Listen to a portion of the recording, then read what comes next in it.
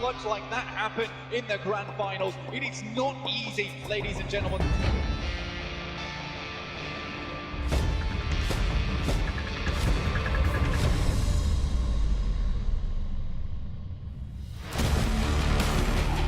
Octavian and Bazzi hitting the deck, going for the sprays out wide. Novolo into the blue. Great for them. Sebi now in the dust. Will find Reeves. Now just needs to deal with.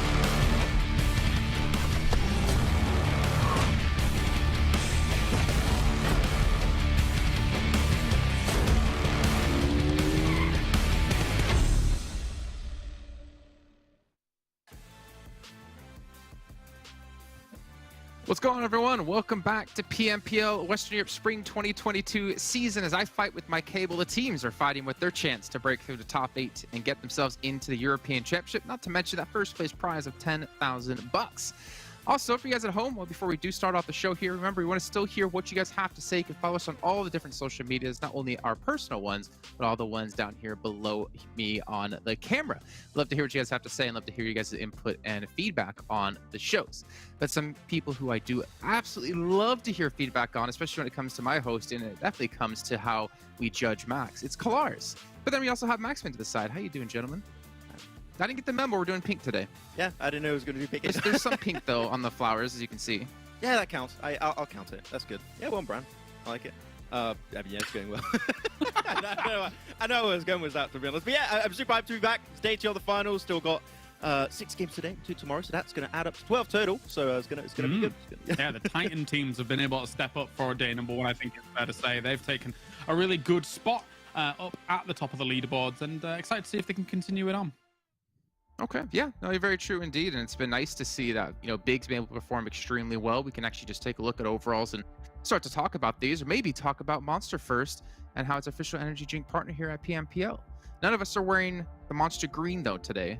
I'm just thinking about my shirt tomorrow. I don't have the Monster Green on that one, but we do have the Monster Pink. That's it. Keep it on brand. Look at that. As Blink did say yesterday, everyone needs a little bit of pink in their like lives, a little bit more pink in their lives, and I'm glad you two gentlemen have that. I unfortunately don't have a pink shirt with me here, where I'm currently habitating in. But let's take a look at our overalls and we'll get an idea of where the teams do stand. We talked about Big a little bit. Of course, Game Lord is another team that's been able to do extremely well here, though. With 0 chicken dinners, funny enough. But looking down the list here, there's some names maybe not expected here in the top 8. Yeah, I'm especially happy, and I think that me and Kalas can agree on this, was TJB, and especially that last game of yesterday. They got 2nd place on Game 6 on Erangel with 17 eliminations. This is the TJB, or the Panda of old, you could also call them, which I'm super hyped to see. Hopefully they can follow it up in that type of performance, but we'll see later on their player stats. But man, it's great to see the entire team actually step up, so I'm really hyped to see if they can back it up today and potentially push themselves in top 3. No, absolutely. I think if they get a victory on either Erangel or Miramar, I think that could really push them over the edge. Because we know that Sanhok is, yeah, it's, you know, it's whatever over there. But they're doing very well on that regardless. So nice to see them in that number 4 spot. PENTA as well, number 5 currently, from what we've seen from them. Yes, they got a win. It was a nice win. And then beyond that as well, I think we've seen decent consistency out of them here to step up to this finals position. Yeah, and I think there was maybe some questions about PENTA, like, is this the PENTA we're going to see in the finals, right? Because we were definitely concerned when we saw the first week. We kind of like, all right, well, it looks like they might be like a 16th to 14th place team, but they have definitely been able to maintain the performance they put on in week 2 and in week 3. And I know this is like a new potential top dog coming out here in Europe, especially if they can continue this pace today. Yeah, especially with Muzin. He got 11 eliminations out of the 6 games, which is very good compared to the rest of the lobby. You're looking at Victor was 12, Swave was 14, Pokers was 16, so he's definitely not far off some of the top fraggers of the lobby right now. So I'm really impressed with how things worked out. I think that I do still believe that Miramar game should have been theirs. They could have actually came out then off of yesterday with 2 chicken dinners, just like Team Big, if they maybe didn't stress at the end there against Mozara in particular. But yeah, I'm really impressed with PENTA, and I'm hyped to see if they can keep remaining with these type of results every single game, or if we can have teams underneath like Eastern Stars, Clear Vision, or Super Young Roster that could potentially overtake that position depending on how it goes. Well, to be fair, Eastern Stars, I think, is definitely one of those teams we expected a bit more out of in this event, not really showing that caliber of team we saw in the past. But, I mean, then again, there's a couple other teams out there as well. We can take a look at the second page here and see some other teams who, well, at the end of the day, or at least at the start of the day right now, would not be qualified through into the European regionals. And one of them that's going to stand out, of course, has to be, I guess, the team that goes kind of with the color scheme today of Unicorns of Love. Yeah, it's unfortunate that we kind of like hark on where they're at right now, but I think that realistically, this is a team that we expected to be at the top, probably top 3. Yesterday didn't materialize into that, unfortunately. They had a lot of eliminations, but not really the placements to back it up. We need to have a bit more of a shunt up the leaderboard today, and I think, to be honest, that can start on something like a Sanhok. I feel like they can have a decent campaign there as long as the circles aren't absolutely wild. So let's see how that goes.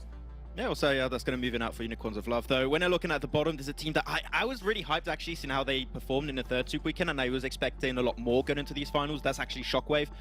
Because they had some changes, as I mentioned, communication, team synergy, and how they're going to be taking those fights. That's things they're trying to improve on, and I think they did improve on that significantly. But one point you brought up, Kalaris, was they maybe also capitalized on the madness of the lobby of the past 2 weeks, right, where teams are just playing around because they knew they basically qualified for the finals, right?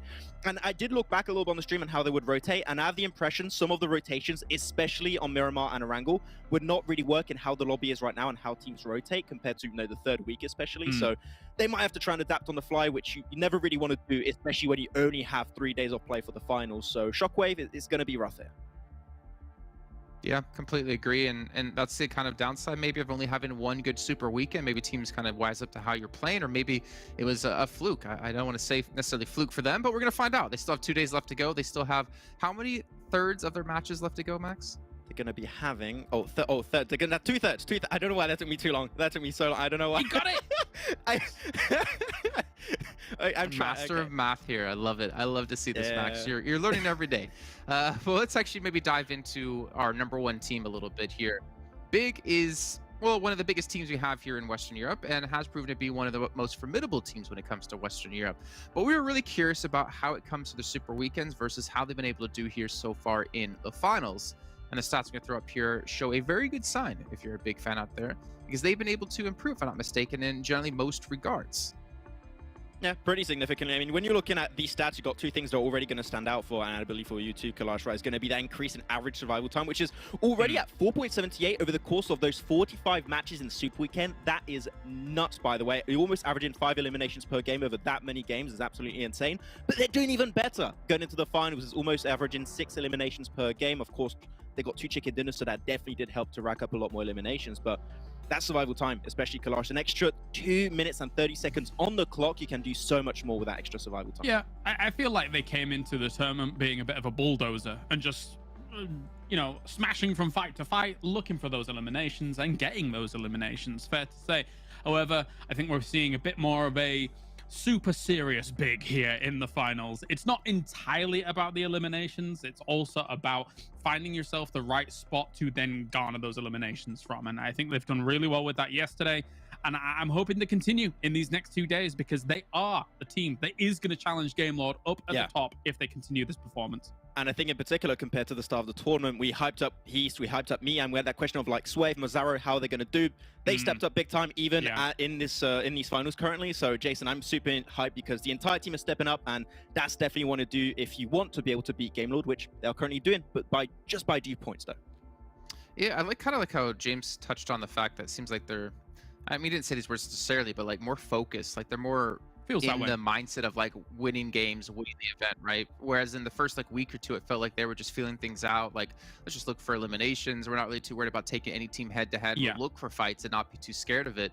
But now they're playing like more of a methodical game. Like, all right, let's win these games. Let's like close it out. Let's be #1, and let's kind of redeem ourselves from last year. Yeah, and I think that's justified in terms of even a focus slightly more on placement from yesterday, right? You think about their placements overall, they're getting their first places, but even then they're not getting like huge elimination numbers with those placements that they get throughout. It's just very consistent. We're looking for the right spots, and if eliminations come to us, great, but we're not going to be hunting them down to then put us in a rough spot for the next circle, for example. Yeah, very true.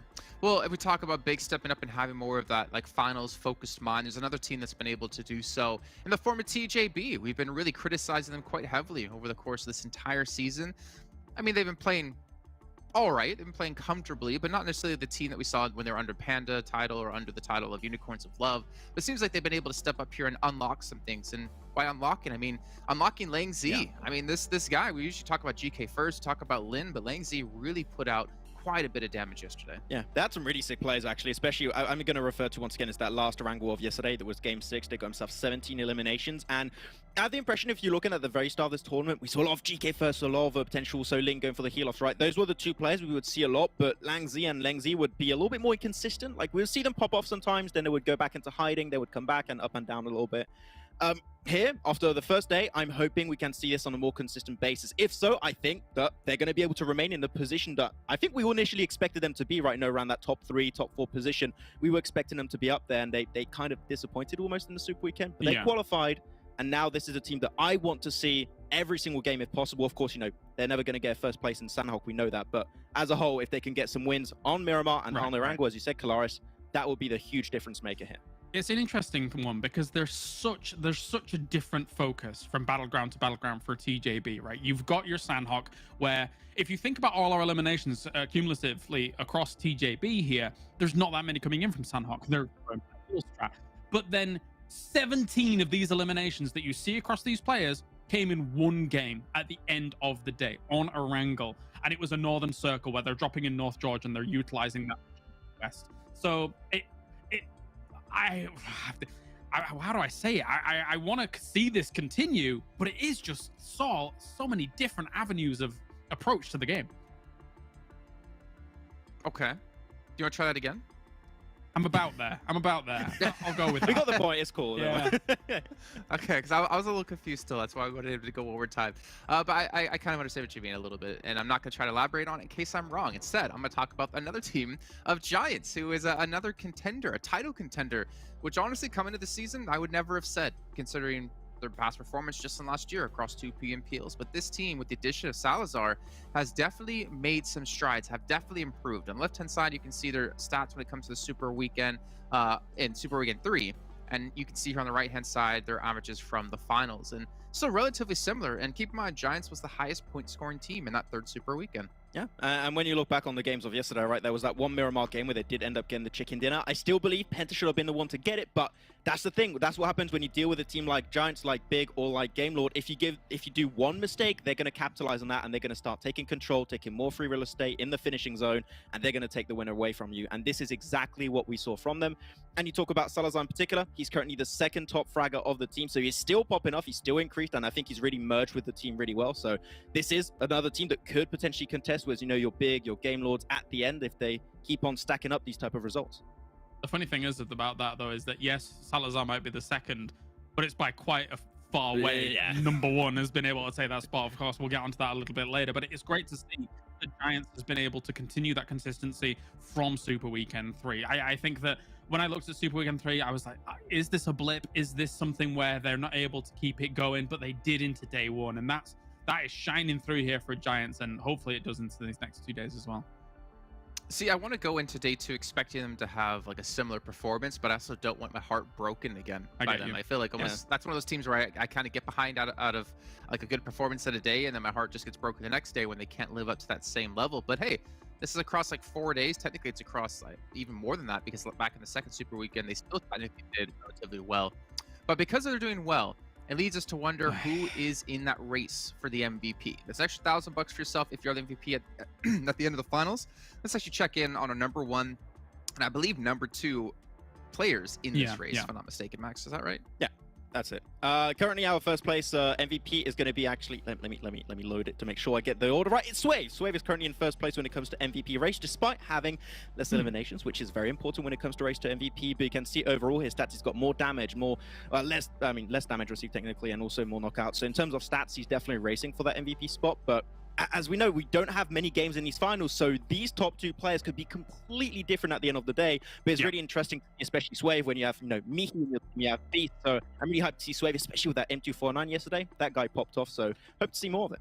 And as you were saying with Giants, Pocus, 16 eliminations. You said that Salazar was 2nd. That was with 7 eliminations. Yeah. So Pocus is putting in a massive effort here for Giants in the final.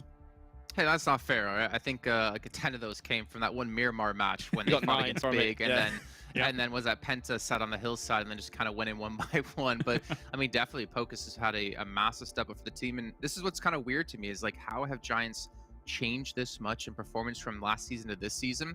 with the addition of Salazar. Because if I'm not mistaken, Salazar is not the one leading the team, but there's something he must be feeling within the roster, like behind the scenes, or kind of with the flow and the synergy of the team, that's allowing other players to step up like this. Somebody's got to drive all the buggies, all right? Somebody's got to do it. That's true. It's got to be the chauffeur.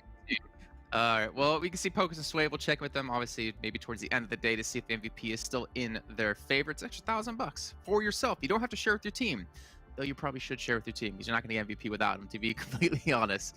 All right, let's move on ahead, though, because the first match is about to kick off. We're going to take a look at our schedule for the day. And Max, without seeing it, tell me the map. I mean, I knew it already. Close your eyes. Do you still want me to say it? I mean, I can if you want. I'll do it. It's cool. Yeah, close your eyes and do it, Max. Sanhok, Miramar, Erangel, Sanhok, Miramar, Erangel. Oh, god damn. How did you stutter in this? I don't know. Bless you. But I got it. It's cool. I got it. And I did close my eyes like in the game.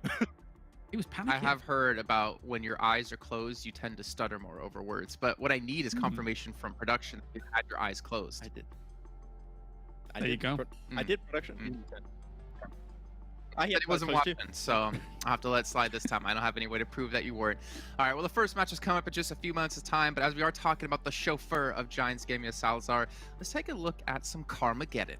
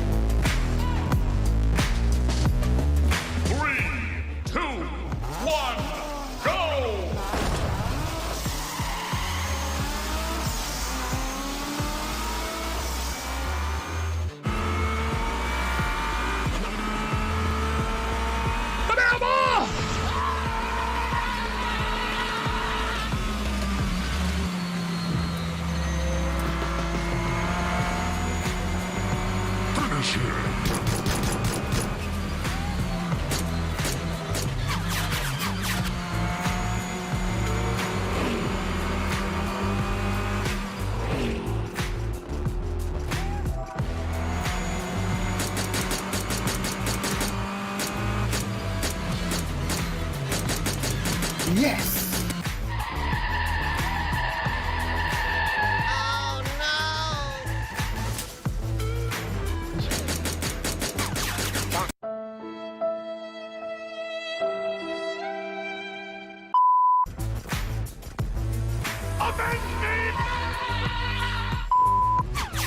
No! God, please, no! No! No!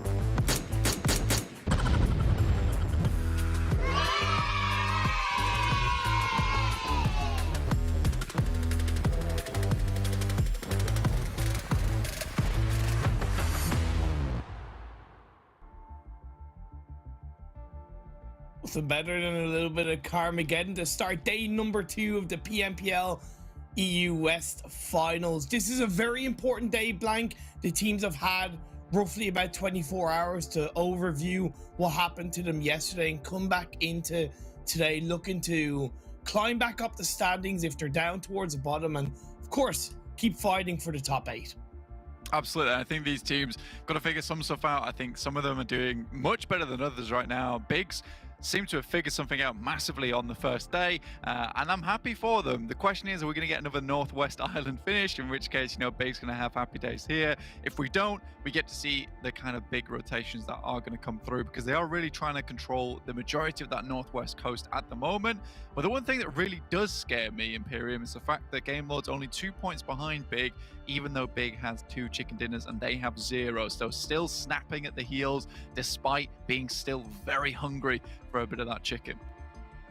It's that consistency from Game Lord that they've had across the first 6 games. Yeah, you're right, Big with the 2 chicken dinners, but there's been a little bit more volatility for Game Lord. Their points have been 13, 22, 17, 13. And then the games that they haven't done well and have still been an 8-pointer and a 5-pointer. So they have generally made every single game count so far in the finals. Yeah, absolutely. And that's the main thing. It's what you have to do in the finals. Every single game has to matter somewhat.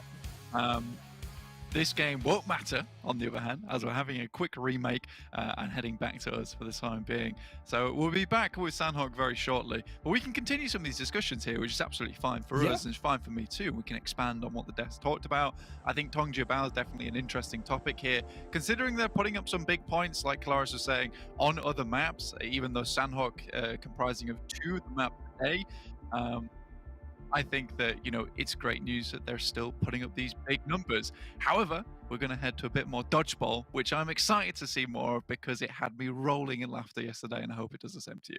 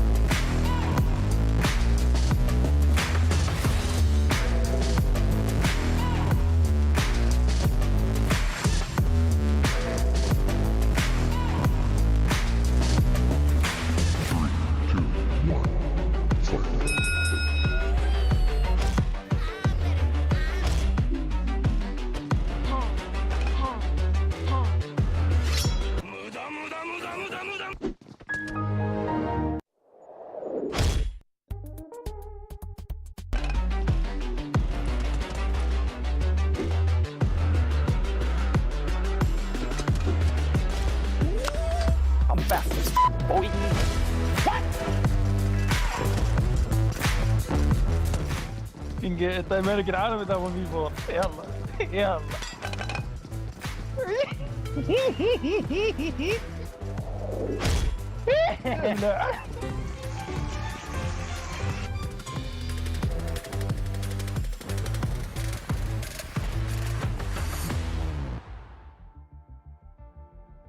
I'm glad that I didn't go to school with the FTY boys, because I think I would have had a little bit of pain from playing dodgeball with them, and let's hope they can transfer those dodgeball skills into the battlefield, because I think it's been a shaky start for FTY specifically. They showed up strong across the super weekends, across all 3, and I think they showed a massive amount of strength, but in the finals, whether it's pressure, whether it's stress, whatever, it just hasn't been the same. Look, for FTY, if you can dodge a pan, you can dodge a ball, you can also dodge a bad day. This is what matters right now. This is what you got to do, is you got to put that behind you and go again. I think FTY came very close to a lot of good victories yesterday. Unfortunately, it was just some of these weird last moments where it wasn't really working out for them. And I think that you're on the money there, Imperium, with the pressure standpoint of things, because there were some weird players. I think it was yesterday, Miramar, where they were versus, I think it was Eastern Stars or 4 Romanian Men and Big, where honestly, it looked like they had a very strong position, but they weren't able to capitalize off the back of it, fighting 2 enemies. And usually that's a case where I would say that FTY has got enough experience at this point in time to enable that. Unfortunately, that time they're not able to close it out. They definitely have a lot of experience, but this is their first PMPL, and maybe there was the element of not expecting as heavily for teams to adapt or switch things up or tighten things up between the league stage and the finals, right? I could definitely put some money on big, expecting the likes of Game Lord, Giants, and a couple of other teams, even TJB, to just play that more focused, that more serious, where FTY seems like they expected teams around them, a little bit like Shockwave, to play like they have across the league stage, and it paid the ultimate price. But we're into the first game of the day in the plane path. We don't really talk about it too much in Sanhok, but it's a good one. It's a good one right down the middle. Okay, it's not too bad for most teams, going to get into position very easily. With how small this map is, you know, parachuting down into position is so fine, so quick. I think for looking at these top fraggers here, we got Pocus with 16 eliminations, Swave after him, and Victor with 12. Victor sitting back up again, back into position, which is nice to see, considering this guy was all we talked about last PMPL, right? But it's just really, really fantastic for me to see like Narvalo just like having this evolution from tournament to tournament, and even Akashi and as well as, you know, the rest of the players on that team, Trazen as well. They're all doing fantastically well. However, in the finals, I think it was about time for Victor to step up tall again. However, super young roster, 4 Romanian Men going at it again.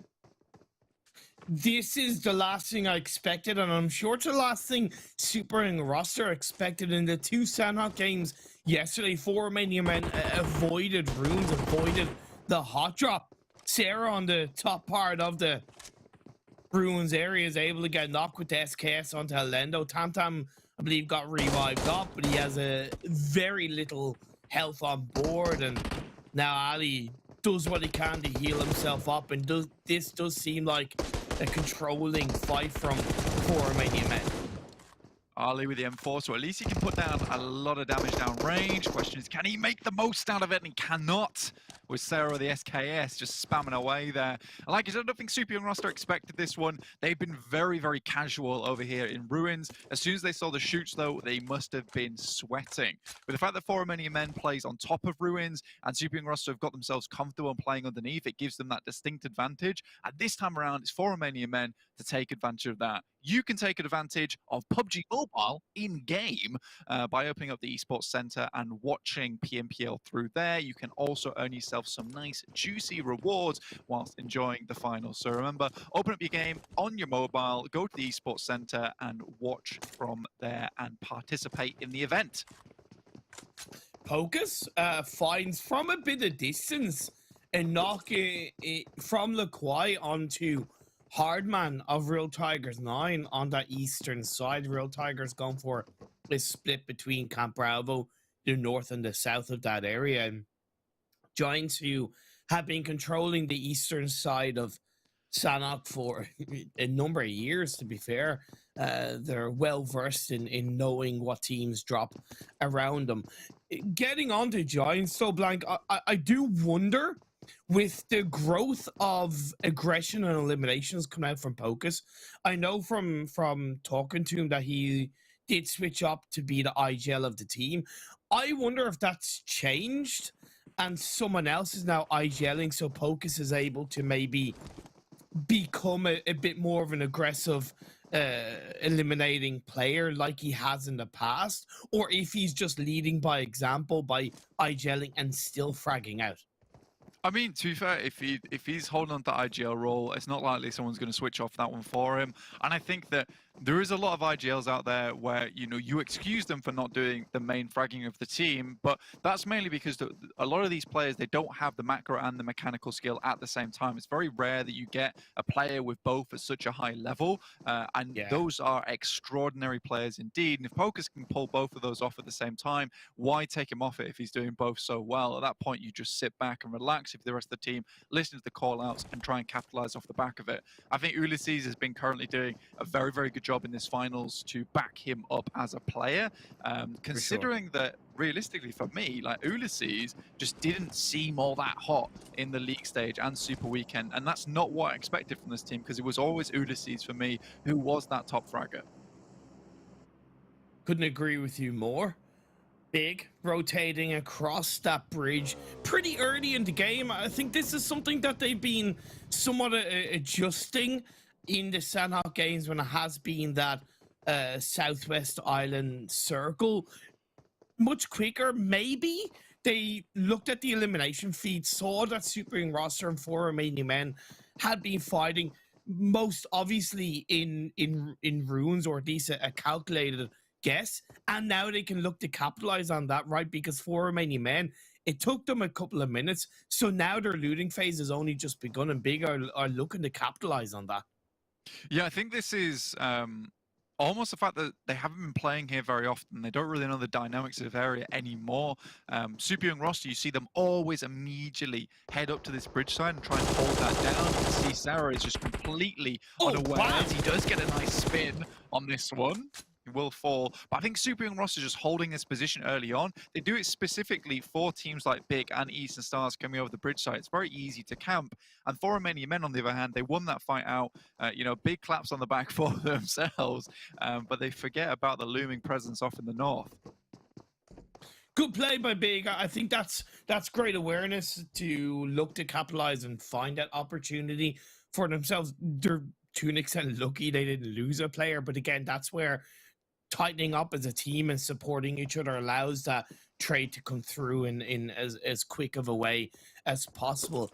Eastern Stars, to me, they've been a little bit disappointing. I don't want to say throughout the PMPL, but especially the first day of the finals. This team played PMGC League stage. They're easily one of the most experienced teams in Europe, and they don't seem to be using it to get the most out of their games in these finals. For me, it does feel like a little bit of resting on their laurels, especially coming through from Kapahala. There is no way that there's been such a degrade of his ability in these games. It's either that or the overall ability of the lobby has improved massively, which I could also see that happening too. I think for Eastern Stars, though, they do need to step something up. They're doing fairly okay at the moment in terms of point scoring, but things do need to get slightly better. They're about 46 points in, obviously top team are big with 80. So, 34 points behind at the moment. So it's a little bit difficult for them, and they do need to start pumping these numbers. However, they are at that comfortable position in 7th place where they will make it to the regionals should they continue at this pace. Shockwave and Clear Vision getting close to each other on that more south side of boot camp around the hills, close to Painan. Swat 69 hold on to the trifecta area, which I absolutely love to see, but now it's kicking off. Nightmare gets the knock on the Vindex, opens that door, Seagull finishes it up. This is a little bit better from Shockwave. Max on the desk highlighted how it's been a big difference in their first 6 games of the finals, but it seems to be more on the aggressive side that Shockwave showed towards the end of the league stage. Yeah, and I think we were all having a discussion about how the fact that, Shockwave is kind of capitalizing on the back of, teams at the top just kind of playing just the way they wanted to, just completely out of control. And Shockwave, a lot of times, were making it those final circles where Game Lord or Big or Eastern Stars were down to maybe 1 or 2 players at that point, and they were at 4, they were playing it passively, and they built up a massive amount of points total in that last Super Weekend. Come finals, no one's holding anything back anymore, and I think that's what Shockwave is kind of feeling the brunt against, is a case of this very clear change in the playstyles of every single team. They are nicely winning out this fight at the moment, though, versus Clear Vision, which is good news for them. They still have to make it down towards the southwest should this circle head there. And again, you've got all teams holding the river at the moment. Interesting circle shift. I think a lot of teams were maybe hoping for a bit more of a south shift because there's a threatening aspect of it ending in either that Northwest Island or the mainland. Tigers now looks to connect, is going to get knocked, but the trade is there from Terminus. That's, once again, good stuff from Shockwave. The revive will come through, but on the other side, Clear Vision are able to get the revive onto, I believe, Happy, and they're still up as a duo. In the meantime, Real Tigers 9 tried to crash into Painan, but this time around, it's not such a significant shift on the circle that Unicorns of Love have to do anything too drastic. So they were ready just to accept Real Tigers 9 into Painan itself and then just battle them back from there. Already getting, I believe, 2 knocks and 2 eliminations. An A's come through. Mango takes a big hit, and now he's got to stim up. With only 2 first aid kits as well, the fight cannot go on for a long time. And if Reznov continues to whittle away at him, goodness me, it's going to be a long and arduous fight for Real Tigers 9. 2v4, not easy either. Naz running punches his way towards the side of the warehouse. Icy chucks out a nade. That's a great nade. Connects to Nazgod, puts him down to half health. He's going to reposition. He's going to try and move away. Takes some time, but the focus to control is still in the hands of Unicorns of Love. I am a little bit concerned that they're taking so long to push on this, that they're maybe not being more aggressive as a team. They're using a lot of utility, and again, the longer they take, the more of a potential risk that they could get third-partied if they do go to engage.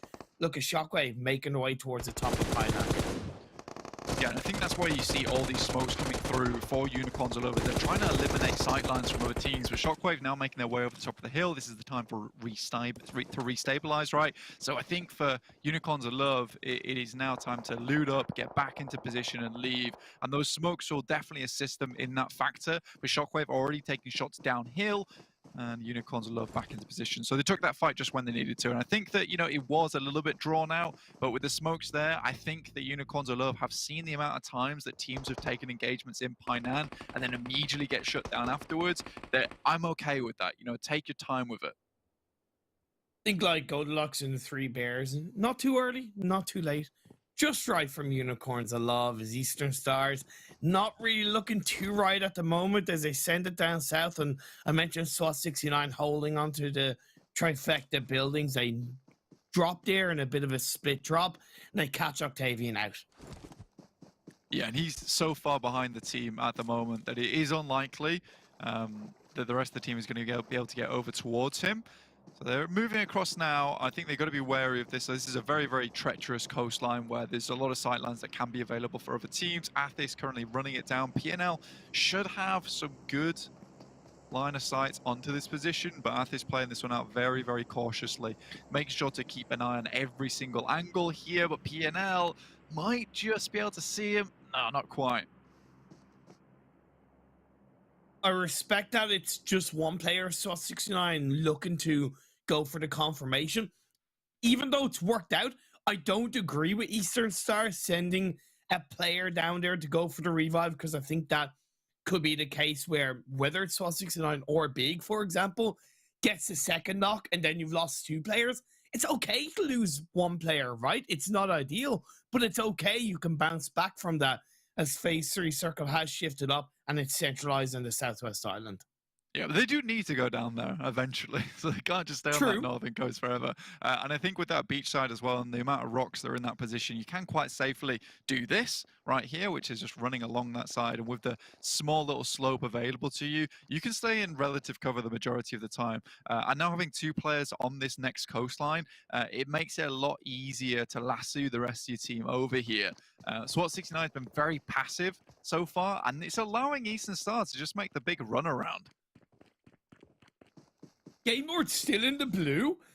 This is some TJB levels of strategy from Game Lord, but they've done this in a couple of the Sanhok games. I think at least one of the Sanhok games yesterday, so I'm not too surprised coming out from them. They are, of course, going to have absolutely zero information coming close to the edge of the circle over on the north. Big do have a great spread camping out that bridge from either Game Lord or even Eastern Stars. Looking at Game Lord obviously coming down from that side and mentioning Tongjiabao, I think this is a game that Tongjiabao could win, you know? And I think this it is time for Tongjiabao to maybe take Sanhok by the horns and potentially just pick up the chicken dinner here. They have a fairly decent split down towards Nakam and Tambang, so they're getting a lot of information through nice and early. So I do think that, you know, this might be time to just box off the heal strat and instead go for something a little bit more aggressive here. With the amount of eliminations they've been able to put up throughout the rest of their games, this is a great opportunity to get some big points on board. Obviously, they're sat very high up in the rankings at the moment, in 4th place with 70 points, and this is the kind of game that could rocket them up into 1st. I think XTEAM, by the way, got an elimination point onto an FTY player from what I can correlate, because FTY are down to 3. The Giants have had a massive 3-1 split with Nano Baby much closer to Sam Nee and the rest of the team south of Painan, but it seems like Nano Baby is joining up with the vehicle and 4 Romanian Boys send it in. TJB get a free elimination point for that. Yeah, and this is the difficulty with Painan, is that like moving out from Painan very, very difficult, considering that it is one of those landmarks that if you are going past it, you are likely to look in. Kaylee Boy, though, here with the backstab onto the 2 players of Giants, and now you're in a 2v4 once again versus Unicorns of Love, and this will be a very good break for them. I appreciate Giants moving forward, but it's Sanhok, and you got to watch your back. Right, you haven't seeked out FTY so far in the game. You know they drop around that kind of southwestern side of the island. So if you don't see them in front of you, or you don't think you see them in front of you, you kind of have to expect that they're probably behind you. Giants can still turn this around. Julius is a Nano Baby. Yeah, okay, Pocus and Salazar, one of the 2 fantastic players of the team in the first day of the finals, but these 2 players, they've been teammates for years. They know each other's play styles like the back of their hand. They're going to look to communicate to get the victory onto Unicorns Love. But Unicorns Love have been able to reset up as a full squad as the circle shifts up northwest. Yeah, right on top of Ruins. So very, very interesting ending here. And I think that the majority of times that I've seen this ending, there is a very little you can do a lot of times. There's not many areas to play. You can oftentimes get yourself caught out on the edges of Ruin. It's very difficult to leave from that point in time. So everything's kicking off here. PUBGMOBILE continues to take down players from 4 Romanian Boys. They will flush out Fury here. There's still 2 players off in the back. Now as he starts trying to push Big away. Eastern Stars just don't seem to have the team fighting capabilities. Athos got knocked. Tavian isn't able to respond. Doran is further away. I appreciate Kapahala being on the northern side of the river. I think that has great potential. Now Octavian is going to take a brunt of damage. Kapahala gets a knock from the other side of the river. Octavian down to 1 HP. I don't know how he survived, but by God, he's done it. Doran needs to join up, needs to provide that support. Maybe they can get the better of Big, but Big still have 3 players strong, 3 players standing. Mazzaro is going to scale it back. Smoke's being thrown out as the revive is looking to be played out. This is still somewhat Big in control. Yeah, and with Octavian only with bandages here, it's a little bit awkward for them. Shockwave continue to ruin the day of Unicorns of Love if they just try to leave from Painan. It's that exit that they find difficult from Painan at the moment. I think yesterday it was much more simple for them to push back down towards further southwest. But here moving up towards that northwest side, it is so difficult for them. 4 Romanian Boys out in 14, 0 eliminations. XTEAM, I believe they were the team to finish off 4 Romanian Boys. PENTA had some good splits so far in this game to the south of Ruins. And now the push is coming through. It's just Doran left alive for Eastern Stars. Another knock has been played out onto Big, with he going down. But once again, without any real team around him, yeah, okay, Clear Vision is a little bit in the distance. So are SWAT 69. This is Big's isolated fight to win. Circle heads down towards the southeast, so still a little bit of Ruins in here with the cliff edge on the top side, so that's going to be a very nice place to hold because you'll be able to take down a lot of the teams coming in from the southwest, from the northwest, sorry. So Penta's going to try and hold on to that for the time being, but that's challenged out by teams like PUBGMOBILE and XTEAM, with Giants still coming in from that southeast. This is a very, very difficult game overall. Now, Valo's going to heal out in the blue here, and I don't think that went how they expected it to, trying to move all the way on that northwest side. I think with Eastern Stars and Big playing there, regardless of whether Super Young roster goes down early, there is still going to be a large amount of teams holding on that northwest bridge. So I think it's difficult to make this rotation for Game Lord, and maybe a new tack needs to be in mind. Doran able to recover. Did get the revive onto Octavian, but pressure from Clear Vision despite them losing a player. Doran tickling down with the blue zone. Pre-fire shots come in. That's a great jump shot from Doran with the UMP to finish off Clear Vision. Time is running out as the phase 5 blue zone closes in, and Doran is going to get knocked to the blue. Most likely going to hand all his meds over Octavian and hope that his teammate can get a decent result from that. FTY, 2 players inside Ruins, 1 player healing in the blue. I don't mind that strat as Unicorns of Love go down to Shockwave. Yeah, very unfortunate. I think Eastern Stars is most likely going to go out very soon as well. From what I was aware, their utility is absolutely lacking at the moment. Octavian only having bandages and out in the blue now. It's going to be a difficult run for them for the next couple of minutes at least. And with 8 teams still in the lobby, that is Eastern Stars out, just like I was mentioning. This cliffside now a major focal point with this new circle. So PENTA, XTEAM, PUBGMOBILE all want to fight for this position. Shockwave's just underneath the cliff edge, so they're going to be trying to hold them out there as long as possible, but leaving is not going to be a real option. XTEAM, 16th place coming into today's game. So they are one of the teams that we mentioned that need a massive day today leading into the final day. They're down to solo player, but I believe they've had a pretty decent amount of eliminations, 5 to 6 so far. Giants are going to lose their lives. They're out of this game, 7 remaining. TJB, you mentioned they could grab this chicken dinner. The circles have somewhat gone in their favor. They have 2 players either in or around the edge of the circle. GK holding on to the back outside of it. Yeah, it's a really interesting play here from GK First, and I can only imagine that what he's hoping to do here is to try and take shots at any team that's moving through ruins itself. But it's PENTA who's got the absolute bead on Big at the moment. Hole's absolutely mowing them down as they try to move through the muddied waters. It's difficult. What can Big do at that stage? The fact that they still have a player alive, I speak too soon. It's all go as Team Big are eliminated. A good game up until that point, but that's the way the cookie crumbles. When the circle shifts the way it did, there's not really much you can do. The circle centers up on phase 7 into the arms of PENTA. Firing up the mollies. Game Lord finally go down as Narvello going for the heel start. Still a top 6. It could be worse. I do like this from TJB because GK First now setting himself up for a very nice side swipe of PENTA, who's just currently on the cliff edge, and they do have to move further in. And with TJB holding down this line with Langzi with a great off angle in the back, things could be very difficult for PENTA going forward. And this is the type of position where you just kind of lie down and take it sometimes on this cliff in terms of the grenades that go in your way. Shockwave though move through, and GK First has to go big here. Finds at least one and gets the other, and that's Shockwave down, and that's the solo GK First that we were looking for. This switchblade turnaround from GK, so good. That will alert PENTA though to the position of TJB, especially GK. He repositions around the rock, but he is so close to going down. Smokes, so imperative. Beg for mercy, still alive for XTEAM on that southern crisp of the circle. He's moving closer. You're right, he might not get up as Newsy is knocked.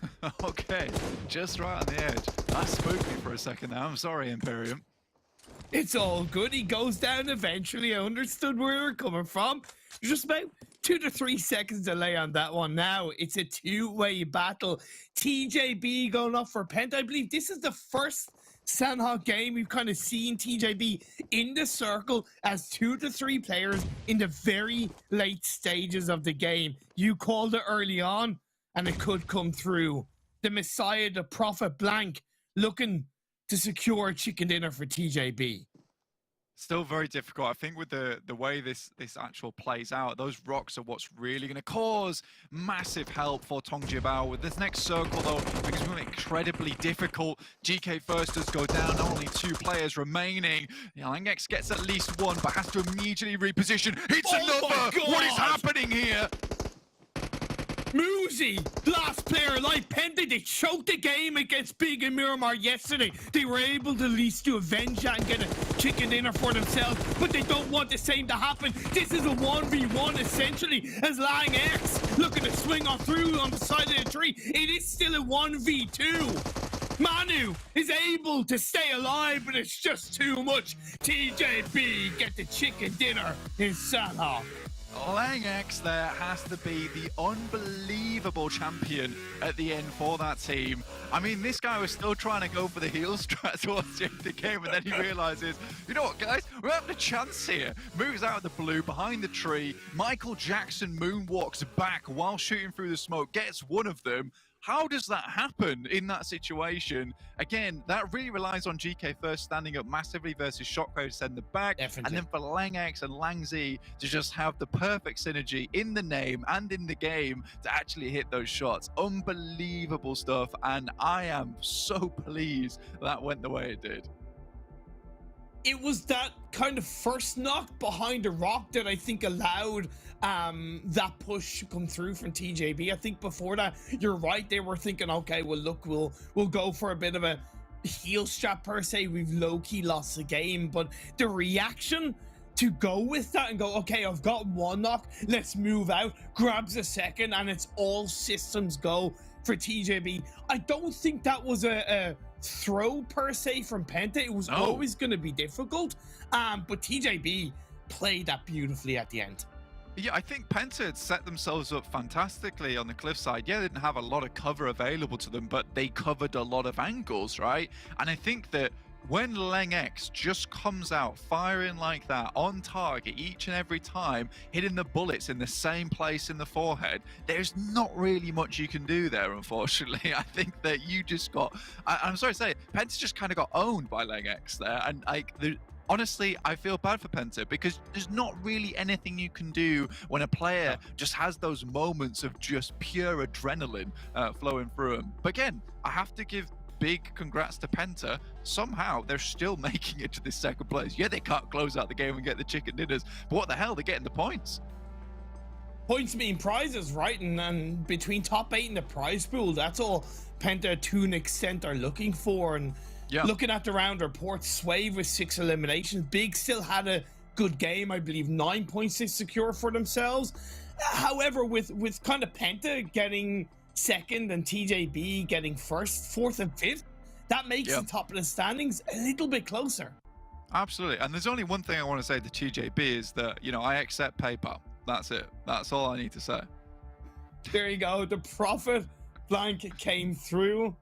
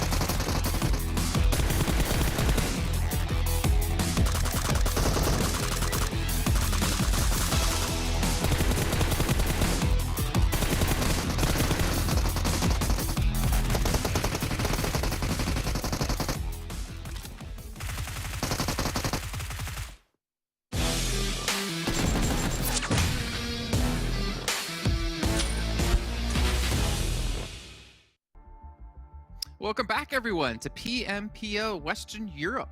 Gentlemen, I think at the start of the day, both of you said something about TJB and never winning a Sanhok. Did anyone else remember that?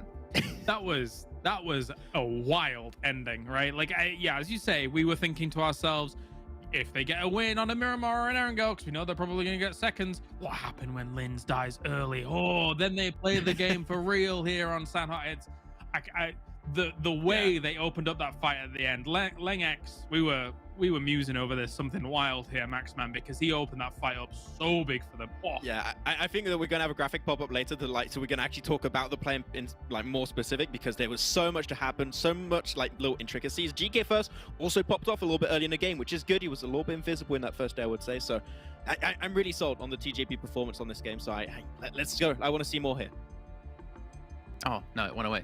I wanted to talk about how you guys can watch it and rewards watching PMPL finals in the in-game esports center. You got to watch from the game as well. You get yourself sweet rewards, and also you have a survey you can take for even more rewards on top of that. So just stacks on stacks on stacks of different things you guys can win at home. But TJB able to close things out and take one home for the team. Let's take a look at the match standings here, get an idea of how many points they got, as well as some others. And this is the TJB that we were looking for. This is the TJB we've been talking about all season long, pretty much summed up here into one match. My question is, can they continue to be this explosive and this deadly the rest of this event? Maybe they're going to be the true Nova and just power through and get first place at the end of the thing. But either way, like them, PENTA, again, another big batch here for PENTA to talk about them as well. Yeah, another second place that they're going to get. I still think that initially this should have been their win, right? Because they had a very, very strong position at the end, but it was all down to that. Little angle, the moment you lose holes, you open a world of opportunities for TJB, which they did take, and that's the same thing that we saw happening where Giants stole away the win away from PENTA's just a little mistake, something you're not really too careful of, and you lose that one opportunity for victory, and then TJB just stole away the prize and stole away those 15 points. So, ground TJB, but yeah, Penta, it's still really good points. I can't complain, but I still want to see that little extra change here to try and close off these games regularly, because that's quite a decent amount of points they could have secured throughout those 2 extra wins if they got them. And just in general, I mean, yeah, okay, GK First actually really kind of clutched out a moment there against Shockwave as well, but yeah. Lang X and Lang Z over these 2 days of gameplay, they weren't really the names on the tip of my tongue that I was thinking to myself, TJB, this is going to be them not carrying, but pushing this team towards kind of almost certain victory. But now those 2 here in the final, they have been stellar here for TJB, and hopefully it continues. Yeah, and it's actually nice to see other people be able to stand up for TJB and be able to match the likes of what GK First did with the team originally when we saw them hit the scene back last year. Looking down the list though, Big 9 points, Unicorns of Love 7 points. I mean, to be fair, we don't talk a lot about Unicorns of Love at the moment, but they desperately need points if they want to make top 8, if they want to be able to get through into the European regionals. And also some other teams here, Eastern Stars, I mean, 4 points, not big of a deal. Giants 4 as well, Game Mode 4, like they're still relatively safe at the moment, but still fighting for that #1 position. I know there's actually a lot you wanted to talk about in particular when it comes to Smash, Max, and I don't think we have a ground to support it, but we were talking about super young roster you wanted to mention head-to-head against a certain other team. I'm annoyed. I'm annoyed, Jason. I don't like it. I don't like this drop that's happening inside of Rins. I don't get it. Before Romanian Men and SYR before this game were at 8.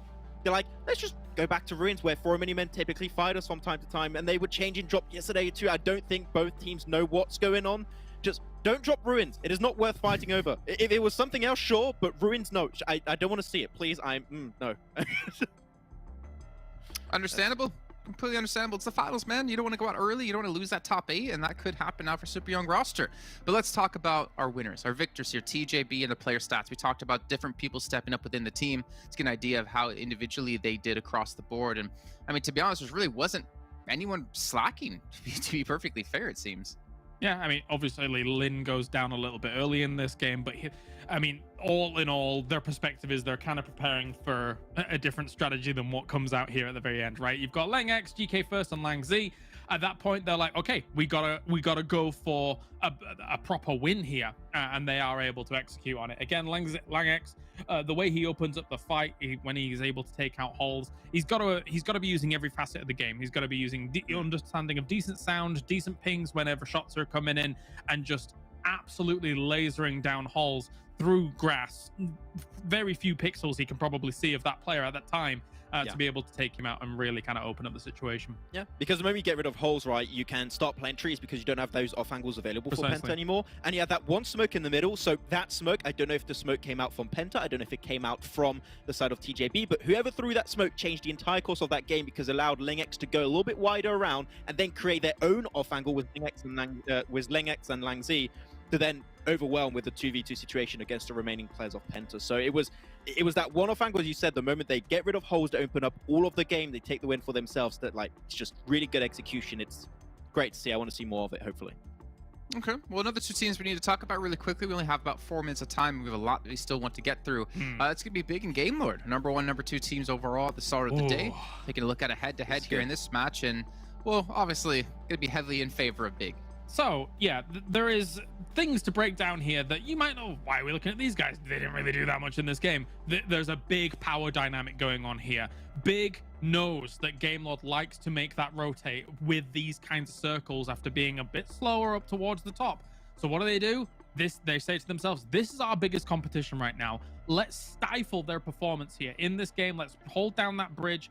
They knew that they were eventually going to come along. Love it from Big to see this kind of play at this level. It's next level thinking. You might not get that amazing amount of points in that game, but at least you're shutting down one of your biggest competition.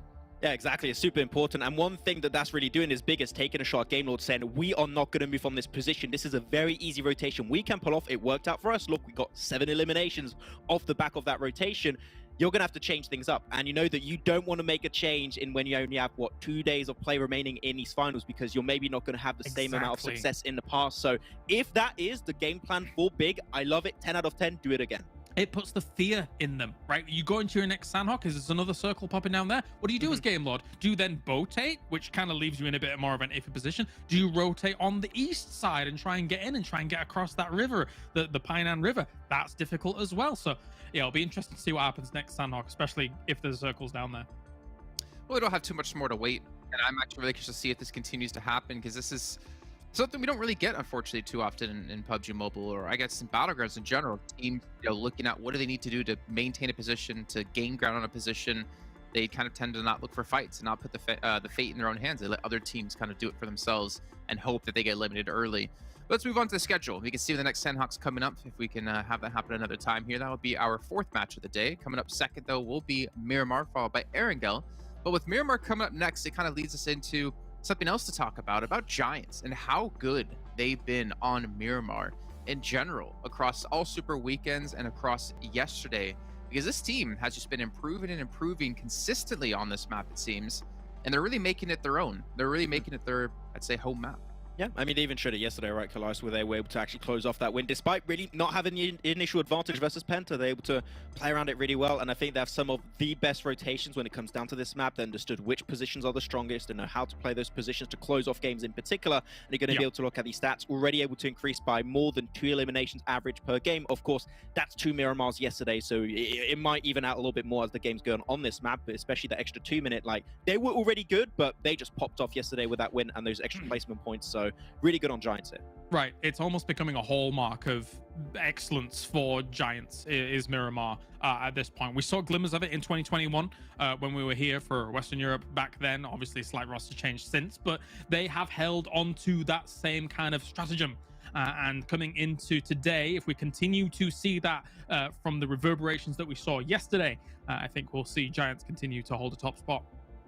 Well, they're going to be constantly battling for the top. John has actually just pointed out to us that TJB are now in first place. So they've actually passed Big. They passed Game Lord, and that gets things a little bit rough, actually. I think it's by 5-point difference, 94 down to 89. So not only are Giants competing against, Big Game Lord, but now they got to compete against TJB and try to dethrone this team who've been quiet all season long. I believe we have about a minute until we're going to head into the match, so I think I can properly throw it over to our commentators for our second match of the day, because I'm curious to see if Giants can maintain their performance here yet again. There we go. We are going to be getting into the Miramar, into the desert. Thank you very much, guys on the desk. And yeah, TJB, off the back of that, they profited 15 points over Big in that last game. They were able to jump up to 94 and put themselves as that top spot. So sure, maybe there's guarding going on, maybe there's that argy-bargy between Big and Game Lord, but there's the outside track that you always need to be worried about, TJB taking it. It's certainly deserved, and again, I remember, I think it was in that second game of Miramar when I was commentating with Blank, I was like, am I losing kind of trust in the process from TJB? But it seems like they've proved me wrong in a lot of ways in that regard. But it is still very close. There's only 20 points dividing the top 5, and it was you that said it to me. There is that clear gap now between the top 5 and the teams below. Yeah, absolutely. 74 down to 58 there on the tables. It is starting to be pretty significant, although that gap is kind of mirrored in that 1st to 5th bracket as well, right? 94 down to 74. There's a 20 points, as you say, between them. So that jump is sure a little bit more dramatic. Maybe we'll see that fall off. The other big spot that we're looking at, of course, is that 8th position. Super Young roster currently sat in at 46 points on the board, but that is very, very close to several teams around them. You've got Eastern Stars 50 points, Super Young roster on that 46 in the 8th position, FTY 42, and then 2 38-point teams, Real Tigers 9 and 4 Romanian Men. Those are all very much achievable differences. I mean, we saw a 15-point difference be made up at the top of the tables. Those middle of the tables could happen as well.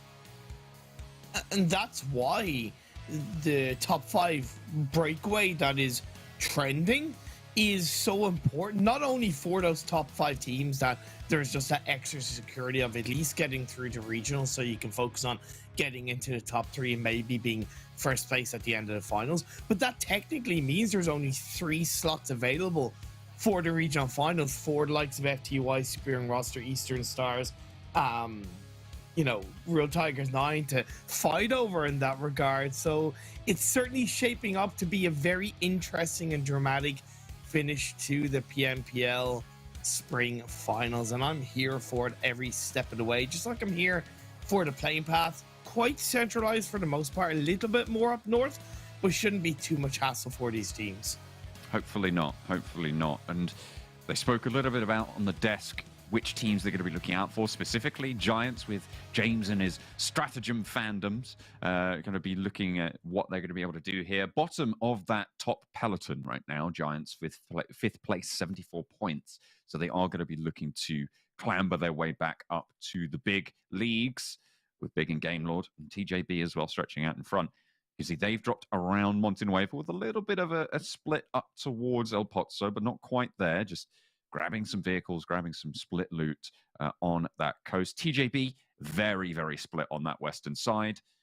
Fairly regular drops for a lot of other teams, but Unicorns of Love are getting split up by Shockwave in the northeast. Shouldn't be too difficult for them to deal with for the most part. I don't know if this is pre-planned, whether they're trying to maybe steal a couple of vehicles away from Unicorns of Love, but there's a lot of risk to how Shockwave are dropping so far in this game. Phase 1 circle down south will put a lot of pressure on the teams up in the north side because you're going to have that natural cluster. SWAT 69, FTY, a big, of course, going for that La Bandita split that they used to have as a primary drop spot because Chumasera is a little bit more awkward. So yeah, the teams that I mentioned will have to be careful on the rotations into this phase 1. Never mind the fact that Super and roster are in Pecado, so any of that kind of road from San Martin into a more centralized position is going to be potentially blocked by Super and roster. TJB playing very split. They've actually sent 2 players all the way down to Bahia de Mar, where the other 2 are in ruins right now. That western coast, though, fairly unimpeded right now. The question is, how long do they spend in this split? For TJB, regrouping down south might be very, very valuable if they can get ahead of Giants moving on that western side, of Clear Visions, of 4 Romanian Boys, all potentially looking on that western road rotate. And I think Big could take a leaf out of TJB's book and do something similar. They have become, in my opinion, very comfortable with that Chumasera, not only drop, but the area around it, the hills to the south of it, the hills to the west, and of course, a little bit to the east. So if they send it to that Chumasera area early on, at least 2 players, not only are you avoiding that northern cluster that I highlighted, but you're getting yourself in a much stronger position coming into phase 2, phase 3. Yes, there's no guarantee it's going to end on the Chumasera Hills, but with that high ground, you're able to get a lot of valuable information from teams swinging around you. For Eastern Stars, bar XTEAM down in Porto Priso, it should be a relatively easy entry point into that phase 1 from that southeastern side of the map.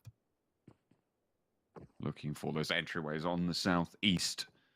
Game Lord right now dropping fairly centrally on the map, just south of Hacienda. Going to be around San Martin, in the midst of it all, in amongst it. And we'll be looking to move down south. You said there might be a little bit of scuffle around this sort of area when teams start to move south. So Game Lord really going to have to bear the brunt of it here. They could potentially go for a very wide swing, but they are in the spot where they kind of just need to push forwards. And to be fair, they should be looking to do that towards a power grid area, because even if they get, let's say, threatened by Real Tigers 9, there's enough ridges around that area and hard cover dips that you're able to disengage towards, or essentially avoid Real Tigers 9. And it's going to be, depending on the timing of it, it's going to be a little bit more of an isolated fight, as well as the fact that Real Tigers 9 aren't exactly a team that's looking too hot at the moment. They've been bullied in a number of games so far. Yes, they're still on the precipice of getting into the top 8, but it's definitely a shaky push into that top 8 from Real Tigers 9, and I think Game Lord could take full advantage of it. Certainly potential to do so, given the opening. Game Lord are not known for their mercy in these circles. Northeast side, Shockwave still out towards Campo Militar. Pretty slow approach for them. They will be on a very long side of the circle. They'll be behind the curve as well after having to head up there under a little bit of duress around the vehicles from the Unicorns of Love on that northeastern side. Penta as well, near Torre Ahumada, just to that northeastern side, actually, Cruz de Valle will be having to move down that southwestern side as well. TJB regrouped up towards the Chumacera Hills, just to the north of Valle de Mar, and playing on that southwest side.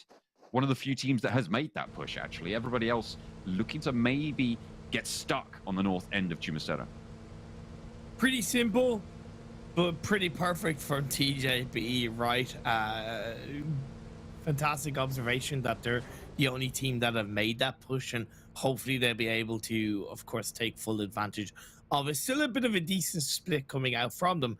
Big have pulled off that rotation that I highlighted they could do, leaving Swave on that church side. The rest of the team have gone into Chumacera.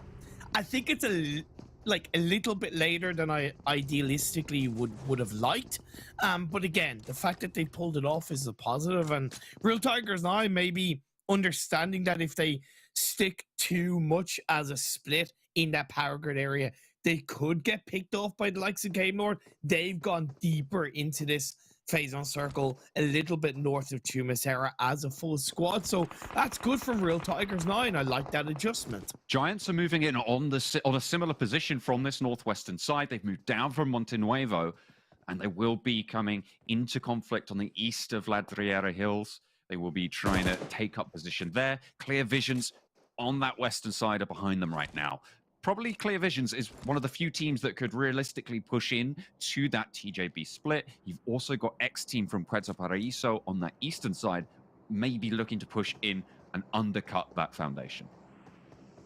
Or Romanian Men now playing out of Los Leones on that western side.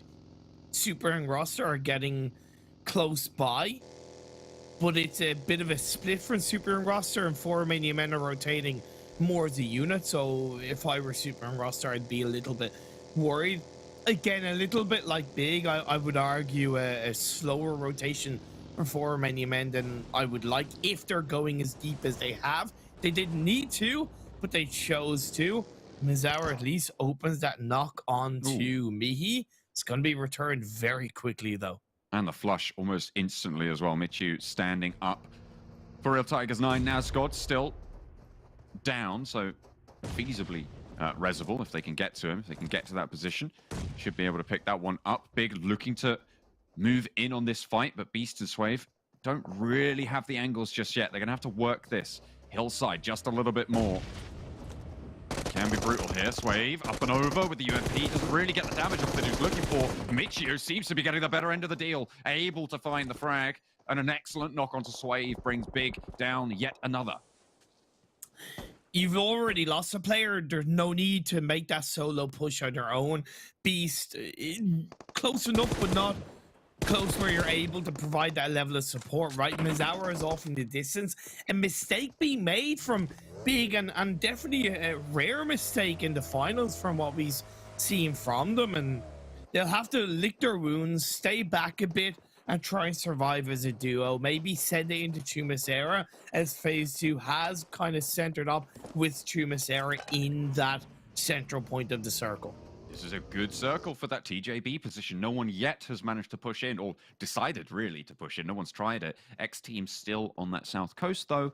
Still yet to make that approach. Giants with a pretty decent split. I like the Giants' position. This is what we were looking for them on Miramar.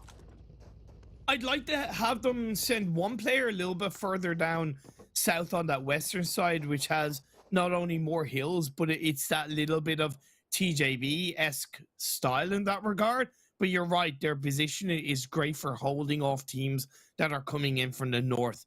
Eastern Stars picked off a elimination onto Unicorns of Love, fighting in the blue, but Unicorns of Love didn't opt to maybe try and go for a counter. They've actually taken that opportunity to, as a 3-person team, to swing ahead of Eastern Stars and come in from the eastern side of the circle. So as much as it's a positive for Eastern Stars, I look at that as a potential future negative if Unicorns Love gatekeep them coming in towards the end of phase 2/phase 3. Fairly reasonable that they might be able to do so as well. I mean, Eastern Star's path is going to be fairly treacherous, and playing from the blue, not the greatest. Here on Miramar, Trazen looking to suppress Game Lord and 4 Romanian Boys jousting one another right now. The range between them is kept. They will just rotate around these hills. On the north side here, this is south of Power Grid. It seems like that rut around Power Grid kind of just dissolved past it, right? It's moved to the north end of Chumacera. It seems like a lot of teams are actively very much trying not to get embroiled in it. And Game Lord did go for that wider rotation that you highlighted as a potential. I still believe they should have gone straight in, and sometimes there's a call to just go a little bit more straight into the circle despite it being hills. I get the roadside is technically a little bit quicker and easier to rotate through, but Game Lord make it work for the time being. They're somewhat split, but again, they're coming in close to the likes of Giants as we do get into the very tail end of phase number 2. Penta looking to find a position. I don't get why this rotation is coming through so late in the circle. Wait for phase 3 to shift. Very slow from Penta, and they pay the price against Clear Vision. Oh, hard northern shift there. Up to the Giants' position now. Will make TJB leave their position of safety in those hills. And a lot of teams going to have to move up from that southeast side. But again, because Giants maybe haven't covered that southwestern hillside, just south of La Gelera, that opening is there for TJB. It seems like they're going for a bit of a 2-2 split to cover either side of the road to get some ultimate information that comes with risks on the rotation into circles such as phase 3. Right teams are automatically going to get closer together. The fact that the plane passes in the north might give TJB a little bit more security, because again, that cluster of teams technically would be a little bit more on the northern side. They're just going to have to thread with a bit of caution, just like 4 Romanian Men are swinging on the northern side of Chumacera, where their 2 remaining big players lie down. But it seems like, and justifiably, they won't want to engage on 4 Romanian Men, presuming that it's a full team in that Chumacera vicinity. Real Tigers 9 spiking out towards Clear Visions, who moved in from El Pozo. They took the route in just south of Montenuevo, and they find themselves fairly central now, north of Chumacera in this circle. Fairly close grouped up as well. 4 Romanian Men on the western edge of Chumacera, close to TJB on that high ground, big as well. Their next door neighbors. The difficult thing with this circle shift for the likes of XTEAM and Unicorns Love is that on one hand you could go, well, maybe they could swing really far down south and actually come in from the western side of the circle. But the issue is that that south side is so hilly that it takes not only a long amount of time, but is it really worth it? So you're better off just playing in a little bit more slowly on your side of the circle, as XTEAM have, and do your best to contain and deal with the teams that are around you. Because on that western side, there's less teams that cluster in from that side of the circle. You only really have Giants and TJB, right, that drop on that western side of Miramar. Real Tigers 9 trying to fend off a lot of teams now, as XTEAM do make that push, do make that approach. Unfortunately for Unicorns of Love, they take a tumble out in the open, and Daddy will probably get flushed for it here. There's no two ways about it. Reznov and Alicio, last pair standing now. Looking to heal up. They are in the circle, so they have got a little bit of time to play with. The Eastern Stars are there. They have not been able to gatekeep them, and the Eastern Stars keep all 4 alive. It was always going to be a really difficult entry point for Eastern Stars, but they played more on that northeastern side, outside of Picado. It's a bit easier to enter in from that, because as you swing from the high ground down low, you're able to get a bit more information. Phase 4, though, it doesn't go in their favor. It goes south towards the northern edge of Chumacera. Great for TJB, right, as they already had a player or 2 on that eastern side of the road. It's also absolutely fantastic for Giants. They were set up, as you talked about earlier, for defending from that northern side. So now they're going to have to put that to the test. Beast going down, leaving only one player for Big. But here's Mazzaro. What could he do? Oh, dear. Not too much. Rana is the only one to take the fall, but will be rezzed, and Big are eliminated. Good push for Romanian Men. I don't know how much information they got on a player or two being in that building, but the push came in as a full squad, so information or not, they didn't take it for granted, and it's very quick into phase 4, so they're really less likely to get third-partied, and if anything, they're now going to be able to focus on the team swinging in from the southern side and look to get a couple of more elimination points on the likes of Super Young roster. Here's the bookended elimination zone for Giants. Look at that.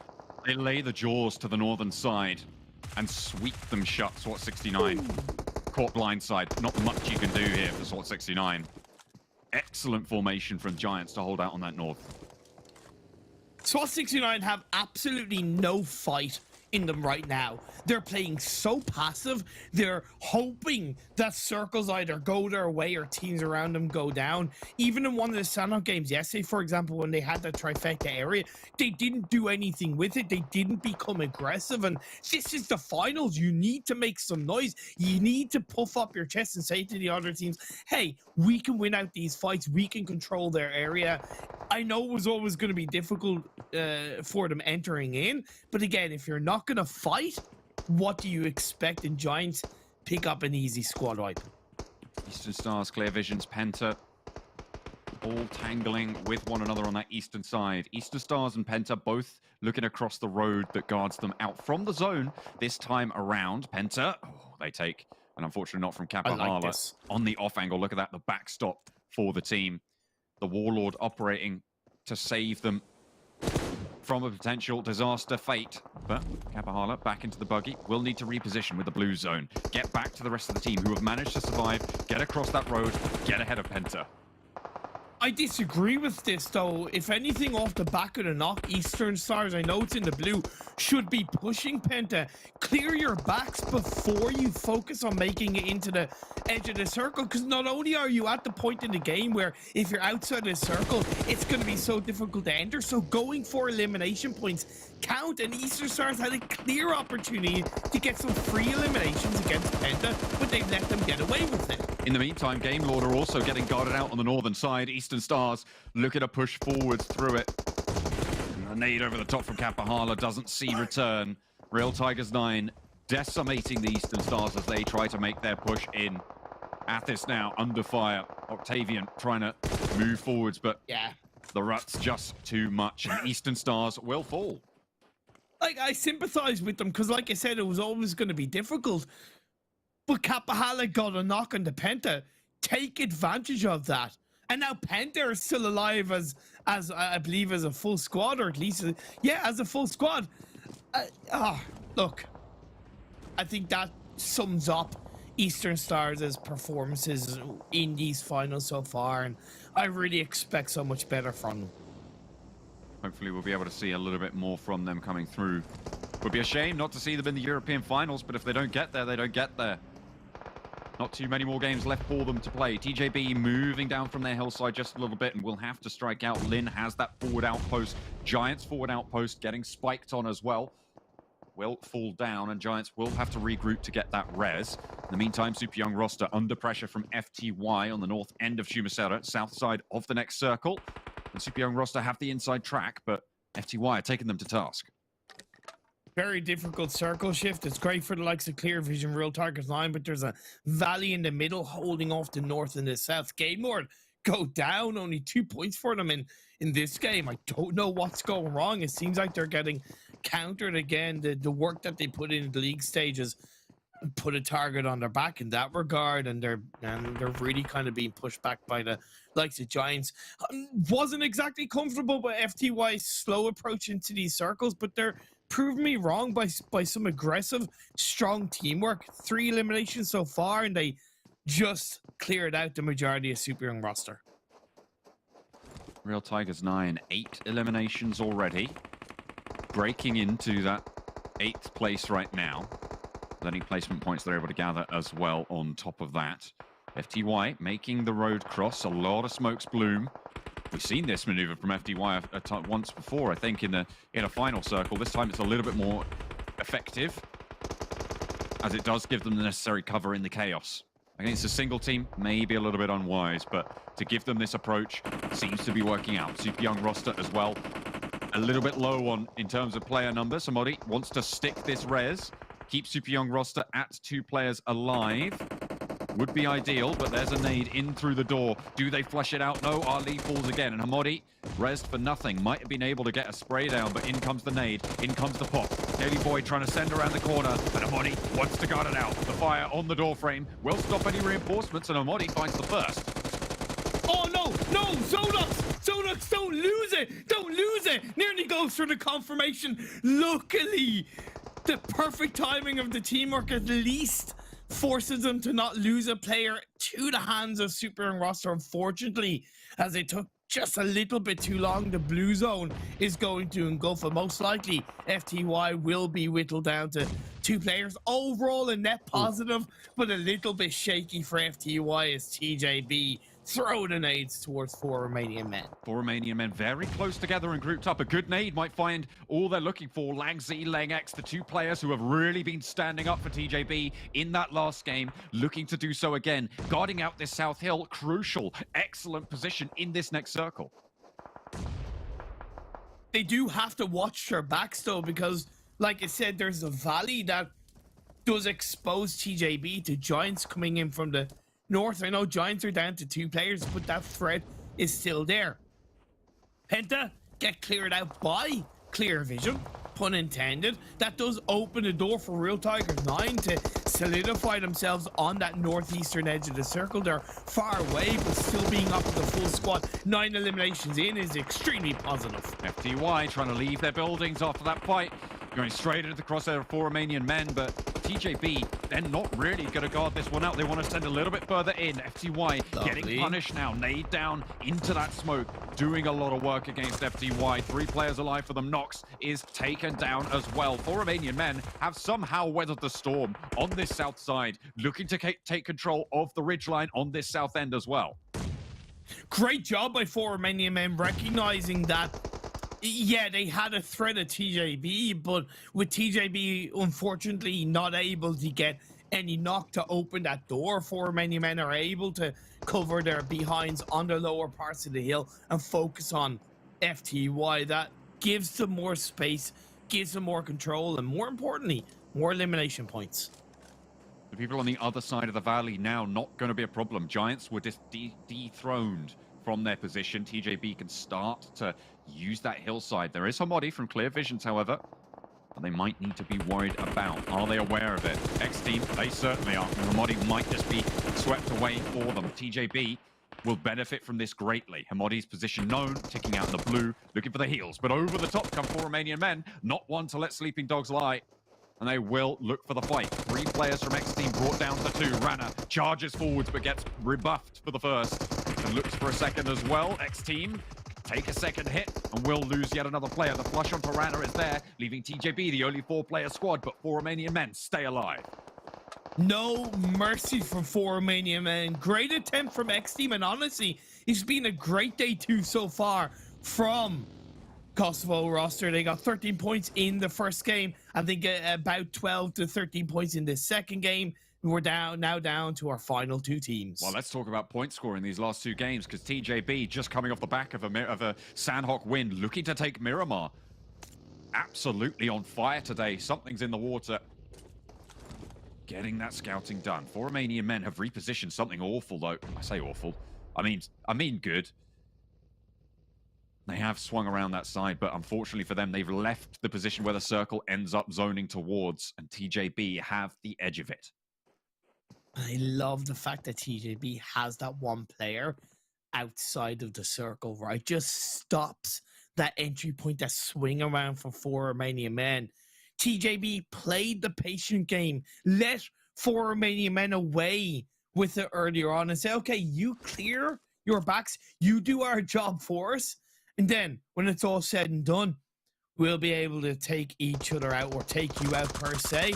Let's see what they can do. Great job by Lynn. GK first does go down, but it's a good trade On an off angle as well for Romanian Men. That's going to get flushed out. GK first is Reservoir, leaving 2 for Romanian Men. TJB looking to open up this gap at the top of the tables. Remember, their major competitors went down with, I think, Game Lord 2 elimination points. Big 0 points on this game so far. They want to open this gap. They'll put more numbers on the board for it. Another flush, and it's a 1 versus 4 for Sarah. He's low on HP, and it will not happen. TJB taking back-to-backs from the top of the table. They are looking to open that gap, set themselves as the ones to beat. The only team so far in the finals to get back-to-back chicken dinners, and the only team so far to get chicken dinners in every single map in the finals. Yesterday, they got the chicken dinner in Erangel. They followed up with Sanhok and Miramar today.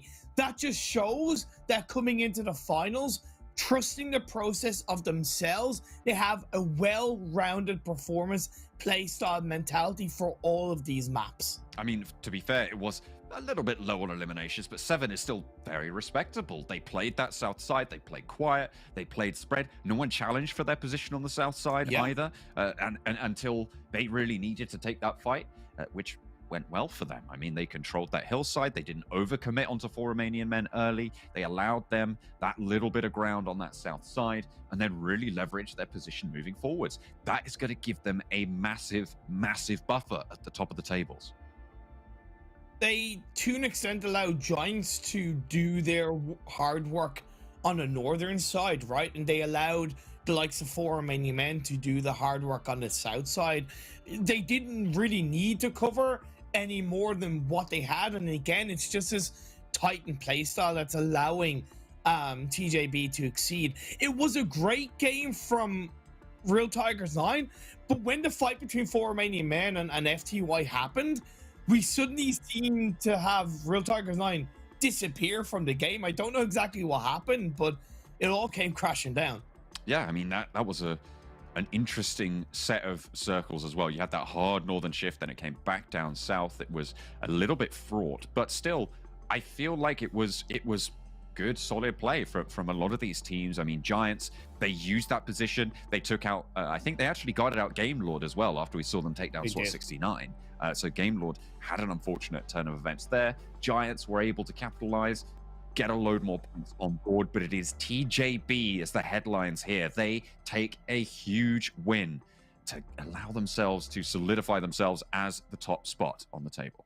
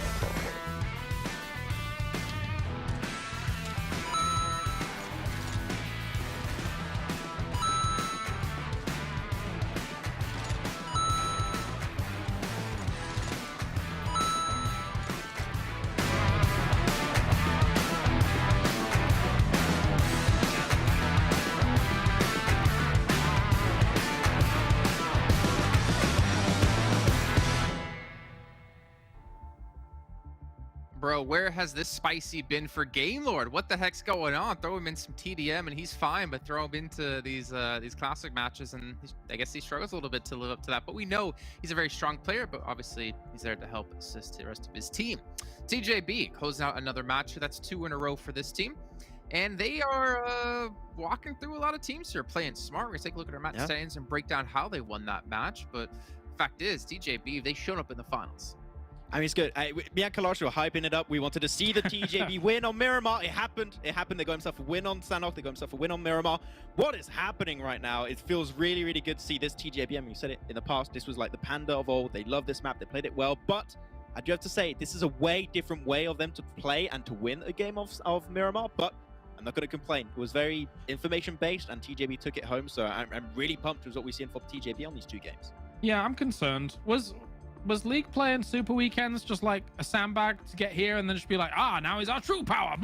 Like, because this is a bit ridiculous. It can't be, right? Why would you? You get $1,000 per chicken dinner in Super Weekend. Yeah, I don't know, but like what they've been able to put up here. Okay, so admittedly, I think I'm more impressed by the Sanhok win than this one. The thing is that yes, informational based win, very much so. Big wide splits, but they're controlling the West the entire game long, and they know from the positions that they're taking. Okay, there's no one really near us. Okay, there's no one really near us. We're going to transition to this place. There's no one really near us. The fights and the eliminations happen at the end, where they have in 2021 won matches in this area as well. So they're very, very capable of being able to round it out here. Okay. I mean, yeah, the fact is, like, TJB have been massively staying out today and in the finals in general, and this team is showing no signs of stopping. We haven't really talked about them as one of the top dogs to compete for the title, but I mean, we obviously have to now, especially where they are in the standings. But looking down the list, though, for Romanian Men, kind of in a tough spot there. I think they had a fight like against FTY and TJB at the same time, and get themselves 20 points. That's a good little step up for them when they were on the second page. Remember, it's just top 8 making it through to the finals. Yeah, and for Romanian Men, actually, as I said in Chumasera, they fought FTY. They actually even fought Big. I mean, it was just a remnants of Big. They were down to 2 players, but it's still Big, you know, technically. So they were able to get it. So that's 2 extra eliminations for them. So they cleared out all of Chumasera, and then they really had that hard encounter versus TJB. Though, of course, TJB, they had the splits, they had the angles. It was really hard for them to try and really take it away. But as a whole, good result from Romanian Men, and we have seen the SYR Super Young roster have had a tough first 2 games, so there's that one opportunity to climb up in the top 8, and I think that this game might have actually allowed them to make in top 8 here, so good on Romanian Men to look comfortable, at least for right now. Well, we looked at Giants in the start of this match, right? We're taking a look at like their stats across all Super Weekends when it came to Miramar and their stats yesterday, and they actually, was it 5 average eliminations per match on Miramar, and they actually have 8 here, so they're actually taking that average even further beyond where we saw it before. Only 2 placement points, but still that's a lot of damage done out of this team. Yeah, continuing to blast. They had a decent spot as well, moving through some of the hillsides north of as these circles are closing down. And I think they went up against Clear Vision towards the end, and sometimes, you know, Clear Vision's able to round things out. So impressive by them to be able to get some points too. All right, let's look at the second page then.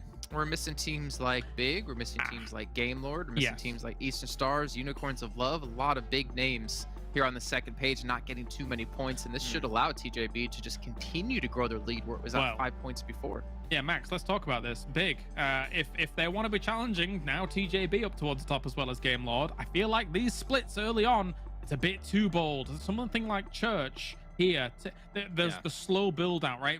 Slow bleed out even, I should say, from going for these kinds of splits and assuming no one's going to come there, because something like Church, high priority location, they had to try and reinforce that, and when you're doing that, you're rotating past teams, getting into these scrappy fights, and the slow bleed out. Yeah, a little bit too slow to get back together. I think they left only Swave right inside of Church, and it's very hot commodity, especially in a payload circle like that where it's dead center. I think that 3-4 teams go in that position, and Swave was starting to say, guys, please, I need help. There's a lot of teams coming my way. They start sending it, but unfortunately, a little bit too late. They lose Mihi and I believe another player, and then they just like, we're just going to try and play edge and play for placements, which then there was 4 Romanian Men, didn't work out. So yeah, I'm okay with having players inside of Church, but not only one, because as we said, hot commodity, a lot of teams are going to try and take it away if possible. Okay. Well, Max, when we're watching the game, you actually mentioned how you wanted to see a breakdown of 4 Romanian Men and their stats, and we can see here Redox able to really put some damage in, about 600. I mean, they had an opportunity to pick up quite a few limbs, especially at the position they had towards the end, but they did close things out for the most part.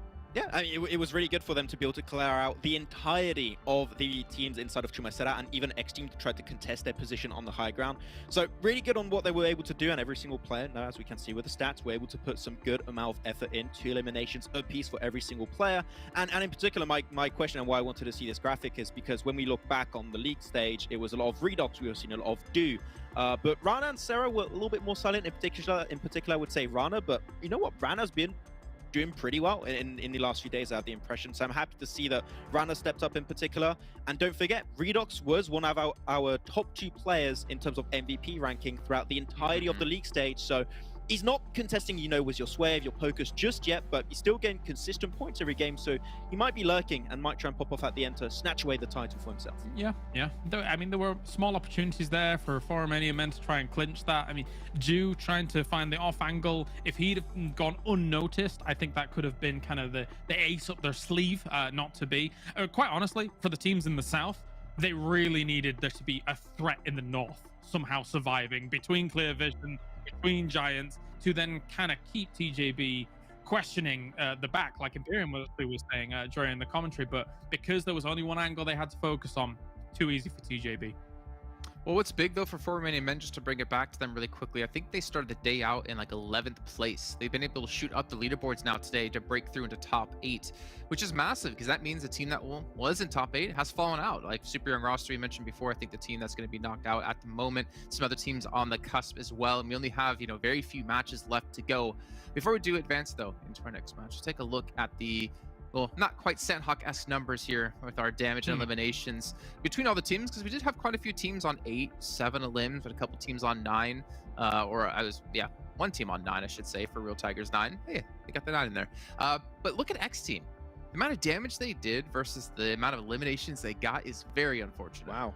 I'm actually looking at how they were moving around the map, right? And they were doing a very similar, they had a very similar role to Romanian Men, I would say, Kalaris. I don't know if you agree on that, where they were just clearing out the eastern side of Chumacera. They're looking at FTY, you're looking at SYR. Yeah. They were basically taking shots against teams that really couldn't fight back in any way, which explains the 2,202 damage, so no big surprise there. The conversion a little bit rough on the side, but still 6 eliminations, right? And we still need to see a little bit more step up from the entire team. I want to see more in particular of Zombie and Ghoul. I think those are the 2 players that I'm expecting a little bit of a step up in these next 2 days. But you know what? They got the damage through. They cleared out most of those positions, took home a 3rd place off the back of that, so can't complain. Good game for them. Yeah, Sanhok numbers look not dissimilar from urban finish numbers, and we had quite a heavy urban area in this circle for a long time with a lot of urban fighting. So that's why you're seeing kind of these numbers play out the way they currently have, because you get knocks, but it's oftentimes hard to get the finish. So you kind of keep building up this numbers, and everybody's taking pot shots here, there, and everywhere. So quite even spread here because of that. Okay, not too bad. I mean, we'll see if XTEAM, I know that was talked about, I think towards the start of the event, right? I don't know if they were called a dark horse, but I know Max, you were saying that's a team you expect to potentially do extremely well. I mean, they've had a little bit of struggle since that big, massive victory they did have with 24 eliminations. Let's jump back in with the schedule, though, since we still have 4 matches left to come up today. That was only the 2nd of our 6. That's also 1/3. Correct, Max? Yep. Nice. Yeah, that's, that is correct. Okay, awesome. Erangel coming up next. Then we'll do a repeat here of our first 3 matches of the day. TJB domination will continue. Yes or no, Max? Yes, but not this game. Not this game, Clars? If it's a North Circle, yes. If not, no. Okay. Well, let's find out what our commentators think. So we're gonna head over to them to kick off our 3rd match of the day. Sure. I mean, absolutely. Yeah. That's, what do you think then, Blank? What do you think? I cannot question the great mind of the desk. It's kind of like a hive mind over there. They're all thinking the same thing at the same time. Honestly, I don't know about it though. I feel like it's going to be another heel strat coming through for the boys from TJB this time around. Although, again, the prediction I made that other game, right, was the case of it came down to them. And I think that TJB do have the chops. And it seems they do have those chops indeed. They've been kept them stored away in a cupboard somewhere. And now they're bringing them out. And I think that the way we have to look at this is if it does come TJB's way, I don't think they're going to sit back and just be easy breezy on this map anymore. Well, you'd hope not. I mean, certainly in a position to extend that lead, you think that you want to go for those maybe slightly more risky plays, but with higher point potential ceilings, right? That's what you're looking for. When you have a 27-point buffer, now's the time to do that. Yeah, exactly. And there's going to be no healing strats here on Erangel anyway. But yeah, if we do head north, maybe in the North George position, there could be a resurgence from the TJB. I do think they still get a little bit caught out with these splits, but they're starting to, you know, be a little bit more comfortable in the split now, right? You know, they're getting a little bit deeper into the split, and that's okay. I respect that. So if that's the way they want to play, and it's taken this long to figure it out, who's to say this is wrong? Like, they have just been scaling. They've been ramping up the past 3 weeks, John, and now they're ready to go. They've been looting for the last 3 weeks. That's what they've been doing. Now they're on the rotate, and they've just managed to get into their compound. That's what we're looking at here. An entrenched TJB now sat 27 points ahead of Big, with Game Lord down in 4th on 84 points. This is not the timeline that Doctor Strange envisioned for us when we set foot into these fights. Not at all. And with Giants Gaming sat in 3rd place with 84 points, exactly tied with Game Lord. It's all very, very interesting at the moment, John. But I'm happy to see this. It's a nice little bit of shake about on the top side of the rankings with Penta in 5th place. It's as it should be with the Penta, with the 5 there. Very nice. That's a very obvious point that I'm pointing out there, but it makes me happy. Satisfying. It pleases me. Yeah, exactly. Swave's still up there in eliminations with 20 total. Very, very good stuff. And it's very weird because we are having a lot of these players. Did you see how much damage he had? He had like 3.4k, and 2nd place had 2.7. Yeah, he's popping off. He's popping off massively. And this is the strange thing into finals. It does some things to some teams in the sense that the pressure is on and it makes them feel not amazing. Oh my God, they're all headshotting. What? Every single player is a headshot king. Eh? I mean, okay. 1, 2, 3. Yeah, they're accurate. They're very accurate. It's big. Yeah. But Swave's still getting more knockouts than the rest of them. When TJB take a fight, they finish the fight very fast. That's what I'm seeing there. Maybe they not only hit headshots. Maybe not as many fights, right, as Big are taking, but doesn't matter. Yeah. They're still very, very effective, as evidenced by their point boundary at the top. Into the triple digits already, the first team to do so here in the PMPL Spring Finals for Western Europe. Yeah, it's nice stuff. I still find that crazy. I mean, like, the TTK is fairly quick in this game anyway, but at the same time, like, if you're going to hit the headshots, I guess everything dies a lot quicker. So maybe that's something they've been practicing at the right time. Yes. Maybe we should hit headshots, guys. Yeah, like that's the only thing they got to hit. Yeah, it's crazy. It's not something I typically see in PUBG Mobile, especially with like the controls. Like, it's not always easy to hit those accurate shots anyway. Some of these players are absolutely magnificent at it, and Lengex seems to have it on lock, really, and we saw that from the first chicken dinner of the day versus Penta. Super Young roster, though, they're actually all the way on this western side, and they're taking the old glider. So always nice to see this. You know, we never see enough of it, sadly. I mean, you are so exposed when you take it, right? It's fairly fast over ground, and I feel like Super Young roster are just going to use it as basically a car in this scenario. Probably popping out for that US, crash into the street. I mean, it's faster than braking. That's true. Yeah, it's got to be done. Sometimes you just got to hit the tree because the UAZ, unfortunately, is so much better. A nicer vehicle, a more robust vehicle, and you know what's even better, John? It actually drives on the floor. That's true.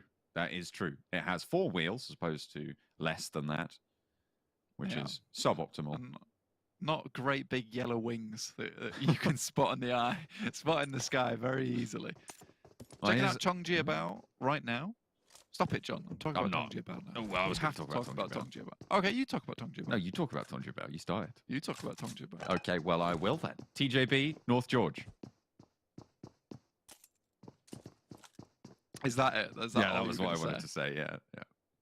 Yeah. Okay. Well, here we are, Tongjabao, North George. We do get this circle that heads a little bit over towards the western side anyway, so this does make things slightly easier for the guys from Tongjabao to play around with. Obviously, they do need to start getting this strat down where they want to play towards this eastern side. I always felt like, you know, they head up towards the very north side of shooting range and they play up there. It tends to be a very, very slow game for them, and they'll get caught out by another team in this area. I think they're taking a massively proactive approach to that northern side towards Severny. Again, things can change. They might even head down towards Everest. It's a bit bit awkward for them now, a bit more awkward than it was in a lot of the league plays or super weekends when no one really played down towards South George. Now that Shockwave's kind of taken up this residency, could be a little bit more difficult for them to pump through. See if they can breach that one. I think there's one or two times we've seen Shockwave move up to Cube Compound with an outpost from South George on those northern shifts, but I don't think we're going to see it this time around. Probably going to maintain that 4 squad on the south bank. PENTA, they managed to fluff a finish again today. It's not ideal for them. They were, as you say, the 5th place team. They are currently looking to sit there right now. Still in contention for one of those top spots, but after throwing away 2 victories in the last 2 days, I've got a question. Are they going to be suitable to be a top 3 team, really, if they're playing like that on those finishes? They're very good at just idly swinging it in to those final moments, which is weird because if you were here with us at the very beginning of the tournament, they had such problems with rotational play towards the beginning, right? They had what we call the PENTA push, right? When it came like phase 3, they would just send it off into the middle of the circle, get shot at in between in the vehicles, lose maybe 1 or 2 players, and then it was all curtains from there. So they've definitely upped their game. I think they were working on their macro a lot towards the beginning of the tournament, which is why you don't see them having like huge elimination counts towards the end of the game, because they're focusing on getting there. And I think that's what they've been able to kind of perfect almost at this point in time. However, just cleaning out those games is very difficult. And it is an unfortunate thing. And you know what? I will throw them a bone here, because yesterday, yes, I 100% thought they should have won that versus the 2 players from Giants on Miramar. Today, I don't think it is such a problem, because I think their setup on Sanhok versus TJB was good. And I mentioned it in the cast, but I think it's just a case of TJB being unreal in that moment. And there's not much you can do versus that when someone is playing out of their mind. Some people just have good days, man, and that's just how it works. That's interesting, because I heard that if you're dead, it's bad. So if you're dead, you're bad. That's what I heard. So it's interesting to see the other side of that argument, you know? Yeah, see that's that, fair play. And to be fair, it does take that little bit of glory away from TJB to look at it like that, right? They Not did really. absolutely. No. I mean, to look at it the way I was jokingly. Okay, guys, don't worry. It was a joke. It was a joke. You can calm down now. But yeah, it does take it away. It does take it away from TJB to sort of look at it like that, right? Because they did absolutely, as you say, just play out their minds in that. Yeah, they nailed that finish. They nailed that finish, which is why I feel bad for PENTA, because you know, in the moment right now, in the throes of this tournament, if I'm PENTA, I'm feeling very worried, right? Because I've just thrown, in my eyes, I've thrown away 2 chicken dinners, which realistically should have been mine. So I think for PENTA, it's a case of they have to just brush that off now and think to themselves, you know, we're getting to these end circles. We just need to keep practicing it. And the more times we get there, the more practice we're going to get. And it was unfortunate on that last game, but we just have to go again now. They're still putting up those points, though, and they're on target to get into the regionals. But I'll loop it back again to a point you made earlier, John, which is where you said that you didn't see them as a top 3 team. And personally, I don't either. There's nothing that's super special about this team for me, John. Nothing that strikes me massively like other teams that have like that massive identity around them. And I think that maybe they just need to really up things up in terms of that fragging power. 80 points right now for PENTA, 7 points ahead of Clear Vision's Esports. Something we haven't really talked about is that 8th position right now. 53 points, 52 points in 9th, 52 points in 10th as well. 48 for a super young roster. It's 7th down to 11th. That is this bracket vying for 2 spots, right? So you've got 5 teams all looking for those 2 spots with 10 points separating them at the moment. So very, very hotly contested in the middle of those tables. Wins for, or strong performances even for teams in that bracket going to be very, very valuable. Real Tigers 9 off their last solid performance on Miramar. A little bit further up in those tables, a little bit better at hope for making it to those regionals, because that is what is important about that 8th position, getting into the regional finals.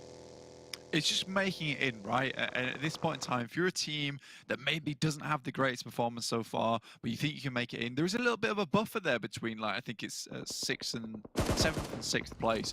So teams can really work with this. PENTA, though, being rocked upon, this is when I want to see them perform. Unfortunately, though, it's for Romanian Men to get that first knock, get that first flush. Redox performs well. PENTA split 2 and 2. Isolated now 1 and 2.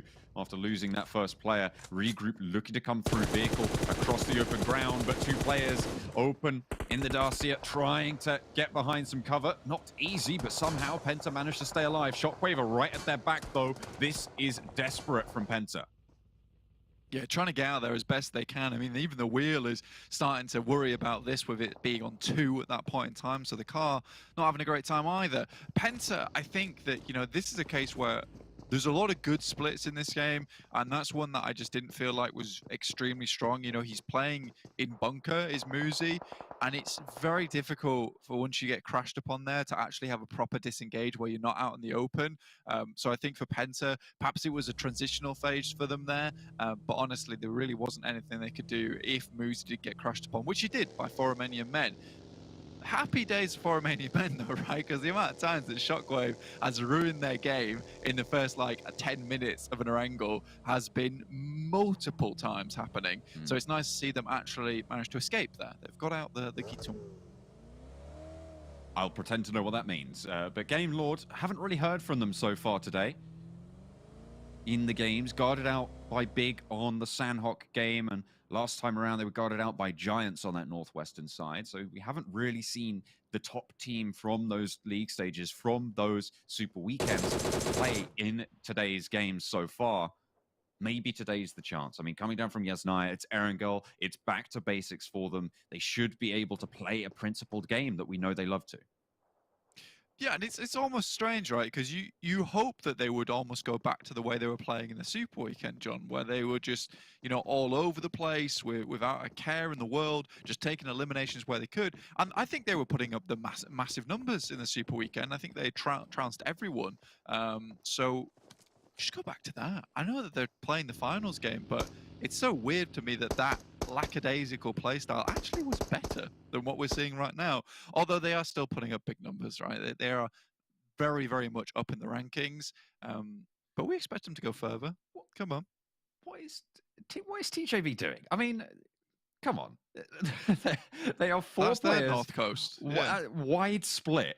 Completely isolated from each other. There is no chance if one of them gets knocked that they were able to pick this back up. I mean, it's worked out for them, sure.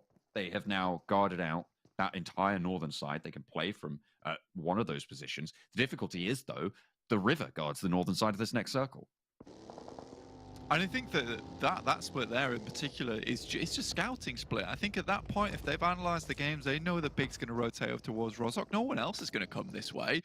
Shockwave tends to move down towards the south side into this position here, so they can have free reign over that north side and get as much vision as possible onto the circle before determining which is the best position to inject in. Super Young roster here, slightly split, but having off angles to play around with. Shockwave currently crumbling under the pressure that Super Young roster's putting them under. 4 Romanian Men as well with their outpost. Redox taken down. PENTA with shots from the north side. TJB actually potentially looking to move through ruins on this coastline after regrouping there. They move that split back together. Shockwave have lost a player. 4 Romanian Men looking to res up Redox as Sarah is there for the backup. Redox still with plenty of that health bar left. Shockwave, Super Young roster, probably the 2 teams that are most likely to come into combat right now. For Shockwave, this is more of a case of disengaging towards the center of the circle at the moment. It might be the safest place to be for the next at least 5 minutes. Clear vision, though, taking shots down towards FTY, who are crashing upon the center of the actual map at the moment. We know Clear Vision likes to play central, and it's been a bit of a rough start for them in previous Super Weekends where they've tried this strategy and it's not worked out for them at all. But right now, you're having 3 teams in the same position playing across the road from one another. Clear Vision just tossing some grenades in to spark the fire between these 2 teams. Wait, hang on a minute. That's not only Clear Visions. Is that also Real Tigers 9 over the hill? Oh no, they're just a little bit further down the road. Goodness me, I was getting excited. I thought I was going to be 4 teams all in this one little village, but no, we're only getting 3. Clear Visions are just over the hill. Sorry, Real Tigers 9 are just over the hill, though, so they will be hearing this. They'll know there's a lot going on. Well, they know there's 3 teams there, though. That remains to be seen. Swat 69. We want more oomph from them. We want a little bit bigger from them. 15th place at the moment. And they're fending off against FTY. But no one's going down just yet. Not yet, and I think that the main goal for Clear Vision at the moment is casualties, right? You just want to hit some knocks. You want to really cause problems and damage for these 2 teams so that when you do need to engage or you do need to defend against one of them, you are in a stronger spot. That's the idea. That's where you want to be at the end of this whole engagement, and that's why you're seeing so many nades being tossed in. They're just hoping for lucky knocks across the way. The doors have been shot out. I don't really know what's going on with these nades from Swat 69, to be honest with you, because I think FTY can sit in this building all day long if they want to. Knocks up top. No one really taking these nades as damage, but that one might be good. No, it bounces off. I think that one, or was that answered? I'm not entirely sure, actually, who that was for, but smokes start to bloom a little bit. Healing coming through from FTY. They're going to hunker down, circle northeast. Encompasses Rozhok as well. Yeah, so Big's going to be happy with this play, right? They had full priority over the Rozhok crossing, so they got over there, headed towards the hill, checked out what was going on down in Rozhok, and then moved in pretty shortly afterwards. Clear Vision immediately have moved away from that compound, knowing that they have priority once again, considering that the 2 teams are still fighting on the south side of them. That's one of the rare moments where it's easy to leave these compounds if you're engaged in combat, is when 2 teams across the way are already fighting for control. Sprays from PNL, able to get that first knock up the stairs. There's another player to handle, but Swat 69, they're starting to crumble as well. Phonics and PNL, 2 players alive. Not really too many flushes there, but there's 1 player downstairs for FTY who will get flushed out. Resable for Swat 69. Do they commit for this res? Do they want to invest into keeping 4 players alive and allow FTY back up to 2? It seems that they are going to do so. Giants up the top of the hill, though, moving past. Real Tigers 9 as well, hot on the tail. There's combat going all throughout the south side of this circle as everybody's taken a chunk. It's 4 Romanian boys who are already there, spraying down the teams that try to drive past. Real Tigers 9 already took a hit there. They'll lose maybe 1 player on the way through. Giants trying to rotate through on that south side up towards the east, but Game Lord's on that position. Unfortunately, Narvalo is down. Victor goes in to help him back up again, but the majority of the attention is up towards Rozhok side. Penta's just outside it, as is Clear Vision. They might take shots at one another, but Tongchip have managed to just swiftly get themselves in towards that southwest side, playing on the hill, and they'll just roam around this location for the time being. Ooh, nade in, and it's a double knock coming through from FTY. Beautiful stuff, and Nox wastes no time in trying to capitalize on the chaos. Nemo soon to fall, and Kaylee Boy has absolutely torn Swat 69 apart. PNL falls last, and 2 players from FTY handle Swat 69. I mean, I don't know how that happens. I think at that point in time, once you get the single knock, you just invest the 2 players upstairs. You let these 2 guys get back up again. They're playing from upstairs. They have the nading capability to go for it. I don't know. I would just disengage or just try and throw some Molotovs, prevent an approach from the windows. It's rough, man, but I don't think Swat 69 should have let that go down the way it did. Looking at Super Young roster at the moment, who are trying to get their way into the circle. They're right on this southwest edge, and they still have a long way to go over treacherous ground as well. And with TJB out off in the distance, watching these rotates, could be a bit awkward for them. Unicorns of Love, Eastern Stars, in the apartment buildings and going right up against one another. Unicorns of Love with the momentum into this fight. Push one of the Eastern Stars out of the window, but Octavian goes down, picked up by XTEAM across the way. It's 4 Romanian boys as well in one of those other apartment buildings. Octavian taken down by a nade from Icy.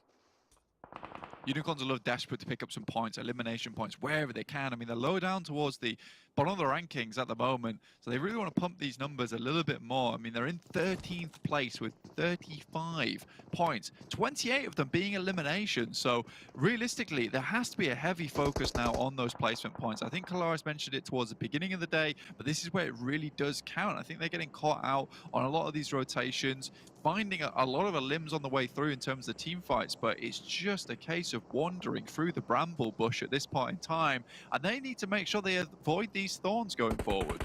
Not easy though, and there's a lot of players in their general vicinity who are going to make that all the harder for them. TJB guarding out, but Super Young roster making their best effort to push through, but you got to wonder how much longer can Ali hold out against TJB when they are on form like they are today. And it will not be any longer there. Goes down, in fact, to the play zone, so no extra point there for TJB. But the southwestern side, a little bit easier for them to breathe in.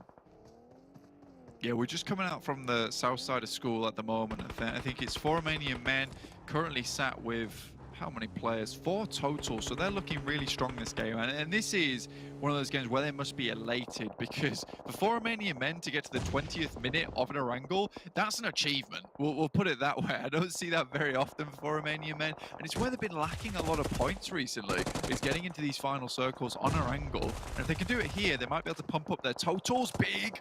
Mickey tries to wander past, but Trazen's having none of it. Game Lord still battling for that top spot. Are going to start to strike out now. Getting revenge for that Sanhok guard out.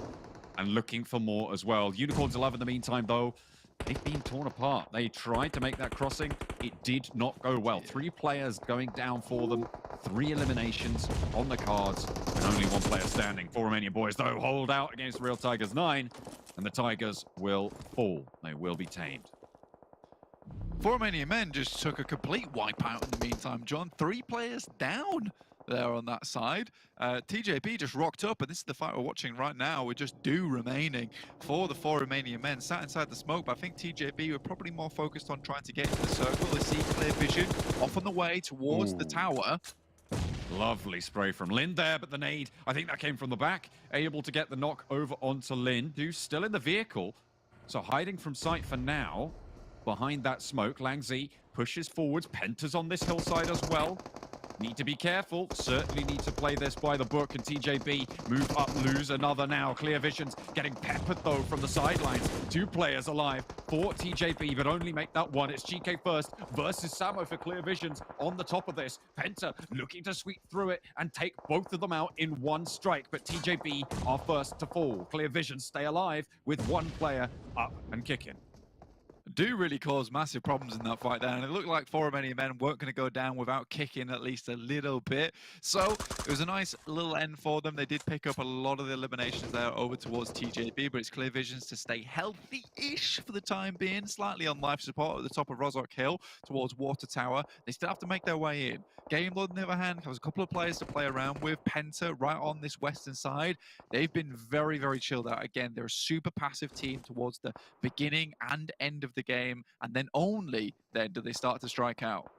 Clear Vision have managed to get themselves all up, but nades over the top from Penta. 3 players are there. That nade could be good if it lands on target. A lot of damage. Only finds the 1 knock, though. Samo is low. There's another coming through. Storming in is Game Lord with the 3rd party on the fight, and that nade will blow them to smithereens. Clear Visions eliminated from Water Tower Hill.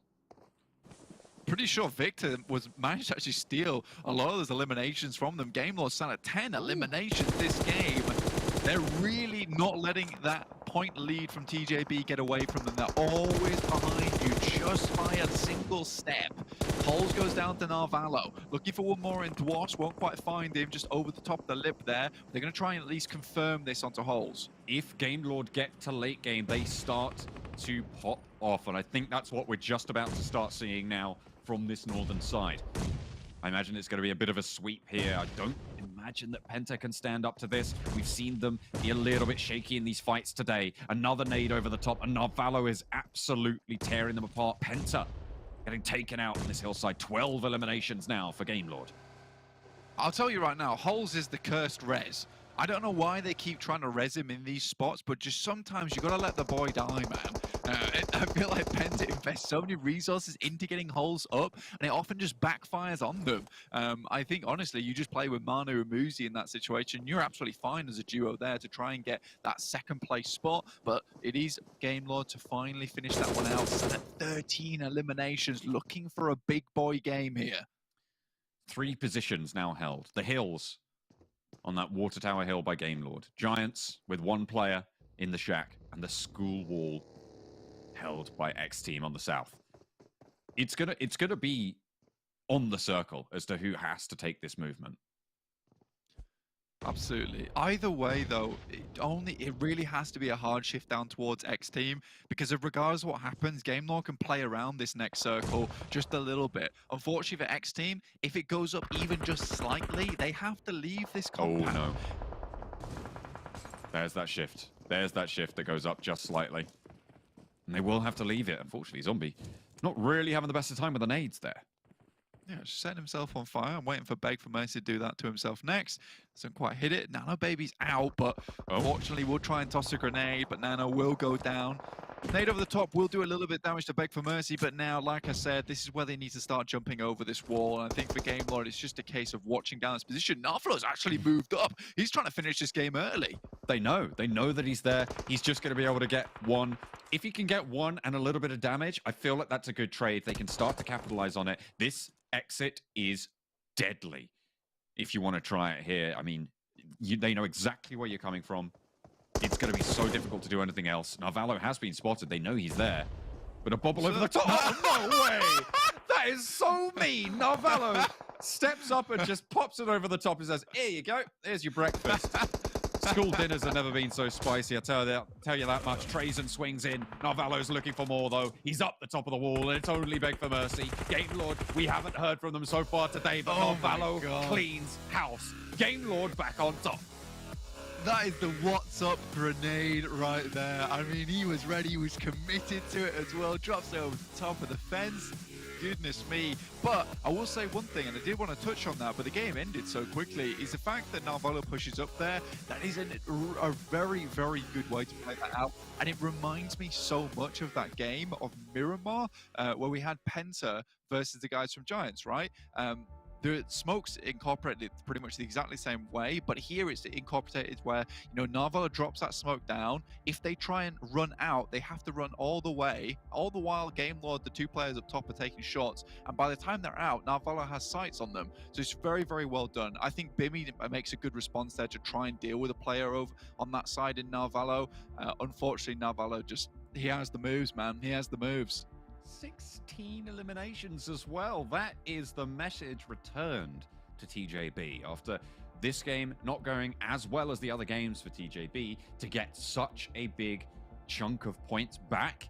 I mean, this is what we wanted to see, right? We didn't see it in Sanhok. They got guarded. They got taken down early in that Miramar. Perfect. Yeah. Perfect from Game Lord this game. Yeah, it's extremely important as well, because I think for Game Lord, they've had a couple of shoddy games here and there, and then all of a sudden it's a case of we're getting a little bit too far behind, so we need a big game. We need it now. So the boys just bring out a 31 pointer, which is going to shoot them back up again and send them in range of at least TJB. That is so important to be able to have these games on the fly when they count the most, because you don't want to be going into tomorrow like a massive lead on the first team. You want to be able to catch up or at least secure that first place if you can. Narvalo, though, most nade limbs at 3, highest damage at 996. He is killing it. And Victor was on 7 limbs that game too, so it looks like he really does not want to give up the MVP spot. So many chicken dinners in those super weekends, but they get their first finally here in the finals for Western Europe. We'll head to a break. When we come back, it'll be one more game. Sanhok on the cards.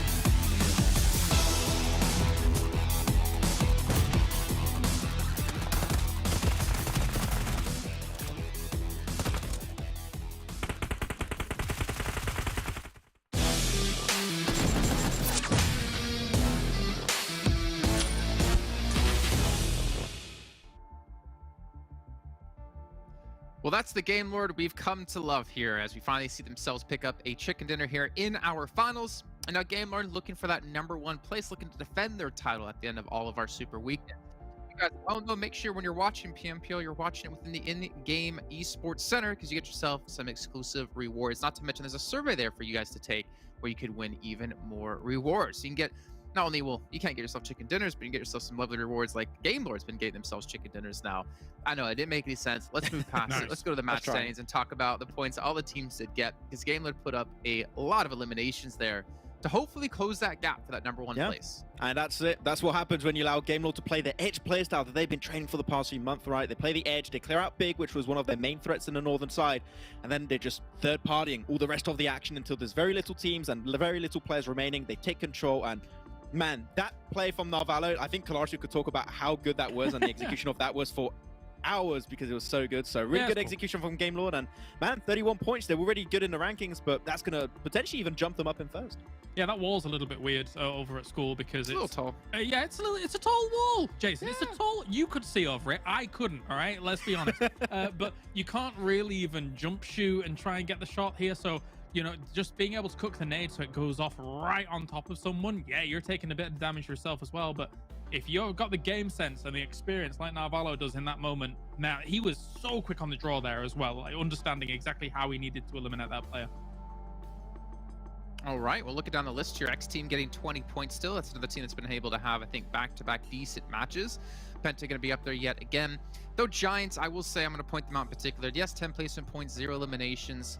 But this team hasn't really been as dominating as they were yesterday. I'm a little bit disappointed. Yeah. Maybe it's because we put so much focus on them at the start of the day. I mean, I would have to say something. Their results are enough for them to remain in, you know, that top 3, top 5 facility right now. So that is enough. But if you want to be able to contest with the good results we've seen up by, you know, TJB, by also your Game Lord today, that is a little bit of a rough spot for them to play around. So we'll see if they can try and change that a little bit. But yeah, it's not enough if you're aiming for that $10,000 in first place. So hopefully they can try and get more eliminations in. But at least they're not losing placements, right? They're not going to be falling out of top 8 whatsoever because of these type of results, but they won't be able to really climb that much because of this. And I get why they had to kind of play for placement on that on the east side, getting to that shack, trying to kind of slowly scramble towards that area because it's very open, very flat there.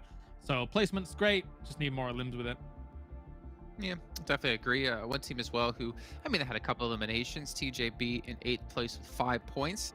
Not quite the same fashion we saw in the first 2 matches of the day, but again, expecting 3 chicken dinners back to back to back is quite a tall task, almost as tall as some of the walls. That's right. For Unicorns of Love, 4 points. Now, my question is, we were talking about this a little bit off air.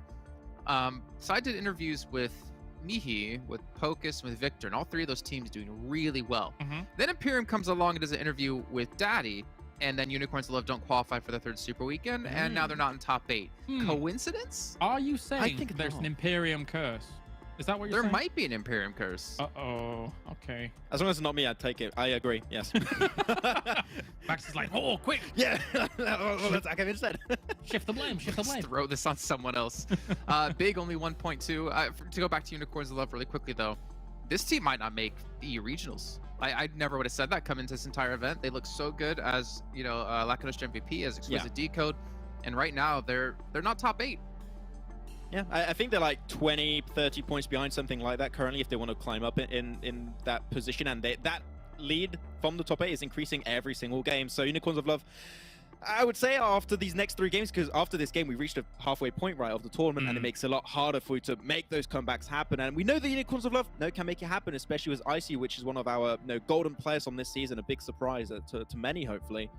They can still make it happen because there's only 18 games, right? A pop-off day, and you can climb up in top 8. It's not out of the realm of possibilities, but from what we've seen so far, it's not a good trend. And I mean, Unicorns of Love need to change things up if they want to hopefully make it in top 8.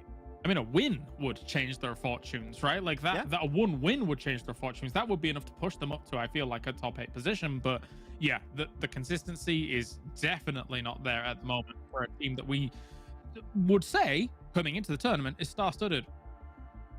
Yeah, some might say Avenger level threat. Some might say championship caliber team. Who knows? CCT, But one thing we're not saying is any of that right now about the team, because they've just not lived up to the expectations that we kind of expected out of them so far within this year. But let's move on. Let's talk about two players who have actually met expectations and even surpassed it. Coming on the side of Game Lord, we got Victor and Navallo.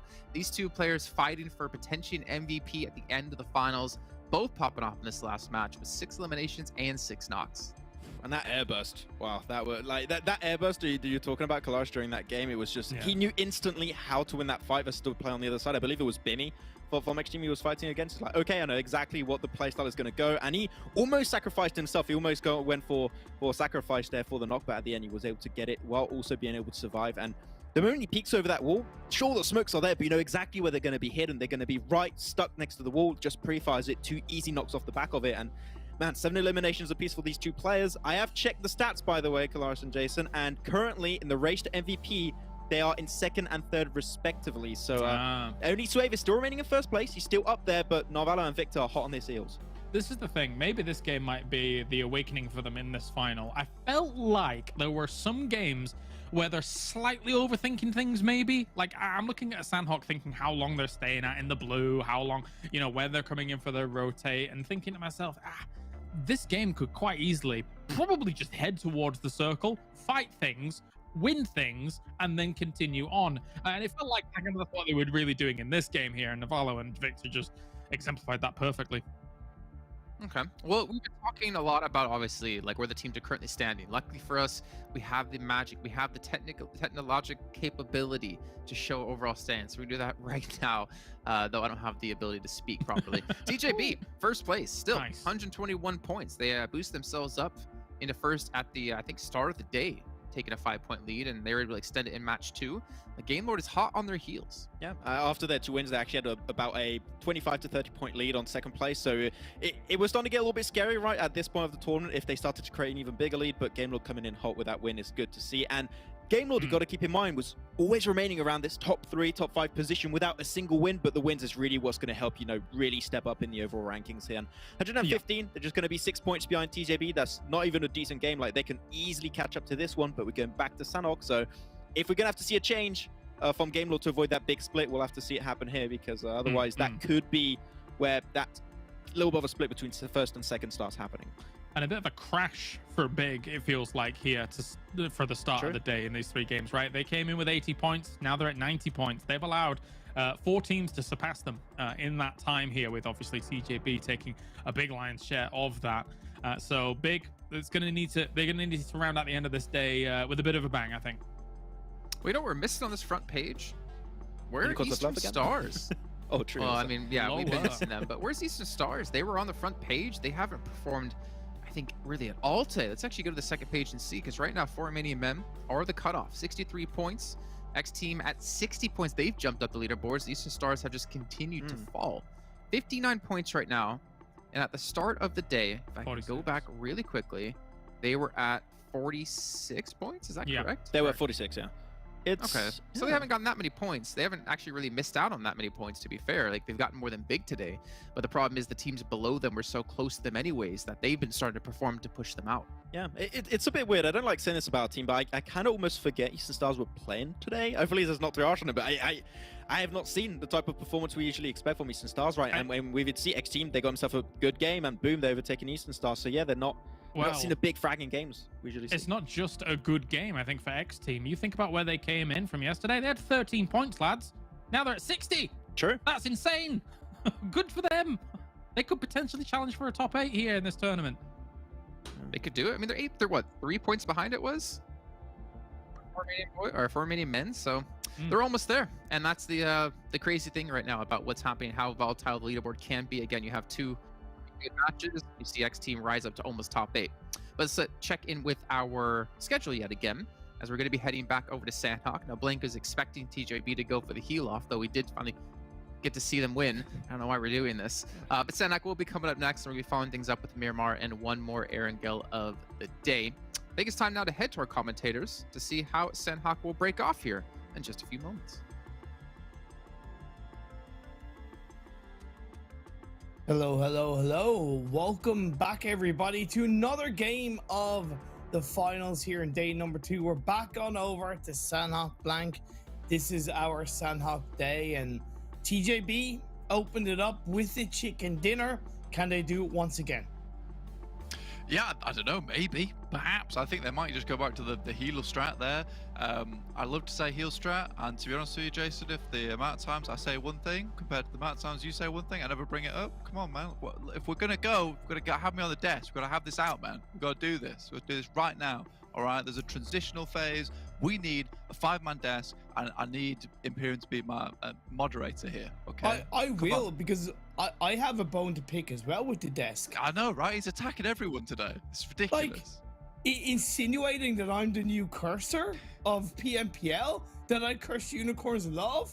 That's I am insulted. Disgraceful. We will not stand for this, Blank. We will not stand for it. Absolutely not. That's why I'm sat right now. That's the exact reasoning behind it. Heading into Sanhok, though, again, playing path not a huge major deal here for a lot of teams. It is a bit more awkward to head over towards right on that northwest side for Big, but we'll see where these circles do end up. And I think the guys on the desk do bring up some good points about the whole notion of Game Lord and their whole dynamic in this game, because realistically they do need to put up some good numbers here, because they are now at a point where they can strike out towards that #1 spot. But if Sanhok's going to be a weakness, like, you do not want to have to step on the brakes every single time you hit a Sanhok wall. So I think for Game Lord here, perhaps a different rotational path is necessary. Heading over towards that northwest island, you know, they got even lucky last time around because Super Young roster weren't there, Big was there, and if it was the case the other way around and four Romanian Men hadn't, whoa, what the hell is that? Okay. Well, scrap that, because we don't need to talk about that anymore. You've hit a lucky break here, it would seem. And someone's managed to knock themselves. I think that's four Romanian Boys. Yeah, it is. That's a hot drop. 4 Romanian Boys on the Penta. They don't normally do this. I don't know why. We saw their Romanian brethrens and 4 Romanian Men hot drop Super Young roster, and now 4 Romanian Boys have hot dropped on Penta in game 4 of the day. I really don't know what to say other than, hey, fair play 4 Romanian Boys. They get the surprise, they get the squad out without any casualties. But I am left scratching my head going, why did they go for this hot drop? Well, done it before, right? They did it in Super Weekend, actually. True. And this is something, I mean, if 4 Romanian Men can have success with it, why can't 4 Romanian Boys? And I think this is where hot drops come in handy, because you do them once, you let someone get used to it, you let them, you know, a little calm down, maybe feel a little bit comfortable in position, and that's when you get in there, that's when you strike out. Super Young roster, on the other hand, they've completely dipped from that side of the map, and honestly, happy days for them, because this circle does not really support, unfortunately, down towards Ruins very well. I think that if 4 Romanian Men want to head up towards Big's position, they're more than likely going to get held out by many teams. Unicorns love making their way down towards Painan at the moment. This is a place where they've struggled to head up towards that northwest side, so I do wonder if they're going to head up towards the northeast, maybe past boot camp again.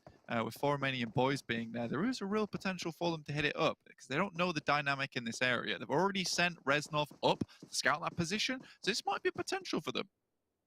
I see that from Unicorns of Love. Maximum's blood pressure will also thank Super Young roster and the fact that they haven't hot dropped once again with Ruins, because he saw how flustered he got, which understandable. I was of the kind of same mindset when I saw it happen in game 1 of the day. I was looking at that previous match and I've come to a conclusion about Unicorns of Love and Eastern Stars. In that previous game, I think it was phase 4, they both went to apartments. When you go to apartments in an Erangel game, that is a clear sign of desperation.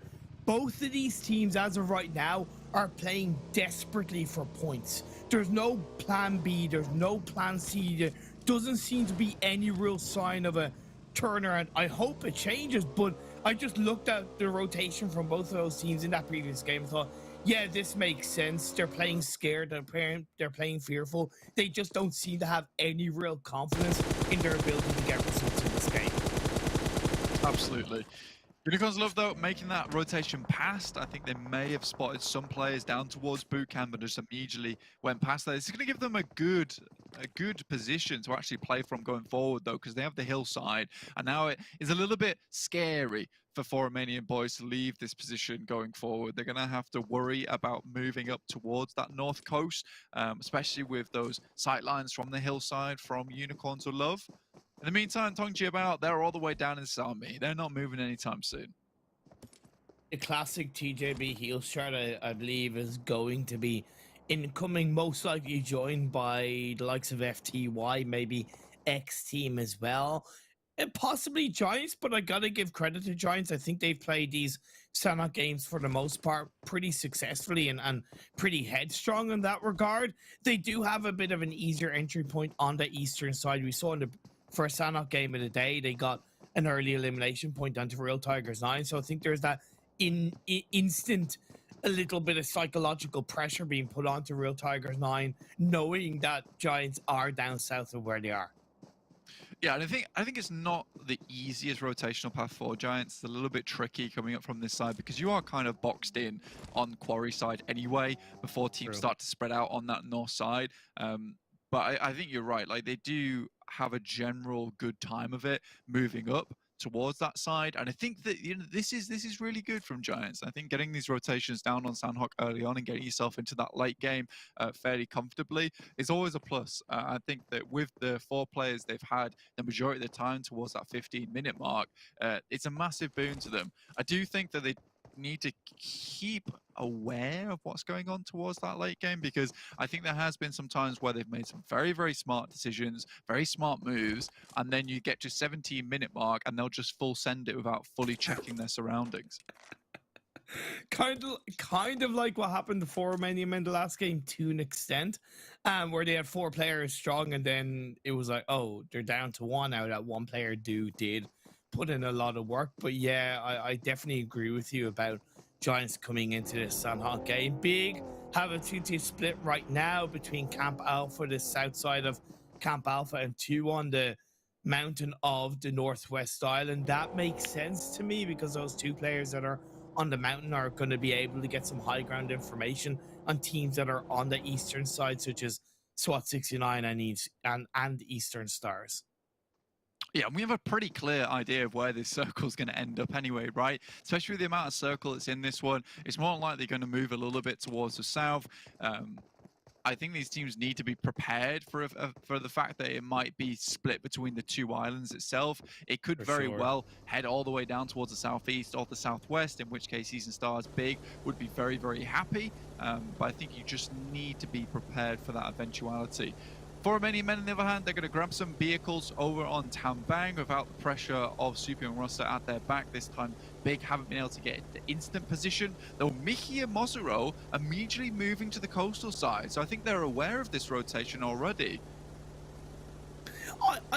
They could be. I don't think so much. It is a little bit more about, I suppose, watching their backs, whether it's by boat or by foot, of a potential team like Romanian Men and TJB. I have to give a lot of credit to Romanian Men. I think it's the right time to pull off a rotation. It's still in phase 1. 7 minutes in is that right time. They had runes all to themselves, so it makes sense. And they're not taking it for granted. They've even gone into the blue of that phase 1, all on the west coast. So they're going to be absolutely clear to make it in to that northwestern side of that Northwest Island without any trouble. Good stuff for Romanian Men.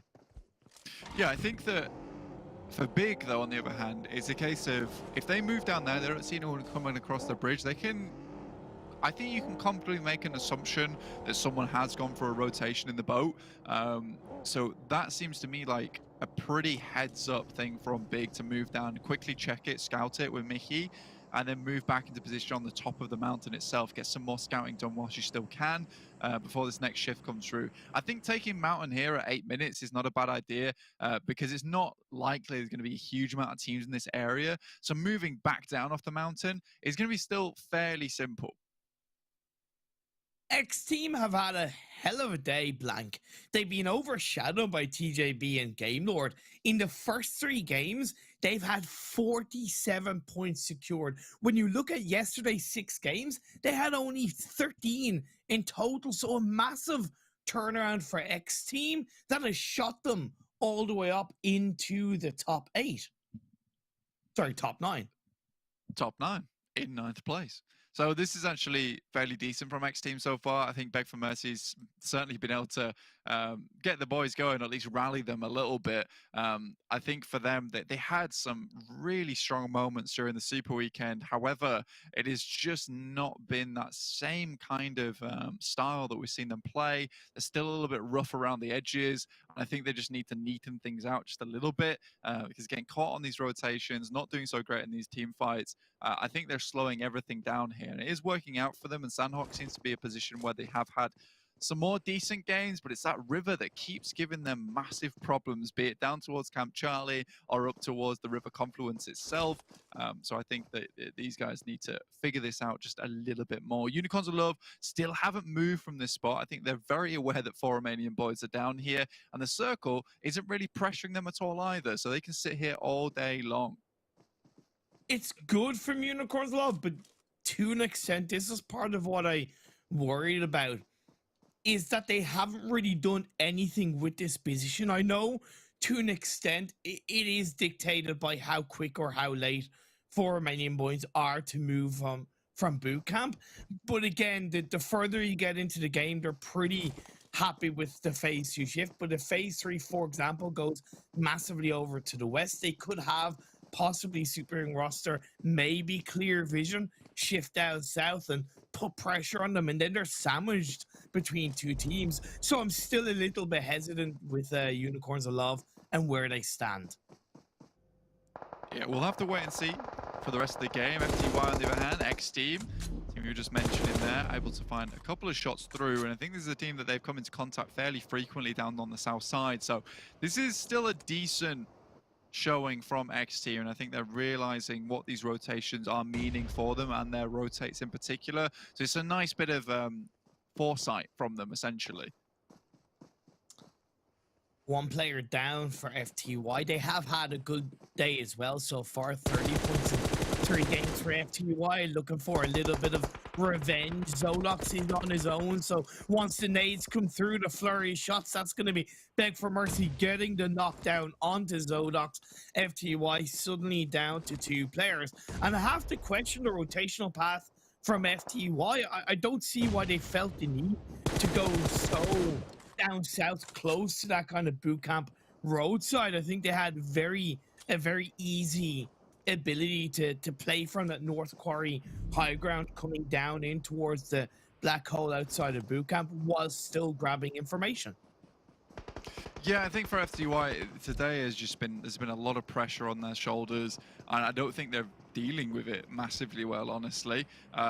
I think there's been a few times they got caught out still. That 2v4 last game versus Swat 69 was just that glimmer of what we experienced during a couple of Super Weekends, which leads me to believe there is still hope for FTY. Maybe not a top 8 at this point in time, unless they can really step things up over the next couple of days. But you know, I think 63 points, still fairly decent, but you got to worry about these teams underneath them, perhaps chasing them up. I think it's good enough right now, but is it good enough tomorrow? I don't know. Phase 3 centers up. It's going towards the mainland finish.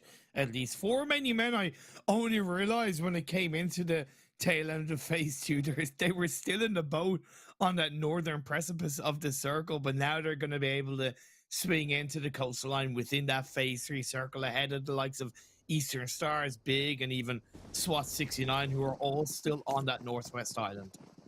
Yes, this is a good play from 4 Romanian Men, waiting for this next circle to come in, but I think Gamelord's still very, very proactive and aware that there might be teams coming in there. They do have this high ground to play around with. Again, I'm not sure I would personally expect this play. In fact, I know I wouldn't expect this play, to be honest with you. But these guys have played a lot more games than me, so this potentially there's something they've seen before and something they can kind of prepare for. They are still checking the coastal side, which is great to see, but Redox currently coming up on the hillside, and Gamelord need to be prepared as a full unit to take this. But you can see 2 players off in the distance, still not with them. And right now it's up to Narvalo and Victor to make this happen. the split is definitely at risk for Game Lord. They have the supporting cover, to be fair, and that will send 4 Romanian Men back down that hill a little bit, and instantly they retract. So as much as the risky split was there, again, that backline cover had allowed Victor and Narvello to avoid getting shut up by 4 Romanian Men. Yeah, and I think that now that Romania kind of played their hand a little bit too early, now Game Lord's very happy to continue to take this one. Not a lot of teams are making their way up this side very early on, other than Eastern Stars in those first couple of minutes of the game to try and find one of these Game Lord players. It hasn't happened this time, so I think Game Lord's pretty comfortable to continue just scouting out for anyone coming up on the coastal side, in this case, 4 Romanian Men. Eastern Stars still yet to move into the mainland. Swat 69 have gone for a bit of a swim, which I don't disagree with. The small island that's in between the mainland and that northwest island is still inside the circle, so there's that little bit of a check mark, the old style kind of checkpoint when you play the PS1, PS2 games, and you get that checkpoint here. Oh, good, that's fine. I can pause the game, I can slow things down because I've hit that checkpoint. So good stuff for Swat 69, but Clear Vision are still on that compound that's on the coastline of the mainland. They should be able to put pressure on the Swat 69. I think Redux is really the player that you have to take care of here, because he's been really spiraling out of control in a lot of these games. And for Romanian Men, yeah, they might not have the most amazing games every single time, but Redux certainly is a prickly guy to deal with. He certainly will catch you off guard if you're not staying steady on it. For Romanian Boys, though, currently coming up against TJB, who've tried to move their way along the coastal side. They're not going for the heel strat anymore, though. Looks like they're actually trying for this game. They do have Lin all the way out in the blue, and this time it's around. It's going to be, I imagine it's going to be more of this Enigma Galaxy playstyle, right? Send 3 in, try and get as much done as possible, cause as much chaos as possible, and from there, you try and speed up the game so your heel strat actually can extend a little bit further.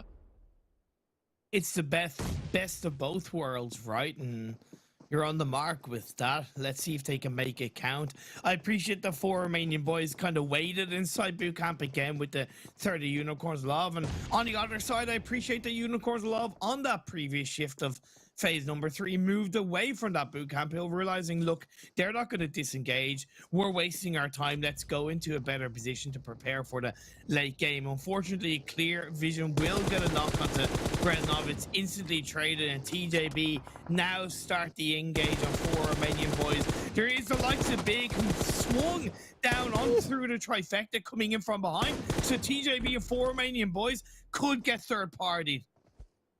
Yeah, it's a little bit scary here. I think Big's been moving all over the place. You've got 2 players down towards the south, 2 players up towards the north in Cow. So Big's really trying to hedge their bet on both sides of the map at the moment. So it's a little bit strange for them. 4 Romanian Boys, they do have Fury in the backside. Chip out. Maybe not ready for this, but they immediately drop out. Oh my lord, the swivel on these boys is unbelievable. Fury, I appreciate it, but the execution just wasn't there. Maybe the timing just wasn't right. Either way, it seemed like the shots were a little bit fluffed in that regard, and TJB instantly on the response. 4 Romanian Boys still have the advantage on top of the hillside, but the coastline rock will give TJB an element to cover. Keme, the man, the myth, the legend, gets a knock onto GK first. A little bit of sweet revenge, but it's only going to be harder for TJB. SWAT 69, Clear Vision, they hold the compounds that's on that southwestern edge of the circle. Yeah, it's going to be difficult. Lin's currently still moving up at the moment and can quite easily backstab the guys from 4 Romanian Boys. So I wonder how much further he is going to go, because it could just be a case of edging his way into the circle and try and get a little bit of reprieve later on. 38 first aid kits. This guy is absolutely fine for the time being. TJB with Lengex and Lagzi trying to get themselves back up to full HP here, dealing with the likes of 4 Romanian Boys. If they can do that, Lin can get further into the circle and start his heal strat later. Nurse Lin here to save the day to an extent, and he does take a couple of shots, but again, okay, Big have moved away, and Big are just going for a straight rotation through the roadside. Lang X is able to deal the crashing blows. 4 Romanian Boys are eliminated from this team. Shockwave make it into the warehouse on towards Tatmok, but Circle on phase 5 shifts over to the west away from this area. In the meantime, I was a little bit confused by Game Lord at the moment because they had this nice split going on with Trazen also holding one of the main compounds in the lobby, but they didn't regroup, and I'm kind of confused why that did happen. It might have been a case they got caught up in the action with Eastern Stars as well as for Romanian Men, but I think there was a real opportunity for them to regroup with Trazen and have a very good shot into this game. It's a classic element of the circle starts up north. You got to know if it kind of continues up north. For the most part, there is going to be teams wrapping around you. So you're right. They should have joined up together earlier, and they paid a price. Well, SWAT 69 paid a price from clear vision, who still have to make their way into the edge of the circle. Unicorns of Love, I believe, lost a player, have 3 left on that hillside that's outside the southern edge of the circle. Super Young roster in that central compound. Shockwave gets a player knocked big, looking for the entry point. Yeah, kind of unsure how big did regroup here, but they do have 3 players on this side. It's unlikely Beast is going to stay on his feet, unfortunately. This is just a case of trying to get him to crawl in a little bit further. Mickey goes down. And that's going to leave Swave on his own. With only 1 first aid, it's going to be easier said than done. The blue zone just trickling down. And then Shockwave are not taking this for granted, even going further into the blue to make sure that their back is covered. But as they send it out of the warehouse, a flurry of bullets, a welcome gift awaits them in the form of Super Young roster. The Shockwave go down. Yeah, it's a 1-2 hit combo coming through from XTEAM, and that'll send the guys straight to the floor, hit the map. Now Unicorns are looking to deal with the remaining players from Clear Vision. Happy drops up here, but he's on the switch of the weapon, and Daddy can't quite finish this out. Down goes Unicorns of Love. Just couldn't control the hillside between the pressure, Clear Vision, and Giants Gaming, who are left with just Nano Baby on his own. Has to be careful of XTEAM swinging through. Like I said, it's been a hell of a day for XTEAM so far. Right now, with 2 elimination points and a swivel onto Real Tigers 9 outside the edge of the circle, it doesn't look to stop. Down goes Real Tigers 9. Bimmy makes them pay. 6 eliminations total. This is very, very nice. They still have to make their way through some very difficult zones ahead of them. Super Young roster ahead, looking to send grenades their way. It's going to be difficult. Zombie behind the rock has to make a move, and at phase 6, this is going to start to hit very, very hard. Giants finally get down with Nano out inside the blue. This is beautiful for Super Young roster. I love the fact that they didn't move into the circle. Right, they were like, look, we're going to have teams come towards us. We are in hard cover.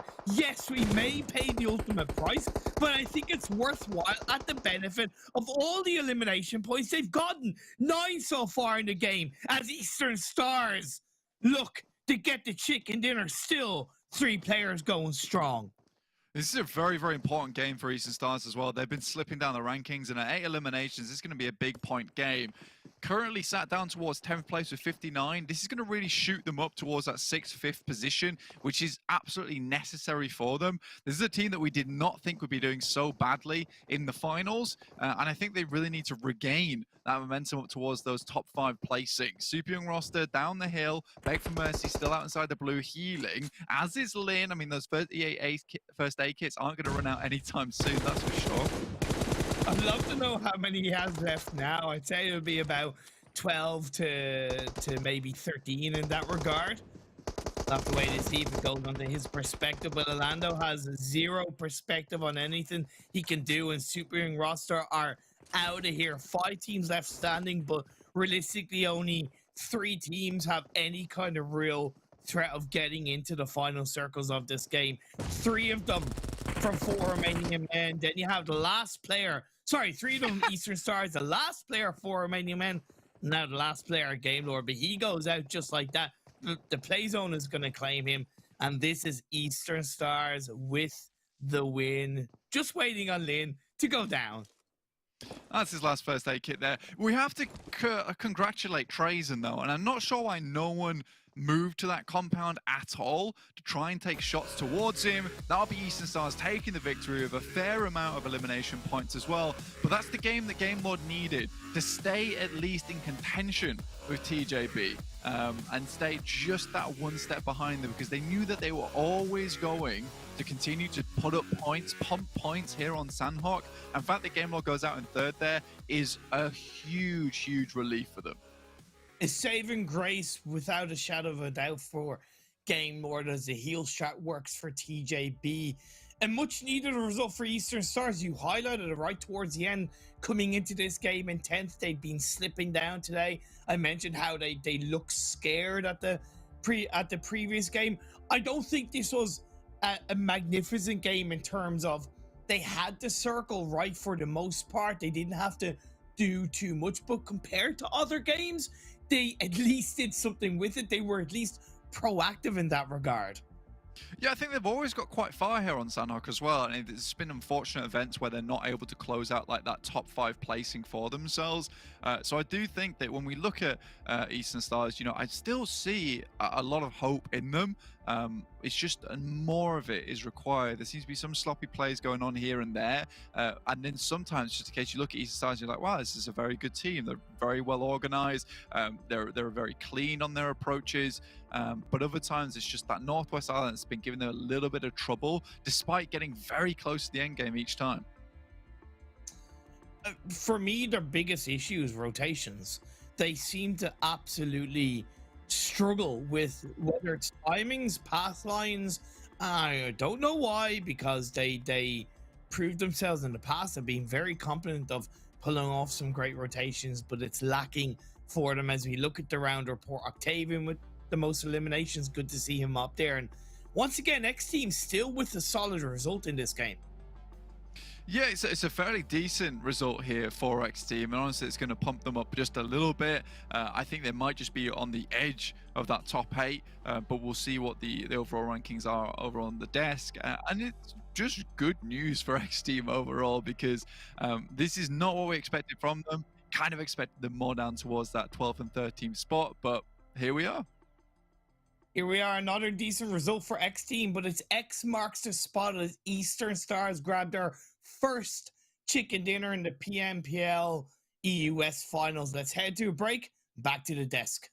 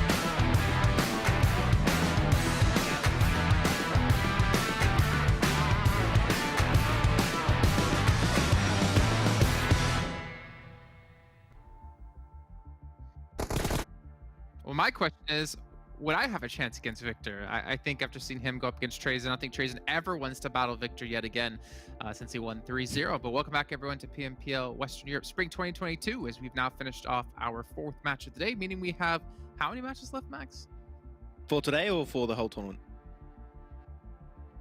Because that's different. That's 8 total. That's 2 left today. I gave you both because I didn't know which one you want. Okay, is that good? I just wanted to be silent, just see what you would do with that one. Yeah. Who knows what we would go with it. Just like who knows where we'll go with our drink off that's going to happen with Monster Energy, our official energy drink partner here at PMPL. I still need to go pick one up. I still need to find some way to drink it. I might have to just settle for the water balloon off the balcony into the face, though. How would you film that? The camera over there. It might hurt though, and I might come back with like a broken nose, which, let's be honest, it couldn't get any worse than it is now. But speaking of that, Eastern Stars, great little win coming through here on Sanhok. I've been wondering all day, all Super Weekend, where's this team been? And we have a good finish for them, actually. And more importantly, it really shoots them up the leaderboards. Yeah, okay. They didn't quite like the comment of me saying I forgot they were playing the game, apparently. So there you go. Little chicken dinner coming in on Sanhok. Really good to see. And actually really good on them because they were capitalizing on the fact that you had, 4 Romanian Men pushing onto Game Lord. So that all of that fight happening, and that just opened up a lot of the area around the bridge on the west. So they just pushed in on that location, then took the high ground, pushed away 4 Romanian Men, pushed away Game Lord, and they were literally the only team on that position, and it was the only high ground spot. They just zone teams away and take the win. So pretty straightforward, pretty easy finish for them. So good to see from Eastern Stars. Yeah, they finished off, there we go, finished off at 25 points. XTEAM again, another good performance out of them, getting 14 points. And I don't really want to talk about TJB, to be perfectly honest. I mean, we could talk about Fury trying to flank them with jump punches, but it didn't work out for him. And somehow Lim secures him a 2nd place finish when he started healing off in like zone 2.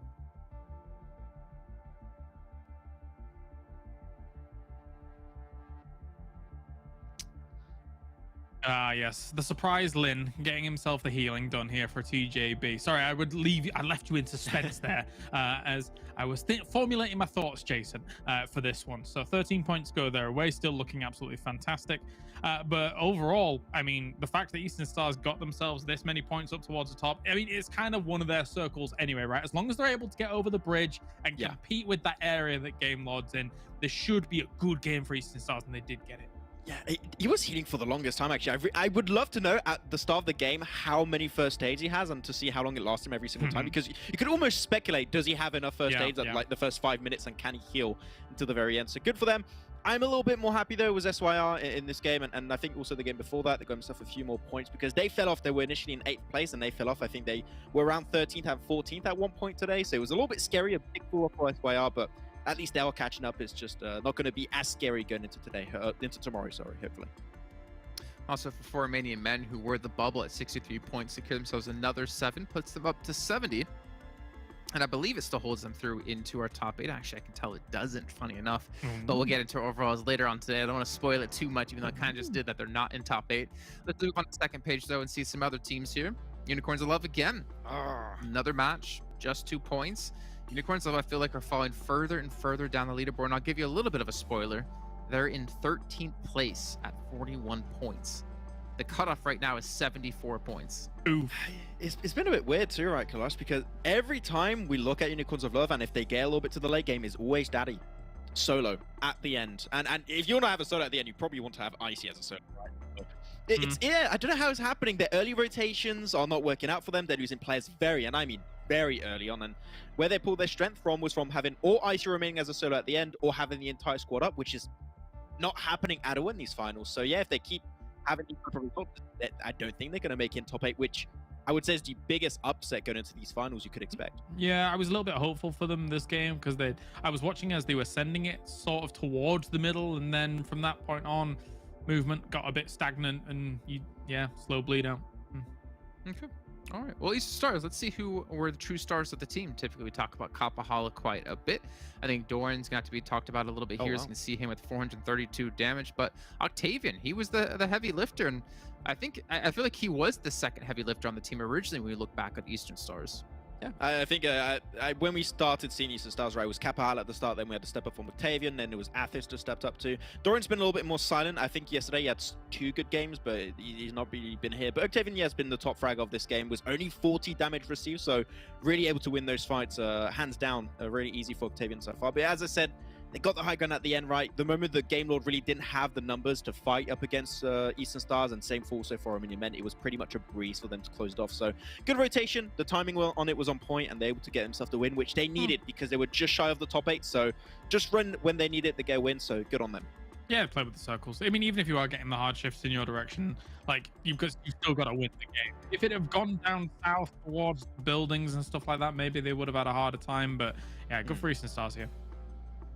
Yeah, and again, like for Eastern Stars, this definitely needs to be a trend they're continuing. It would be weird to not see them in the EU regionals. Again, one of our most experienced teams when it comes to Western Europe. But then again, Unicorns love as well. We're not really seeing make it through at the moment unless they have a step up, and time is running thin. Just like time is running thin here before we get into the next match. So let's quickly jump into our schedule really quickly. And we can talk about what's coming up next and what's coming up a little bit later on today. We got Miramar next at number 5. And we got Erangel as our final match of the day. Now, we've had TJB take a victory on Miramar so far today. Can they do it again? And you know what as well? If your logo ain't black and white today, no wins for you, baby. That's right. This is, yeah, it's a bit... I think TJB might get another. We'll see. Okay. Well, let's head over to our commentators to find out if TJB can do it yet again today. They have 2 more chances now to be getting into the thick of it. Get another chicken dinner on board. Currently sat at the top of the tables fairly convincingly. And the chase is on to catch up to them.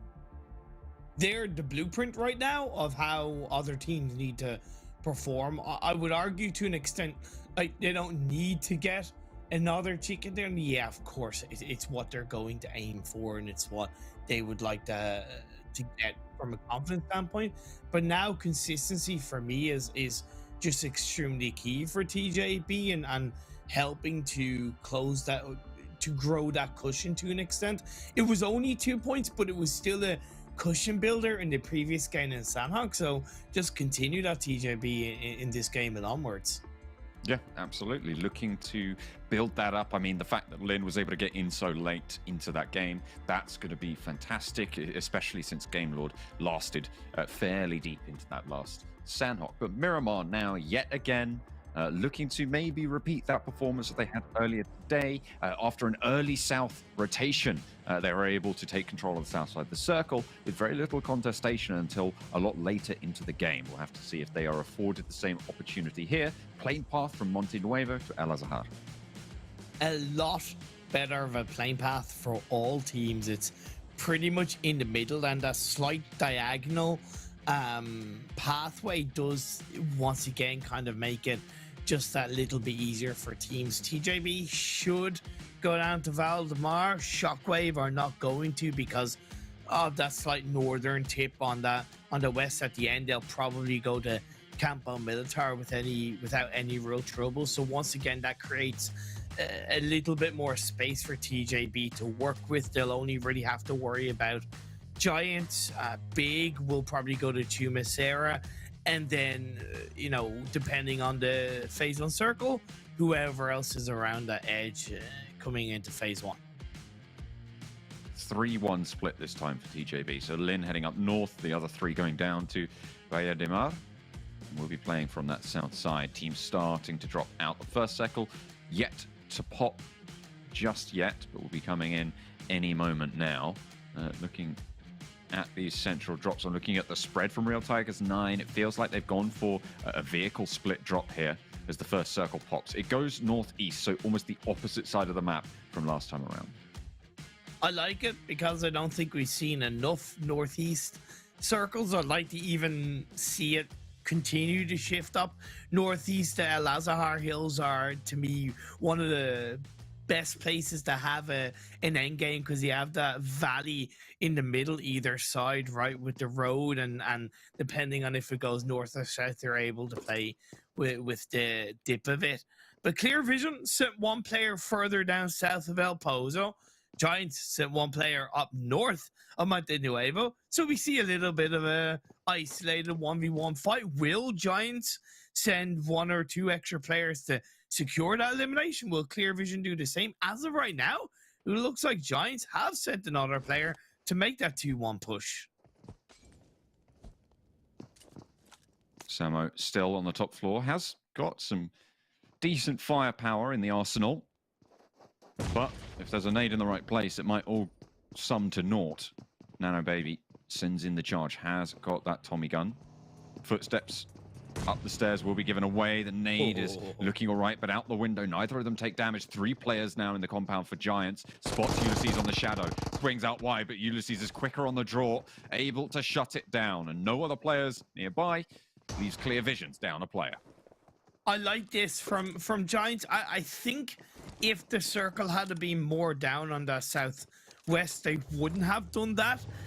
But because of that circle on phase 1 being on that northeast and they already have a distance to travel, you want to slow down and suppress the team that is also in a bit of a potential similar path line. So it automatically not only gives Giants an elimination point, but that psychological advantage over clear vision. Yes, technically their looting phase is a little bit slowed down, but I have no doubt about it that Giants will use that and be able to adapt coming into phase number 1. Game Lord looking good so far in the circle. They have their normal San Martin drop, so they can shift probably a little bit more up north towards the end of this phase 1. Probably Water Treatment Hill will be their place of lockdown. They could go down south to not only put some pressure into Real Tiger 9 on Picado Hill, but grab some extra information on a couple of the teams coming from that south side, right? Because that phase 1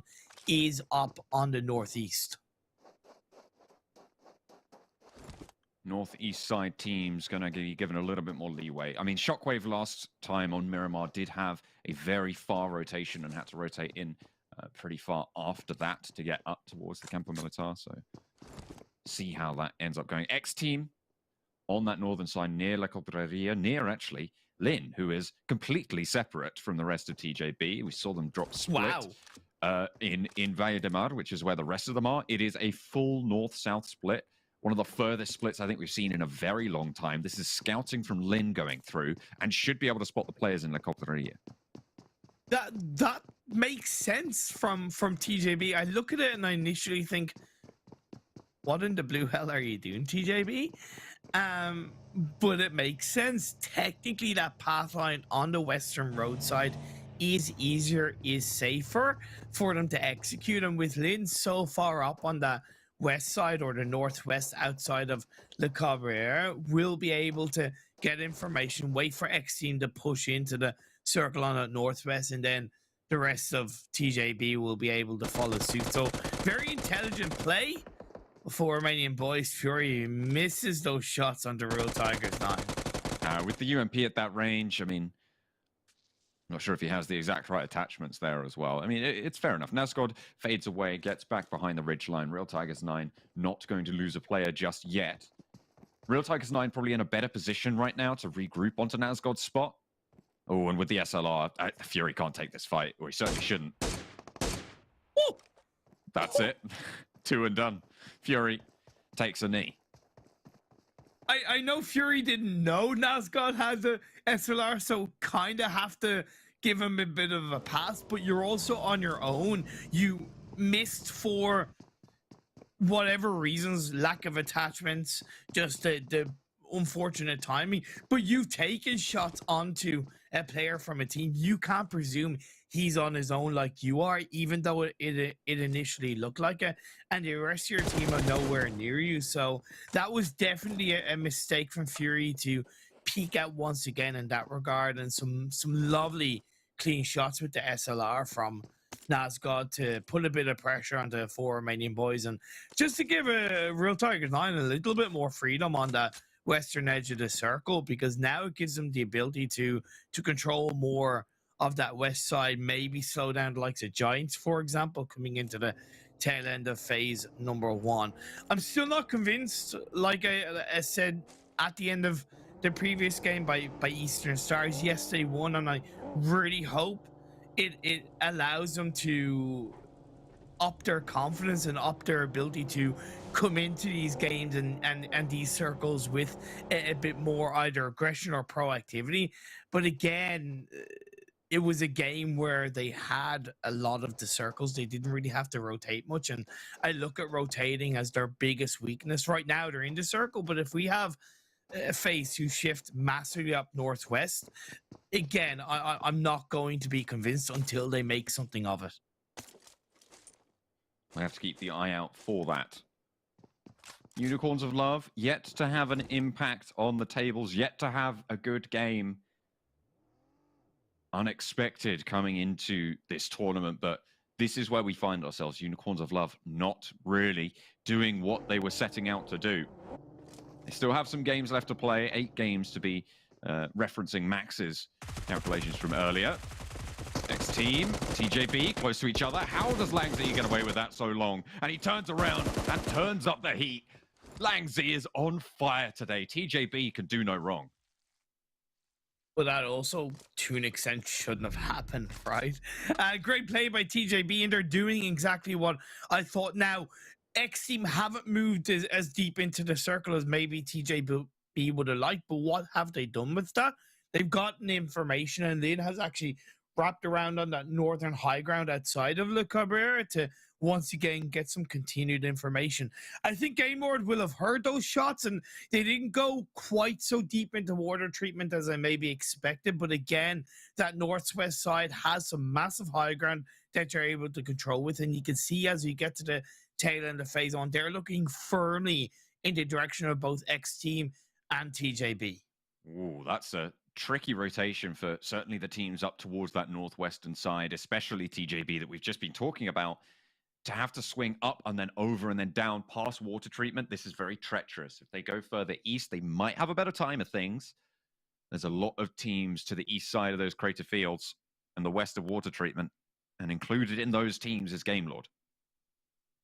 But bar the timings, I don't think it's as tricky as it looks, because there is that pretty solid main road direction from outside the Le Cabrera to through water treatment. Yeah, okay, it's not going to be easy, but timing wise, it is definitely executable for the likes of XTEAM, depending on what direction they want to go. Game Lord do have to move into the circle because of that southeast shift. FTY, I had it in my mind that this is a great opportunity for them to shift up onto the north high ground and Minas, the two big mountain ridges that overlook a lot of the junkyard area and outside of Hacienda. That's exactly what they've done, and phase 2 has also rewarded them. Next team trying to slither on through on the south side of water treatment. They are ahead of the curve in terms of pacing. Game Lord moving a little bit further north than they are, but Bimmy leading that scouting charge. A little bit further ahead of them, SWAT 69 have taken up residence and will be guarding them out on that northwestern edge. TJB at the back of the queue out here. And this is what I talked about with Real Tigers 9. Their entry point on that western side and their playthrough became a lot easier when they took down Furia for Romanian Boys, and that's meant that for Romanian Boys are playing a little bit more passive, are playing a little bit more suppressive now. They are still ahead of TJB, but they're by no means comfortable as they play on that western road side. They're going to go through San Martin, and it's a little bit similar for Clear Vision, right? They lost a player early on against Giants, and it's made them a little bit slower coming into this phase 2. XTEAM have eventually gone onto that roadside that I did mention.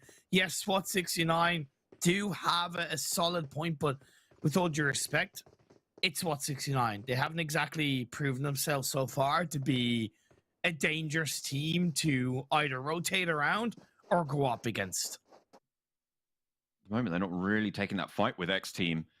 Letting them slip on past, but Big and Giants pretty close to one another yet again. Zaro at the back there, trying to be that backstop, but Ulysses on the forward guard, looks for the spray. A lot of damage sent towards Beast, but they're giving as good as they get. A lot of damage sent in the blue zone. Enveloping is going to put a timer on this for Giants. Nano looks for the drop shot. The weapon swap needs to come through. Pocus is there, but Bizarro wins out the trade. Looking for the flushes onto the Giants. It's just Pocus left standing. Up the top of the hill, there is another player on the off angle, Salazar. And Mihi finds out all about it. Salazar strikes from the shadows there, and Beast looking to get the res up. Hocus pocus, Alakazam, Azaro comes in at the palm of your hands.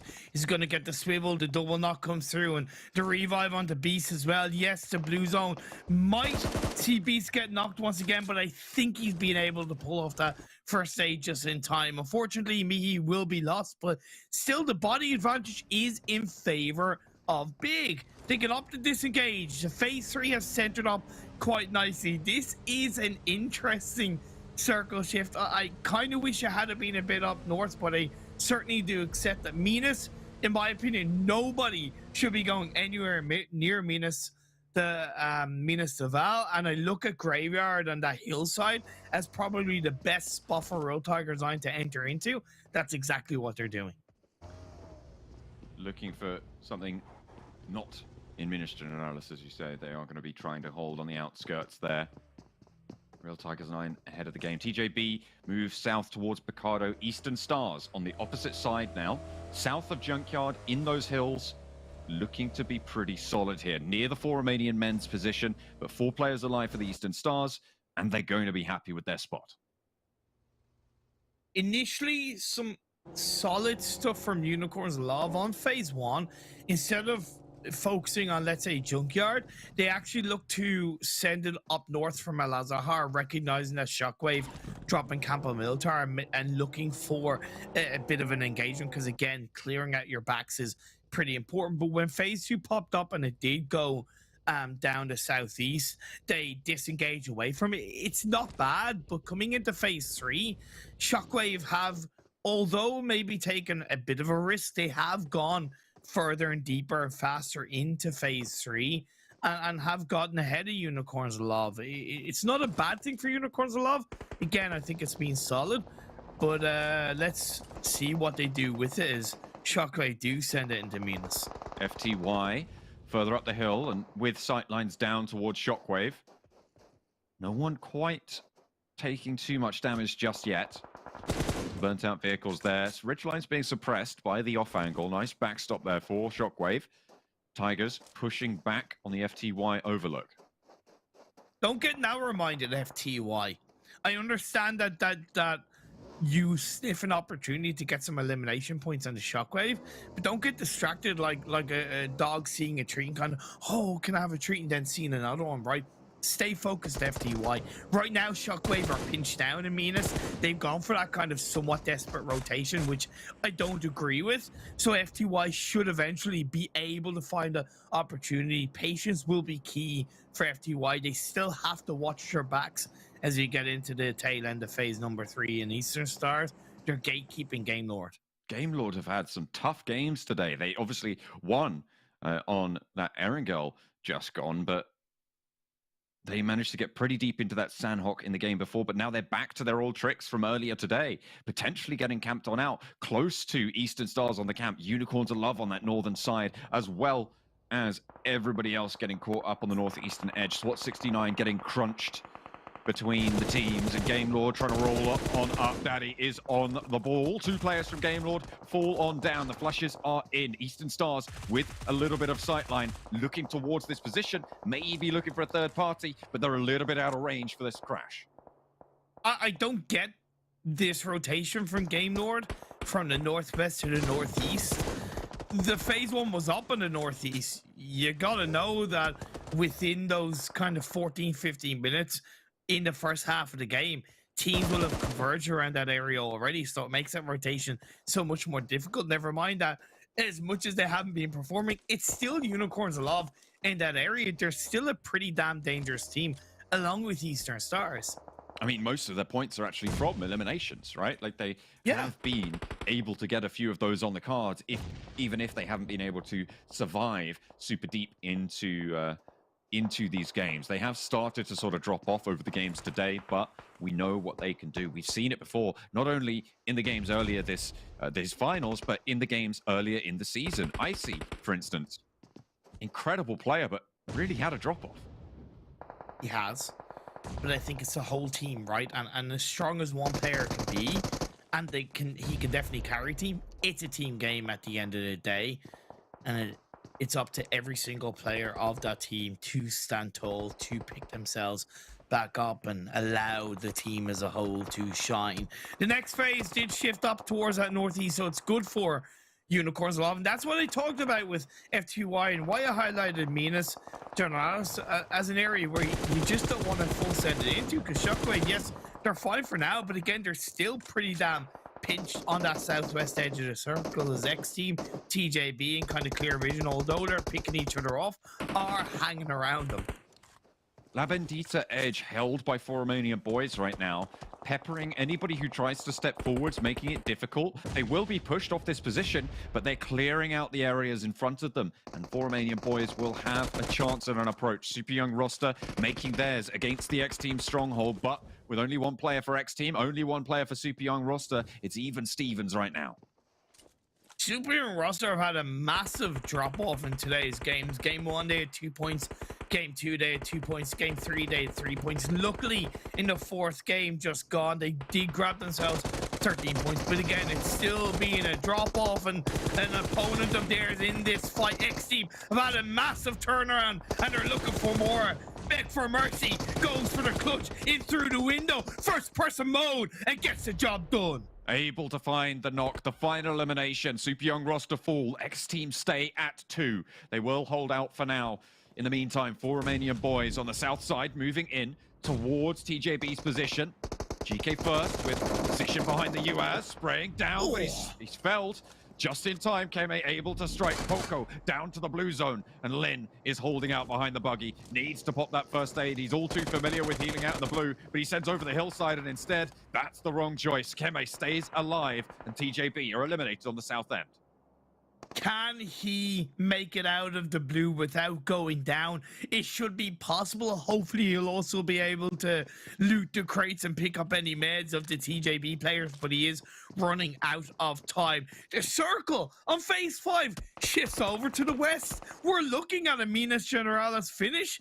It's a very unique finish that we're looking at. Real Tigers 9 are inside it, but FTY, a 3-1 split. Zodox inside Minas, the other 3 players on the northwest mountain of it. Zombie looking for this opportunity to move in. The circle starting to crunch. Real Tigers 9 with the outlook. Index as well could prove to be tricky. Oh, shots come in almost immediately from every single angle. And the knocks go in from Shockwave, who are further down this hill. In the meantime, yeah, Zombie's going to get picked up here. Vici should be able to pick that. Beg for mercy. Last player for X-Team now. I love the fact that I just have egg on my face right now when I highlighted Shockwave. Having a poor rotation and not agreeing with it, and the circle shift over towards Minas. Maybe I am the one true curse. Maybe I have cursed Unicorns of Love, but I certainly haven't cursed Shockwave with this circle shift, because they're still looking pretty solid. And Terminus is ahead of the 3 remaining players of the 3 other players of the team. So if that circle shifts up north, they have the anchor point. Game Lord eliminated. 3 limbs. So again, not the greatest of score lines. Good news for them, though, as TJB didn't get too many either. 6 points total on the game. X-Team finally flushed on out. They will go down in 11th. North side of the circle occupied by 3 teams, FTY, PENTA, and Unicorns, but that is not resting easy. FTY will be challenging against this PENTA push. Unicorns Love as well, maybe looking for a buff here. Eastern Stars potentially looking to move up northwards as well. I don't like the 2-2 split from FTY, and also I think they should have gone more towards the eastern side of that mountain to fend off earlier into this circle against the likes of Penta. Penta are still pinched, but I think more pressure could have been applied by FTY. 4 Romanian Boys taken down. South side not going to be hospitable for them anymore. Eastern Stars, 3 players. Moving in on the east end. Resnov spraying, suppressing, a lot of damage, gets 1 knock, looks for a second, but it's his teammate to back it up. Actually, 4 Romanian Men chiming into the fight. The flush is good, takes the vehicle up, and now it's just Doran for the Eastern Stars. Unicorns will need to move forwards, though, as the circle shrinks towards Shockwave. Like, what do Eastern Stars expect? That they're going to get into a vehicle and nobody's going to look at them? Just some silly timing coming out from Eastern Stars. The circle has centered up away from the majority of the Minas Generalis. Buildings big finally go down. They end this game with 4 points. So TJB to an extent being saved, as even though they went down earlier, they picked up more elimination points than Big. For Romanian Men. Sarah not getting sprayed down by Alicio there. Clear Visions dispatched with their last player Vindex falling in Minas Generalis. And up on the hillside, for Romanian Men actually managed to get some sort of a foothold, but Eastern Stars cutting them down as they try and slinky back together. The smoke chain not going to provide cover. And the spray down's looking good. Kapahala on the off angle, but they'll need to push through this position. Smokes being thrown out by 4 Romanian Men. That's a decent molly to suppress 4 Romanian Men even further, and Redux does get taken down. An important elimination, but instantly traded up as Kapahala gets put down to his knees. Rana sits in the middle of the road, pops the shots, and Doran falls as well. An excellent crossfire established for 4 Romanian Men to keep themselves going, keep themselves in this one, but they have got a little bit further to go. 5 eliminations now as Unicorns of Love taking care of Penta. FTY, their main combatants right now on this northern side, but they're more concerned with isolating and controlling the 4 Romanian Men. This is great for Penta. Unbeknownst to them, the top 4 teams above them were eliminated early with a maximum of 6 points. So coming into the top 6, if they can survive against FTY, which is going to be easier said than done, they have a chance to get in more cleanly to the top 4 above them. But they are taking heavy hits. Look at that, the kill feed looking heavily purple on the right-hand side. It's not ideal. Icy, I think that's the last player. And the Unicorns will go down in 6th, only putting 50 points up on the game. I think that might be... there's no more than that? I feel like there's got to be a little bit more, maybe. But either way, later in the game than we've seen from them so far, no further will they go. Shockwave, only 1 player standing, and now it's FTY's game to lose. Real Tigers 9 being put under pressure by Shockwave, and it's a knock onto Nazgod will slow them down, but lovely nade being thrown up by Mango. The high ground is controlled by FTY. As much as it's FTY's game to lose, I could see 4 Romanian Men, if they get rid of Shockwave, low-key stealing this game away. I mean, they have just lost another player. Sarah's a solo player now. Fair. After that extra knock and flush just there. With FTY having the sightlines they do, I mean, I just don't see it. I just don't. Real Tigers 9, to me, is the only other team that could do it. They have actually managed to res to 4. I was more thinking that maybe with FTY and Real Tigers 9 distracting each other in that regard, that I saw something there for 4 Romanian Men. But again, like you mentioned, the confirmation coming through of their second player just solo left up. It is a lot easier now for Real Tigers 9 and FTY. Spray down, Mango spotted. Sarah, 1 player sure, but still lethal. Given the angles, unfortunately, Nazgod sees to it that retribution is found. Mango looking to get picked back up, and FTY now establishing that control on this high ground. Still being a better day for Real Tigers 9. Still volatile like they had shown in PMPL. Still inconsistent, but in the second to last game of the day, they're setting themselves up. It's Kale Boy with the nade. Able to land it on top of Shockwave's position. Now Real Tigers 9 under the purview of FTY. They are trying to play for this high ground as well. Look at Mango and Hardman up on high, and Kale Boy actually sat down there. A nice opening pick there for Mango. Now Shinyo wants to respond, cooking the nade. Could be crucial if it's on target, but it's a little bit long. Does a lot of damage to Hardman in the meantime. A nade center response. Nox moves up to regroup. Kale flushed. Mango actually has to go for round 2 on that one, but trades looking to come through. Hardman still not down. Took a lot of damage. Mango forward. Shinyo on the other side of the crate. Sprays for the player at the back. Shinyo looks for more, and Mango's given the runaround. Given the slip. Shinyo looking to stand up. Staying alive as well. 1 more player at the back for Real Tigers 9, but he's playing for keeps. And Real Tigers 9 take down everything. FTY dethroned. Shinyo could not hold out for the 3rd.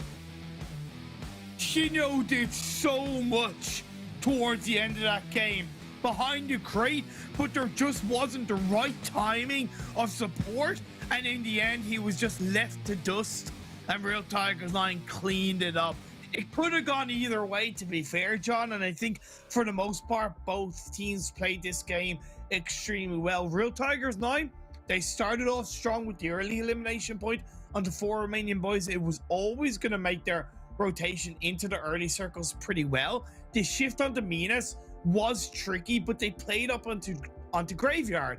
And that Graveyard Hill gave them sightlines, gave them information. And yeah, I think that push into Minas was at the right time. That clearly worked in their favor. No, absolutely. I mean, the hard shift towards the settlement really did play into their favor, as you say. I feel like without that, they would have had a much tougher time of things, but that thrust them into the fight. It thrust them into the position to take a 13 elimination chicken dinner. This is really big for them, especially, oh, beg your pardon, especially in the position that they are on the tables, right? I mean, they absolutely crucially needed to ramp up these points, get a possibility of stepping up into those top 8 here in Western Europe. We have seen overall a big improvement from a couple of teams who struggled in day number 1. FTY, XTEAM, like I mentioned, and now to an extent Real Tigers 9, despite that little bit of volatility coming into play. So it means that those final couple of placements that are available coming into regional finals are getting very close. Absolutely, so crucial. And with a pretty big game from Real Tigers 9, they have definitely kept themselves in the conversation to be one of those 8 teams representing Western Europe moving forward into those regionals. We'll be looking forward to what more they can put up. Will they be able to climb on up? Will the other teams as well? Only time will tell as we head back to the desk.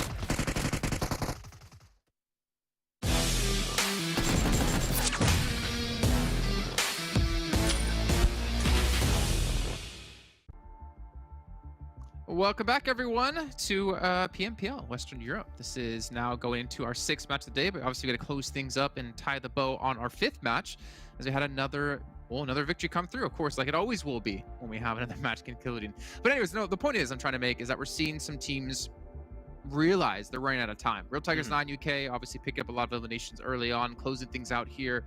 I think they realize like we got to make something happen. We're not looking too hot on the leaderboards. A lot of teams are starting to make those final pushes happen, and there's only 7 matches left to go in the entire finals.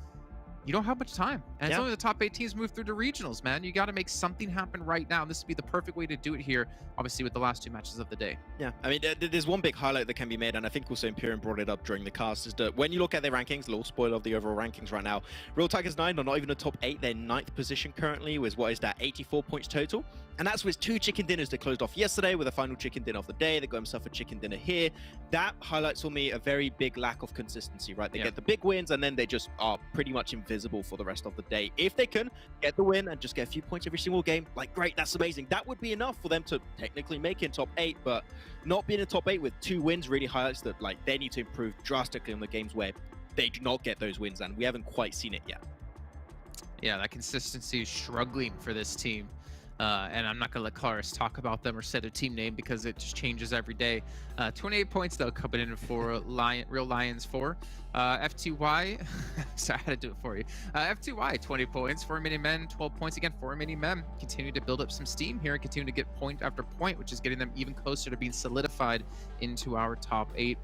And then we're also seeing Unicorns 11 Eastern Stars have, you know, a decent game, I'd say.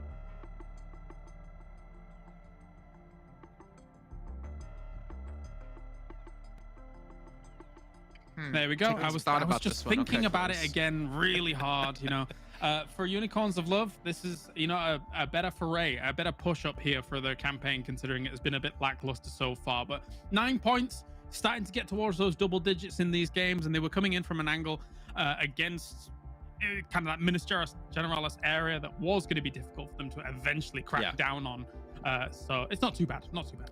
If there's something I can say as an improvement for Unicorns of Love, they did survive as a 4-man squad for longer this game, it seems, so good on that. I want to see more of that. I want to see the entire squad, if it's 3 or 4 players, make it a little bit further in, but once again, it was down to Daddy, it was down to Icy remaining at the end as a 2-man. Like, if they make it as a 4-man crew at the end, I think that they can close off game. I mean, they showed into the Super Weekends, right, but I feel like something's changed internally inside the team and they just cannot enable themselves to make those plays happen. So it's weird, and I hope they can try and fix it because time and games are running out here. There's only, what, like 7 games left, and that's not a lot of games left to make a really big comeback in.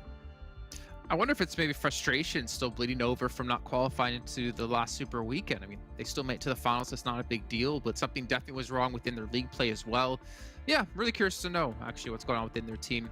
As you look down the list here, PENTA again getting some 6 points through, able to, you know, do okay again, enough to keep them in top 8. TJB as well, but again, we're not seeing Big, we're not seeing Game Lord. These are the 2 teams that were like number 1, number 2 position at the start of the day. Even Giants in there as well. They've definitely had a little bit of a falling from grace today.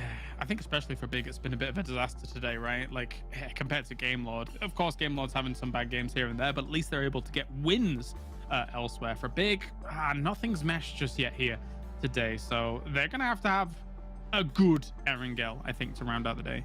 Yeah, hopefully they can try and do so. I think that Sanhok plan was a good idea, but after that, it's just, they did kind of fall off for Big, which is surprising. But yeah, we still got one more game. We're going to go back to Erangel. If we have a Northern Circle, we never know. Could be a big chicken dinner, which I think they desperately need, because TJB, after their 2 wins, they created for themselves a really big bumper. I think about, like I said earlier, 25, 30 points. And Game Lord sure got himself that win. They were able to reduce that bumper pretty significantly, but Big has been like falling off pretty significantly. So yeah, we need to see a little bit come back from them, because we'd be unfortunate to not see them on our like top 3 positions, I would say, at the end here.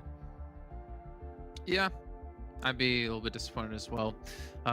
Also, Clear Vision, quiet today. Yeah, that's the feeling I'm getting. I haven't really feel like I've said their name too often. I feel like I've not really seen them in the top 8 positions. I can't do that. I can't like confirm whether or not that is for sure true, but they definitely haven't stood out as much today as they did previously.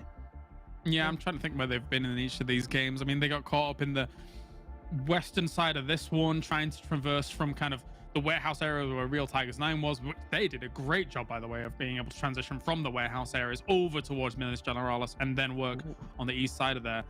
Clear Vision, though, I think got caught up in that and got bombed down. Actually, talking about Clear Vision, I'm checking out their stats currently. Out of the 11 games played currently, Hamodi's got 19 eliminations. The second highest fragger of the team is Happy with 8. And then it's like 5 eliminations, 3 eliminations, 1 elimination. it's happening again. Hermodius popping off, and the team's not there to back him up. Oh, That is rough times. We're taking a look at Real Tigers 9 UK though. You can see Michu over 1,000 damage done with 9 eliminations, more importantly, kind of absorbing all the elims from the rest of his teammates. I mean, he is the standout for Real Tigers 9, right? Like, we've watched this kid go from at the beginning. It really sounds patronizing. We've watched him in week 1 being like, oh, it's pretty, yeah, doing some nice stuff. And then now, when we're getting into the finals here with the, arguably the big dogs of the entirety of the tournament, Michu's able to get 9 eliminations off the back of what is, in theory, mostly urban combat here throughout this game. That's very impressive. Yeah, and I think he was actually the player trying to play the low ground position on like that leveled slope that was happening. It's a pretty weird position to finish the circle of Miramar, but he actually climbed back up of a position which I didn't think was going to work out, and he technically got an unofficial 1v3 at the end, which is great for Michu to close off the win there, where I really did not expect it. But the issue, once again, I have to bring it up here, Jason, is their consistency. Michu pops off, but Mango has been a little bit invisible recently. Nazgod got some good nades, but other than that, have we really seen much more? Not really. I want to see the entire team pop off, and unfortunately in the finals, it just hasn't happened enough here. Okay. Well, as we are talking about individual players with Michu, we need to kind of turn our attention towards, obviously, another team here that, I feel like people might get a little upset that we're constantly hammering away at them. But to be fair, I feel like considering they are one of the top dogs in Western Europe in previous seasons, in the entirety of the previous year, to not see them be able to rise to that rank yet again here is a little bit unfortunate. But a new player on the team, at least when it comes to Icy for Unicorns of Love. This guy put up 100 eliminations across our first 2 weeks of play and including our 3rd day of league play. I don't think anyone caught up to him, if I'm not mistaken, right? He still stayed ahead of Navallo. Of total eliminations, he was. That'll take too long to load the stats. Unfortunately, he had 100 going into the 3rd super weekend, and I think Navallo was like the next one at like 90 something, like low 90s, and eventually almost caught up to him. But the fact is, Icy over the course of the super weekend so far, or sorry, the finals, I can't even say super weekend, has 9 elims. He's not even leading his team anymore. You have Daddy on 13, you have Alicio on 8, and you have Reznov at 7. This man was like the standout player for the team, and to go back to what I was saying before, something must have happened within Unicorns of Love camp, or something's just completely going wrong for them, because they have not had a single player live up to how well they were playing before. Yeah, I have the impression, if you're comparing Unicorns of Love in the Super Weekends and the league plays of that stage to now, I don't have the impression Icy is enabled as much. I don't see the team around them. They don't have that team synergy. They don't feel as a team. They're like 4 players that, weirdly enough, have the same jersey and are all playing together in the same lobby, right? That's how I feel it's going right now for the entirety of Unicorns of Love. So it is very weird. You still get a few eliminations here and there, but we're not seeing Alicia pop off. We're not seeing Icy pop off. We expected a potential Unicorns of Love MVP, and I'm gonna say the seat's open now. Like, I'm looking at Victor, Navallo, Swave has been doing great. Like, I don't expect this team to have an MVP player, because I think it's too late, clearly, for these to make a backup. Yeah, it's not going to be Alicio, and we were suspecting Icy, right? But right now, unless they do something miraculous in the next 7 games, it is not going to be Icy as well. So a little bit of a shame, because we did see excellence, I want to say, shine through in the league play and super weekends, but not to be here just yet.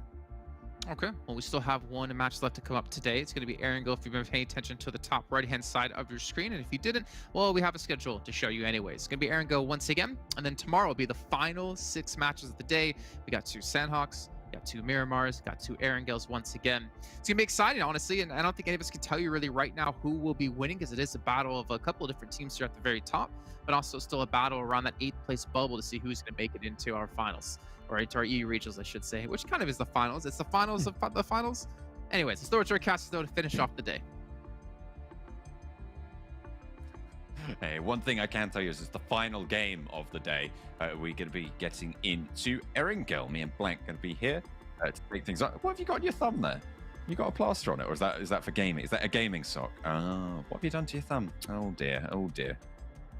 Friction burn from too much. Oh, okay, I was thinking friction burn from too much PUBG Mobile, but Don't punch with. Oh, there you go. Only you can hear the story. Nobody knew what was. No one knew what was going on. Never punch with your thumb, Blank. That's all the advice I'll give, and I think that's all the context that anyone out there needs. Depending on the situation. Oh, thumb punch. Ooh. Yeah, dang. It depends. Anyway, I don't want to get into that because we're not here to think about that kind of thing. We're here to think about how exactly we can get these gunshots through onto the players and not how we can get into close quarters combat, because I don't think that's what any of these teams really want at the end of the day. Checking this one out though, we do have the playing path over on this eastern side, heading down towards Novorupnoye. So honestly, it's a little bit towards the east, right? So some of these teams on the western side might struggle just a tiny bit. I think this is the kind of game where Romanian Men do get into a little bit altercations with the guys from Shockwave, right? So that's something that I am expecting. Eastern side playing. See where teams opt to go. Big, obviously very happy about this. Severny early on the plane path. They don't have to go anywhere. They'll be able to stick around. Now, further south, the plane path will go. TJB out on the northern side. We'll be going back to that North George spot. Yeah, this is a typical beginning to our game here on Erangel. Not too much happening, John, to be quite frank with you. I think a lot of teams should be able to find their position. It's nice for Game Lord to get to drop out in Yaz pretty early on. You just saw the rankings very quickly on the screen, but I will just remind you because I'm very nice here. TJB currently in first place, 140 points, Game Lord 131, and then a massive drop-off down to third place with Giants at 100 points. And it's kind of very even there onwards for a lot of these teams going down. But this game here, is a game. It's certainly a game with that kind of circle. But this is the game where Game Lord really need to step things up, because if they want to end the day in first place, it's going to give them a very, very good shout into tomorrow. And typically, TJB just haven't been doing very well on Erangel over like the entirety of the league and Super Weekend stage, right? But here in finals, something's happened. It feels like Rock Lee's dropped the weights from the ankles, and TJB is absolutely going for it at the moment. So we'll see what they can do here on Erangel. I'll be very interested to see what kind of rotations they make. They're heading to North George early, so they will have a long haul. And I think this is a case where you've got to really think about this rotation, because they could head down towards the west coast, perhaps super young rosters over there. But we do have a huge cluster of teams down towards the south side. If you want to keep track of that huge cluster of teams blank, you know what you got to do, right? There's only one way that you've got to do this, right? You've got to open PUBG Mobile, open the game, play the game, go to the Esports Event Center, and participate in the event to earn the special items. Of course, you can grab yourself some things to look fresh, to look fine, and keep yourself looking real cool on the battlegrounds as you do progress further in. And to do that, of course, just follow those easy steps. Make sure you're watching PMPL in PUBG Mobile. That's right, John. It's got to be done. Got to keep up to date with the PMPL, Western Europe, right? So that's what it's all about, my guy. And I think that with us coming to a quick end here, actually, I mean... What? Is that... What's he... How's he done that? Oh, okay, there was a crossfire. Okay, it wasn't just the one player. But still, they dropped like nothing I've ever seen before. Super young roster cut down Lumberjack's Shockwave on the south coast. I love that it was just... And then 3 players were just like out the car, so... Well, like quick, swift headshots coming through onto the US, and they'll pick themselves up a vehicle for the Troubles as well. So things really did work out well for their Shockwave. Always the early grinders here on Erangel. Romanian Men, in fact, actually heading early down towards Sosnovka, almost anticipating the Sosnovka finish here. Big on the complete other end of things, actually all the way up in Severny on the north side of the map. I think for Romanian Men, don't mind this, but Shockwave, once again, is their arch nemesis, rotating in between the two players, the two split units. So we'll see exactly how this does go down, because it looks like Shockwave are pretty geared up already and ready to dish out some damage. Hopefully the damage goes the right direction for them. Have to wait and see. Shockwave already across. Nice news for them. At the moment, not too much more going on. Actually, I'll take that back. Eastern Bridge, Real Tigers 9 and XTEAM in close quarters. Yeah, massive cluster here. FTY also moved their way through. Real Tigers 9, at least Hardman has made his way down towards farm side. You've got one player here in Shinyo just hiding out. waiting for the rest of his team. He was the forward scout here. The 3 other players are still making their way down past Farm Roads. Real Tigers 9 currently a little bit split with Mango all the way down on Sosnovka already. The rest of the team preparing to make their cross. But you're right, there's a big cluster here. An X-Team who have had a pretty decent day today, all things considered, are actually on the bridge, just trying to camp on that eastern side. All quiet for now, but that most likely will change. Repositions coming through from FTY, regroups towards that south end. Yeah, it's this kind of circle and that kind of playing path that really does cause problems in the early game, right? Which is why we're down to 60 players already. It's just one of those things where we drop towards the east, and then you get a south shift on the circle. So teams are trying to think about where can we pick up vehicles, where's unguarded, where can we start to move next. And then by the time they've already figured that out, we get this Sosnovka circle, and suddenly they're trying to figure out, well, do we need to grab vehicles and just go across now? Do we need to stick around in this area?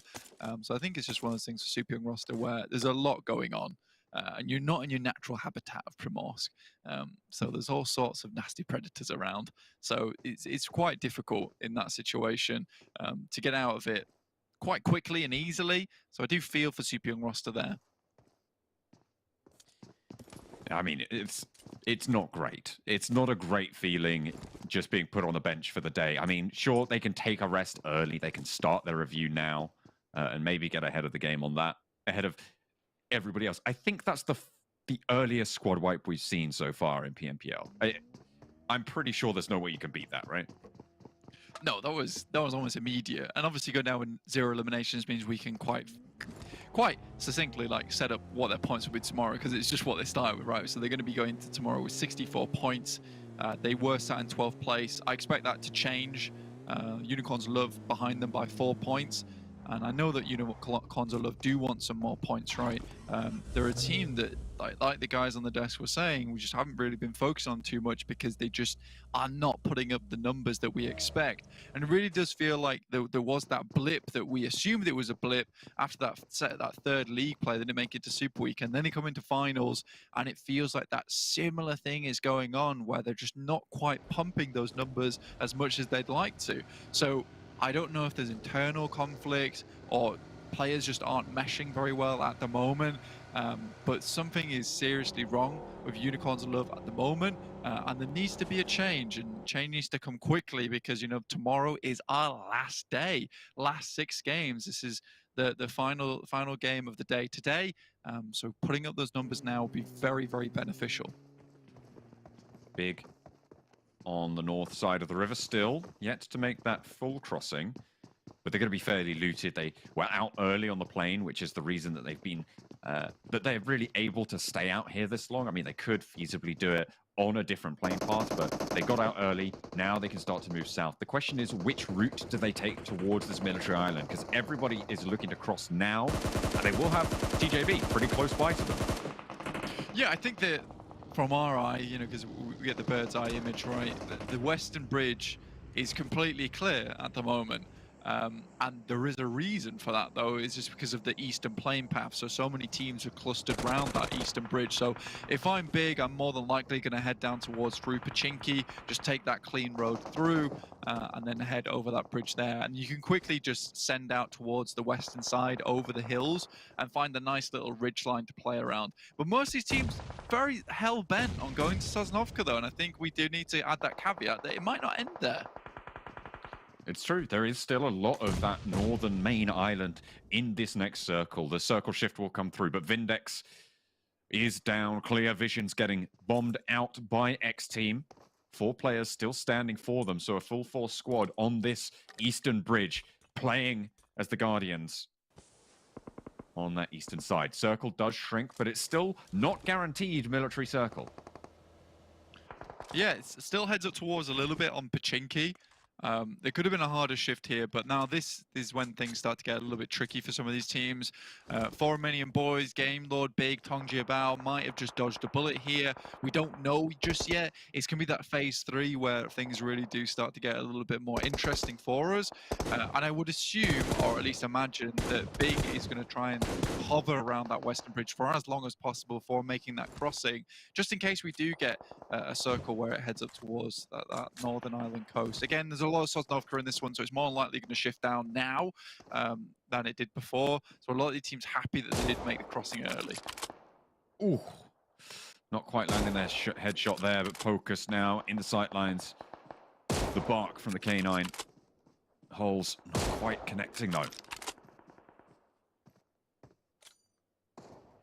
I wonder how many he's going to toss through there. Now Salazar just opening up the smoke train backwards to provide a little bit of support while sending some shots back out towards the rest of the PENTA players. This is not exactly ideal for PENTA, considering it's a very passive team in the early game. They really are making a lot of enemies early here, John. So I'd like to see how this ends up going down, because I'd imagine that PENTA is going to have people knocking on the doorstep very, very shortly if they do keep this up. Certainly a third-partiable. Offense, yeah, I suppose. Yeah. How But dare right you now, shoot at Giants? how dare you? How dare you? Consider the alternative, not doing that. XTEAM still guarding out this bridge. And in fact, it will be Game Lord to move in towards it. We've seen Game Lord come a cropper on XTEAM on this position, on this rotate before. So Game Lord probably should be aware of this. Yeah, they'll have to be a little bit careful because they're starting to come around the bend now. Beg for Mercy's got his eyes up, got the binoculars in place, and it looks like Game Lord are just going to stop off for the time being. And I think this is the smart decision. See what else loot you can pick up. See if this place has been looted in the meantime. And if it has, then you get an inkling of who's passed through here already. Eastern Stars, though, starting to make their way through, and Akashi spots out Athis. Will send some shots down, and this will keep Eastern Stars at bay just for the time being, but there will most likely need to be a little bit of backup. Eastern Stars skirting around. I wouldn't be too surprised to see them hit the water.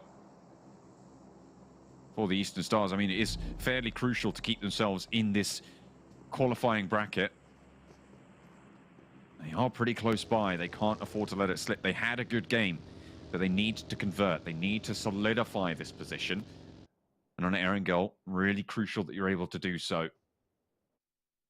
No one yet making that hard push. TJB, though, on the western side, finally leaving the blue on their western end. Yeah, finally making it in past Gatka. Big doing what I thought that they would do here, is hovering around that western bridge for as long as possible before his next shift does come through, holding out any team that might come down this way. I mean, they're fairly astutely know that, you know, TJB is probably making their way down here, and if they can grab some points there. But now with that circle shift coming onto your screen, I'd imagine this is time for Big to make a move and probably skirt past on the beach coast. TJB is coming in fairly quickly though, so this get up and go attitude really has to come into effect now for Big. They are already mounted up there, and they are starting this bridge crossing, leaving that first player forwards, Beast, to scout out the compounds. For Romanian Men leave the hold, so they will be able to just get across. Do Big stop and wait for teams behind them, or do they push forwards? You've got to feel like they need to push forwards in this scenario. So TJB might have a little bit of an easier time moving across that bridge. Yeah, there's not a huge amount of playable area actually in this area, so you know, you want to get in as fast as possible and take up some position whilst you know there's still a lot of players like crunched up on that eastern bridge. So moving in, finding a spot to play around, even if it's just a ridge on this western side for Big, that's a smart decision. Game Lord, on the other hand, XTEAM is really not letting up at all on this eastern bridge, and they're going to hang around for a long time here before they do move in. They've got Swat 69 waiting for them. I mean, they don't want to make this crossing as much as Game Lord does. Goodness me. XTEAM will receive now. Victor moves on up and Beg for Mercy immediately pops the spray in. The players from Game Lord not able to respond just yet. Akashi not in position. Trazen rebuffed as well. Game Lord seems to be unable to take on XTEAM in these scenarios. Around the bottom, it's Bibby to absolutely decimate the push from Game Lord, and they cannot get through. Yet again, XTEAM hold the eastern bridge from Game Lord. And you just wonder why Akashi is so far back here. And I understand that he's trying to be the backstop for the team, but you can't see anything over that ridge anyway from this spot. And I doubt there'd be anyone like playing the 2-2 split on either side of the road. It doesn't work out because you can't support one another for the exact reason. It's very difficult to see the sight lines from either side here. So I think Akashi would probably be most better off if he just went with the rest of the team and tried to support them. Again, it's a little bit of a messy crash there. However, I've got to give props to Beg for Mercy. He really made it happen there in those last moments. Swat 69, another player down. Unicorns of Love have been doing okay in this engagement, already finding the one flush into the back. XTEAM now starting to get across that bridge in the back of this fight. Might spot Swat 69, but the shots come through to push them back. If XTEAM have their wits about them, they should know there's two teams on this hillside. Otherwise, there's no way that SWAT 69 are holding in that position. Yeah, they're on an awkward side, right, where it's very visible to teams moving in. So you're right, they should know that they're getting battled out as well. So this is why they just send straight past here. SWAT 69 are holding on. They're still on the eastern side of this circle. Next circle will hit. It's right on the beachhead. So very, very difficult to play with this one with very little cover over towards Romanian Men's position. There is some compounds here which are extremely strong, especially on the coastal side. I think Real Tigers 9 currently claims one of them, and Romanian Men are very close to another. On that northern side, yeah. Pretty jam-packed in there. XTEAM moving through. They didn't lose anyone on that rotate, but they are on a difficult side now, split by Shockwave, who potentially looking to take them out and not have to worry about that flank, but Unicorns of Love moving in ahead of them. They are the guards on that southeast side of the circle, and I feel like the Unicorns are in one of the better spots they've been in today, but we've seen them falter in these positions. Yeah, it is rough getting across here as well. I mean, there's a lot of forested zone here. You have to be very careful before moving into it by clearing or sweeping behind you. Shockwave, the main threat towards them at the moment, but they're split up between two teams. That's a nice spray from Nightmare. Shockwave seemed to just be absolutely on point with taking players out of vehicles. First, it was super young roster. Now SWAT 69 on the move. They're doing all right. They're doing all right on those sprays. If they can translate into points, though, because 13th place right now in the game, not ideal. Far from it. They need more points for this qualification spot. Not the team we saw in Super Weekend 3. Yeah, Shockwave moving in now up towards Unicorns of Love's position. Yeah, picking up some nice few points on the vehicle transitions there. They also see a player from XTEAM just sending right out into the open. Unicorns of Love doesn't take any shots so far. GK first does go down there. It's all the way on the western side. He's actually outside towards the lighthouse trying to provide some support. So I'm kind of unsure why he's out there, honestly. But that's TJB. I will never understand the inner machinations of their mind. They are an enigma, and I will never solve it. That's unfortunate. Happens sometimes. Unicorns of Love, at the moment, in combat with Shockwave. They've had a good start to the game so far. 6 eliminations. Picking up 4 very early on that cheeky little spray down that we saw, but now they're up against the Unicorn. SWAT 69 looking to come back in and take Alicio down. Immediately flushed as well as Phonics still going. They haven't dealt with that threat just yet. Terminus moves up out in the open and absolutely nails the shot with a barrel.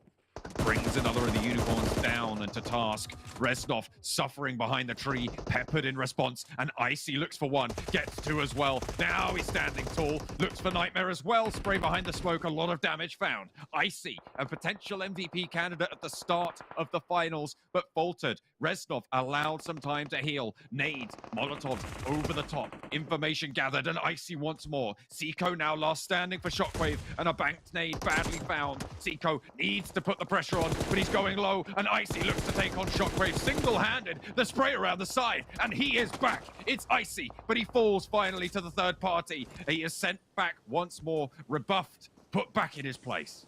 I mean, single-handedly dealing with Shockwave all by his lonesome there versus a full squad is unreal. I mean, Reznov was able to put a little bit of damage in, but I would classify that as a 1v4, to be honest. And he's come back into the fold. Again, that is not a fight that I'd expect Unicorns of Love to have such trouble with, though. This position from Giants is great. Unfortunately, it is outside of the circle itself. It moves down towards Romanian. men's position, as well as Real Tigers 9 and XTEAM, who have managed to swing their way in under the cover of other teams fighting. Spray from Giants. Certainly sightlines from Giants over towards Lin. Out the shack. And they're probably going to want to push through this position and isolate it. Fortunately for them, they have the sightline. That's Lin down, so are TJB. Just 1 point this game for TJB, so Game Lord quite happy with this, to be honest with you. Yes, it doesn't mean they can get a leapfrog over towards TJB, but it also means that TJB is not much further ahead of them. I mean, there was a 9-point difference at the start of this game. With that 1 point, that'll be an extra 1 over the top of it. Not anymore. But Game Lord go down with 1. Okay, so yeah. that 9-point differential stays alive at the top of the tables, unless Giants can have a massive game here and really put up some numbers, but looking unlikely. Sat 31 points behind Game Lord at the start of this game. They will be behind 32 total, so that would necessitate an 18-point chicken dinner to beat Game Lord. 9 more than that to beat TJB. Yeah, I think that for right now, it's going to have to be a big, big game coming through from Giants. The moment XTEAM is just taking names, taking numbers. Goodness me, and never calling back. Wow, Beg is down yet again. They fell from the top of the pack, the top 5 to the bottom now, and Eastern Stars are knocking at that door as well. They have started that catch-up to break into this top 5 position, and they are still alive. 2 eliminations, all 4 of them. A decent position on the northwestern side, a chance for Eastern Stars to sneak it on in. You know, this is not what I expected from XTEAM, and I'm very pleased to be proved wrong in that aspect, to be honest with you, because it was a team that we had such high hopes for early on in the tournament after significant plays. At the moment, though, it's 4 Romanian Boys just trying to keep themselves alive. Very doubtful, though, in this position. It's a struggle bus from 4 Romanian Men, but they do find Do. But Lau is on his last legs out into the blue there, and they will just pick up the final player, 4 Romanian Men, and get back on their way.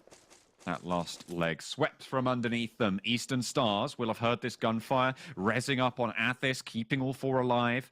Looking to pick up some eliminations on this northern side. This ridgeline, crucial. Spray down, flush on towards one of the players from the Eastern Stars. Unfortunate news. But for Romanian Men, a lot of players are low, and Octavian spots Sarah at the back, able to dispatch him. Kapahala close on a tree as well. PENTA with their original position in Sosnovka, this gives them a very good chance at this game. They have sent a lot. They've got a far way into this game as well, but I don't know how many players they do have remaining. I don't think it's many. Currently facing off versus the guys from XTEAM and FTY, but FTY puts down holes in the back line, and now it's just 1 final player remaining. You can see him there on your screen, just underneath the players from XTEAM. This push from Eastern Stars is completely unnoticed by 4 Romanian Men. They're still worried about the compound. Well, they'll know Kapahala's there now, though, and Duke can cook that perfectly. He's on the money. Kapahala hits the deck. Octavian now at the backstop, and Doran to back it up, but the nade in response finds Sarah yet again. Just Octavian remains. A nice counter knock from these nades. Octavian against 3 from 4 Romanian Men. 5 teams remain, but we're down to 4. 5th place for the Eastern Stars. Extremely good stuff from Redox there, finds the players and will locate them handily. And with all these vehicles still remaining for 4 Romanian Men, doesn't really matter where they end up if they don't have a compound. They'll be able to create a little bit of something to keep themselves going. It's Real Tigers 9 holding this crossing. They've had this for a very, very long time. It's one of the compounds that I highlighted earlier. It's extremely good if you can hold it. This little spot here is actually probably one of the best spots as well. Just considering you'll be able to shoot out there, it's very difficult to hit the pinpoint shots in. I mean, if there's players that can do it, it's this lobby that will provide them, right? 4 Romanian Men try to crash onto the Real Tigers 9 position, but 2 of them are felled on the forefront. Mango holding with the UMP. Upstairs is going to be contested, and the pinpoint shot not needed. Just send the player into the attic instead. Another player looking to fall down, but the flushes are good. 4 Romanian Men taking this one to task. 4 of them are alive, but 2 of them are down, and they've taken control of this building. Mango is backed off.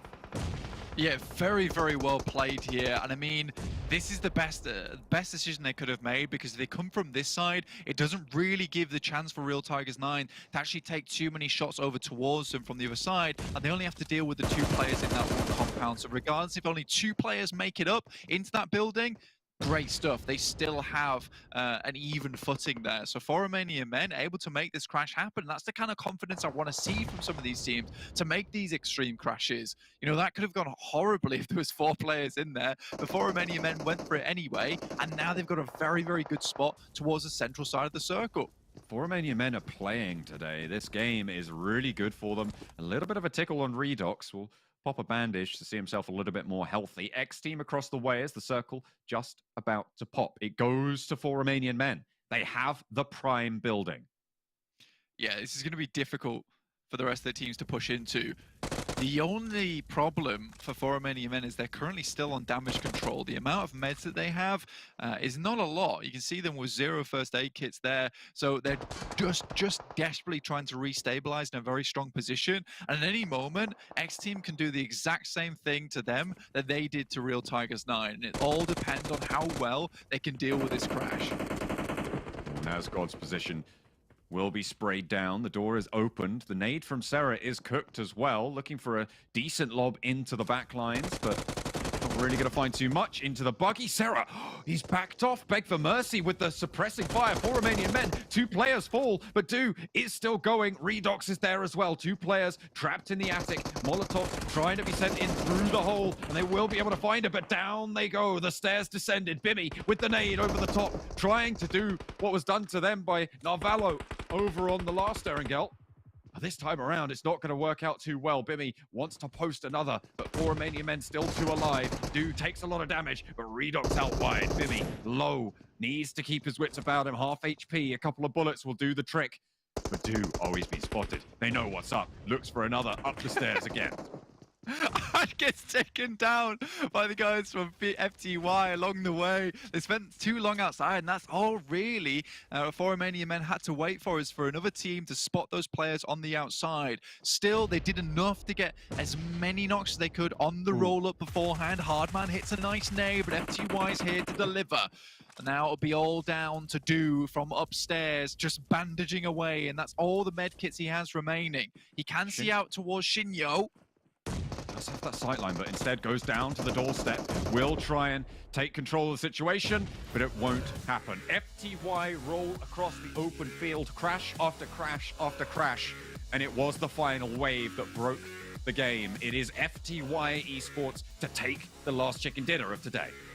Yeah, they were very much the observers of that lobby there. They were just watching the action all go down from afar before slowly but surely snaking in on their bellies and picking themselves up a chicken dinner in the end, which is just exactly what FTY needed to keep themselves in good contention for those top 8 spots to head over towards those EU regionals. Honestly, a very good game, very interesting game, to be honest with you. Yeah. And it's just nice to see Romanian Men get a nice break there, just sending straight down towards Sosnovka and making it go from there. You can see the numbers are pretty low from FTY side, and it's unsurprising because realistically, the 2 teams that we all had our eyes on that really should be on this page right now would be Romanian Men as well as XTEAM. Both those teams were extremely good during this match and made some extremely good decisions. Yeah, I mean, the play from Romanian Men, I mean, taking on the fight with Eastern Stars, really solid.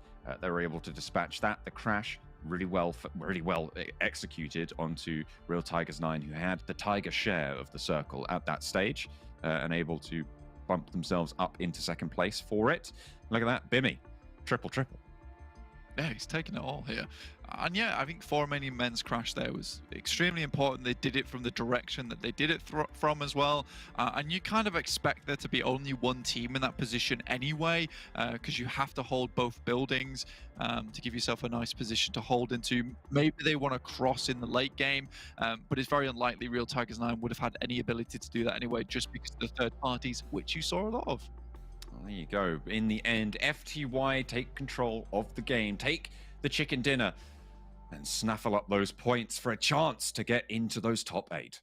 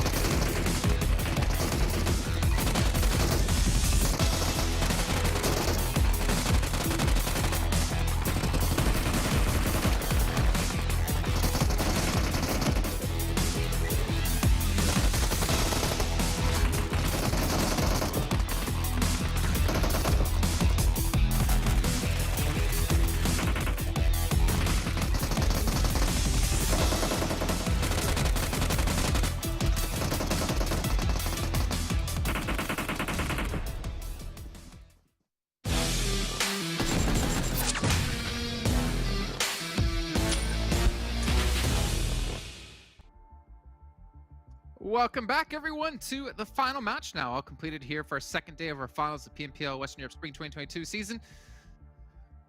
Just catching my breath there. We had FTY close things out. I'm sorry. FTY close things out and get themselves a chicken dinner here. And considering they were extremely close, I believe, in the previous match, nice to see them be able to finish things out.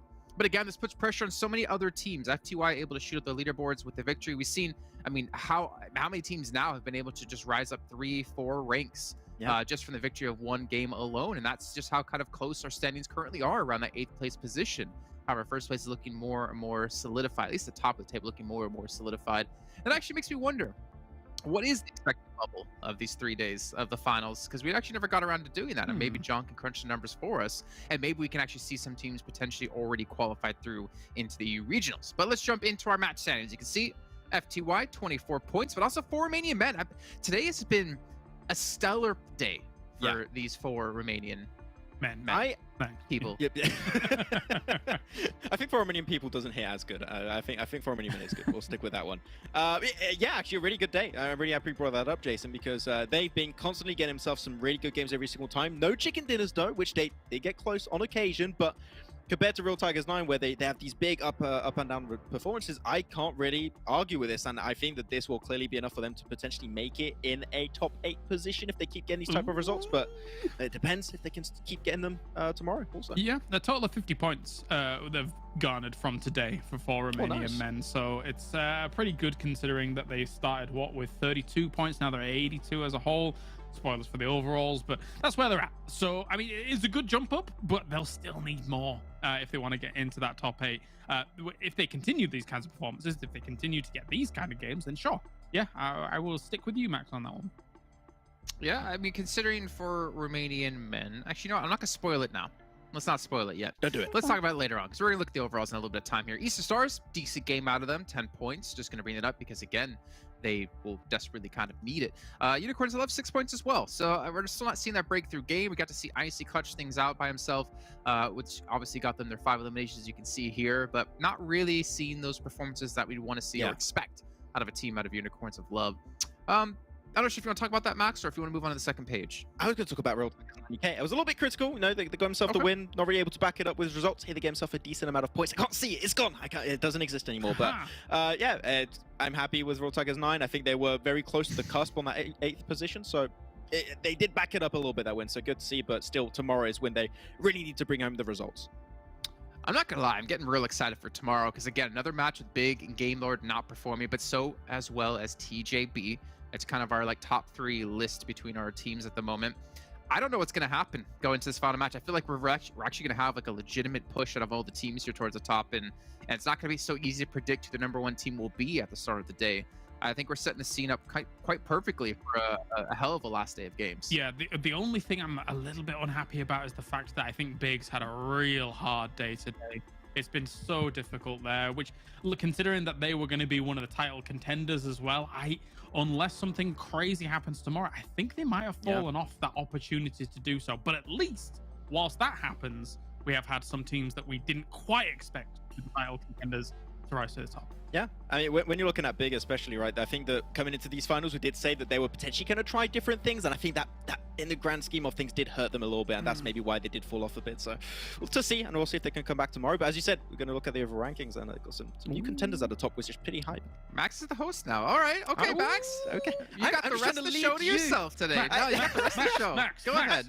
I was trying to set you up, Jason, to make a good. I don't know. Max, let me be fancy. I don't know, but what? DJB. Wow, what do you want to say about this, Jason? They're first.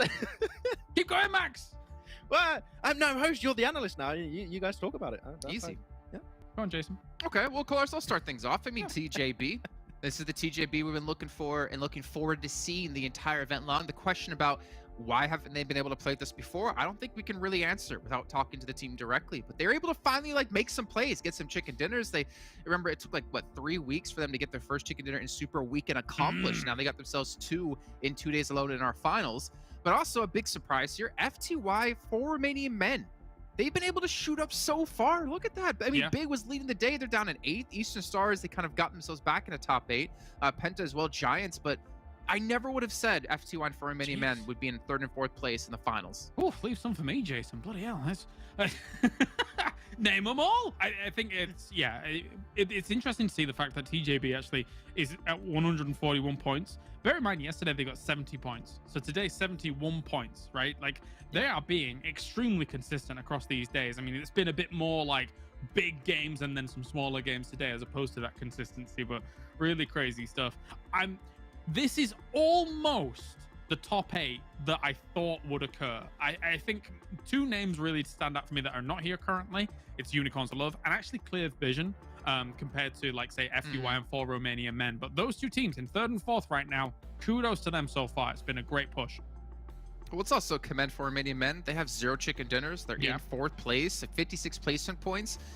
That's really like well done, and also their eliminations on top of that. 4 Romanian Men were the team on the bubble going into the finals, right? They were the team in 16th place, surviving off of Team Doom not able to catch them. Or so it's 4 Romanian Boys, my bad. It was the other way around, not the men. They grew up. But 4 Romanian Men, either way, like to be able to pull off a 4th place right now is fantastic. A lot of extra prize money for them, but they're not quite done just yet, because if you look from 3rd to 8th place, the gap is 11 points. Yeah. Big could go to 3rd place off 1 chicken dinner. Like this, your battle's not done. Your war's not over just yet for this team. They have to continue to fight tomorrow in those final 6 games. Definitely. The only crazy thing, I suppose, Max, from this point on, is the fact that TJB and Game Lord have quite that bit of a lead, right? Just that extra oomph behind them here, which has shone through. They have looked brilliant over these past 2 days. I'm not gonna lie, I feel robbed because I wanted to talk about so many things on this page, but I just it's all been said already. So, hey, it's all gone back. You said that 11-point difference between 3rd and 8th could be a very big factor going into tomorrow's last 6 games of the final. So we'll have to see. But that's going to be it for our first page. Moving on to page number 2, and to see how things are going. The bubble, how close are they to it? It's only a 2-point difference here, Jason. Ooh. With Real Tigers 9, you can XTEAM, especially XTEAM, right? A very big increase. They started with what, Clarice? I think 13 points. 13 up points. to, Oh my. Yeah, 97 at the end of today. That is insanity. A very big shift. There's so many things to talk about here, Colaris. I mean, there's a 2-point difference between like 8th and 9th. There's a 12-point difference between 8th and 11th. And then looking down, Unicorns of Love are 41 points behind 9th place. So 43 points behind 8th.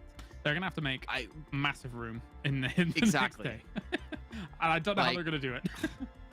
This is so difficult for them. How do they get that many points in a day when they've had 12 matches across 2 days and have barely pulled off a little bit more than just that? And also, the bubble's going to be moving along throughout the day too. I mean, Clear Vision, they're not out of reach just yet, which is I think a team that still technically could do it, but I think this is where we really find out if those diamonds can be made out of coal, because the pressure's going to be on you with just 6 matches to go. I think ultimately you've got to have Shut up, Max. You're the host. We're the analyst. I want to say something. That's nice, Max, but I don't want to hear it. We've got Clear Vision. This is a team that I do think should be in top 8. They've had a rough day today, I think is fair to say. 55 points yesterday with a win. I mean, that was the one win where it was like 4 eliminations, right? So it was kind of a bit of a coast into a victory. But that team, I want to see good old Colonel Mustard Hamodi up there blasting some people. Go on, Max. Oh, are we letting Max? Okay. Go for it. It's fine. I lost my rights to speak, apparently. Go for it, Jason. Is yours now? 4 Romanian Boys, Unicorns of Love. If we can take a look at this really quickly before this comes off. Unicorns of Love, 14 placements, 42 elims.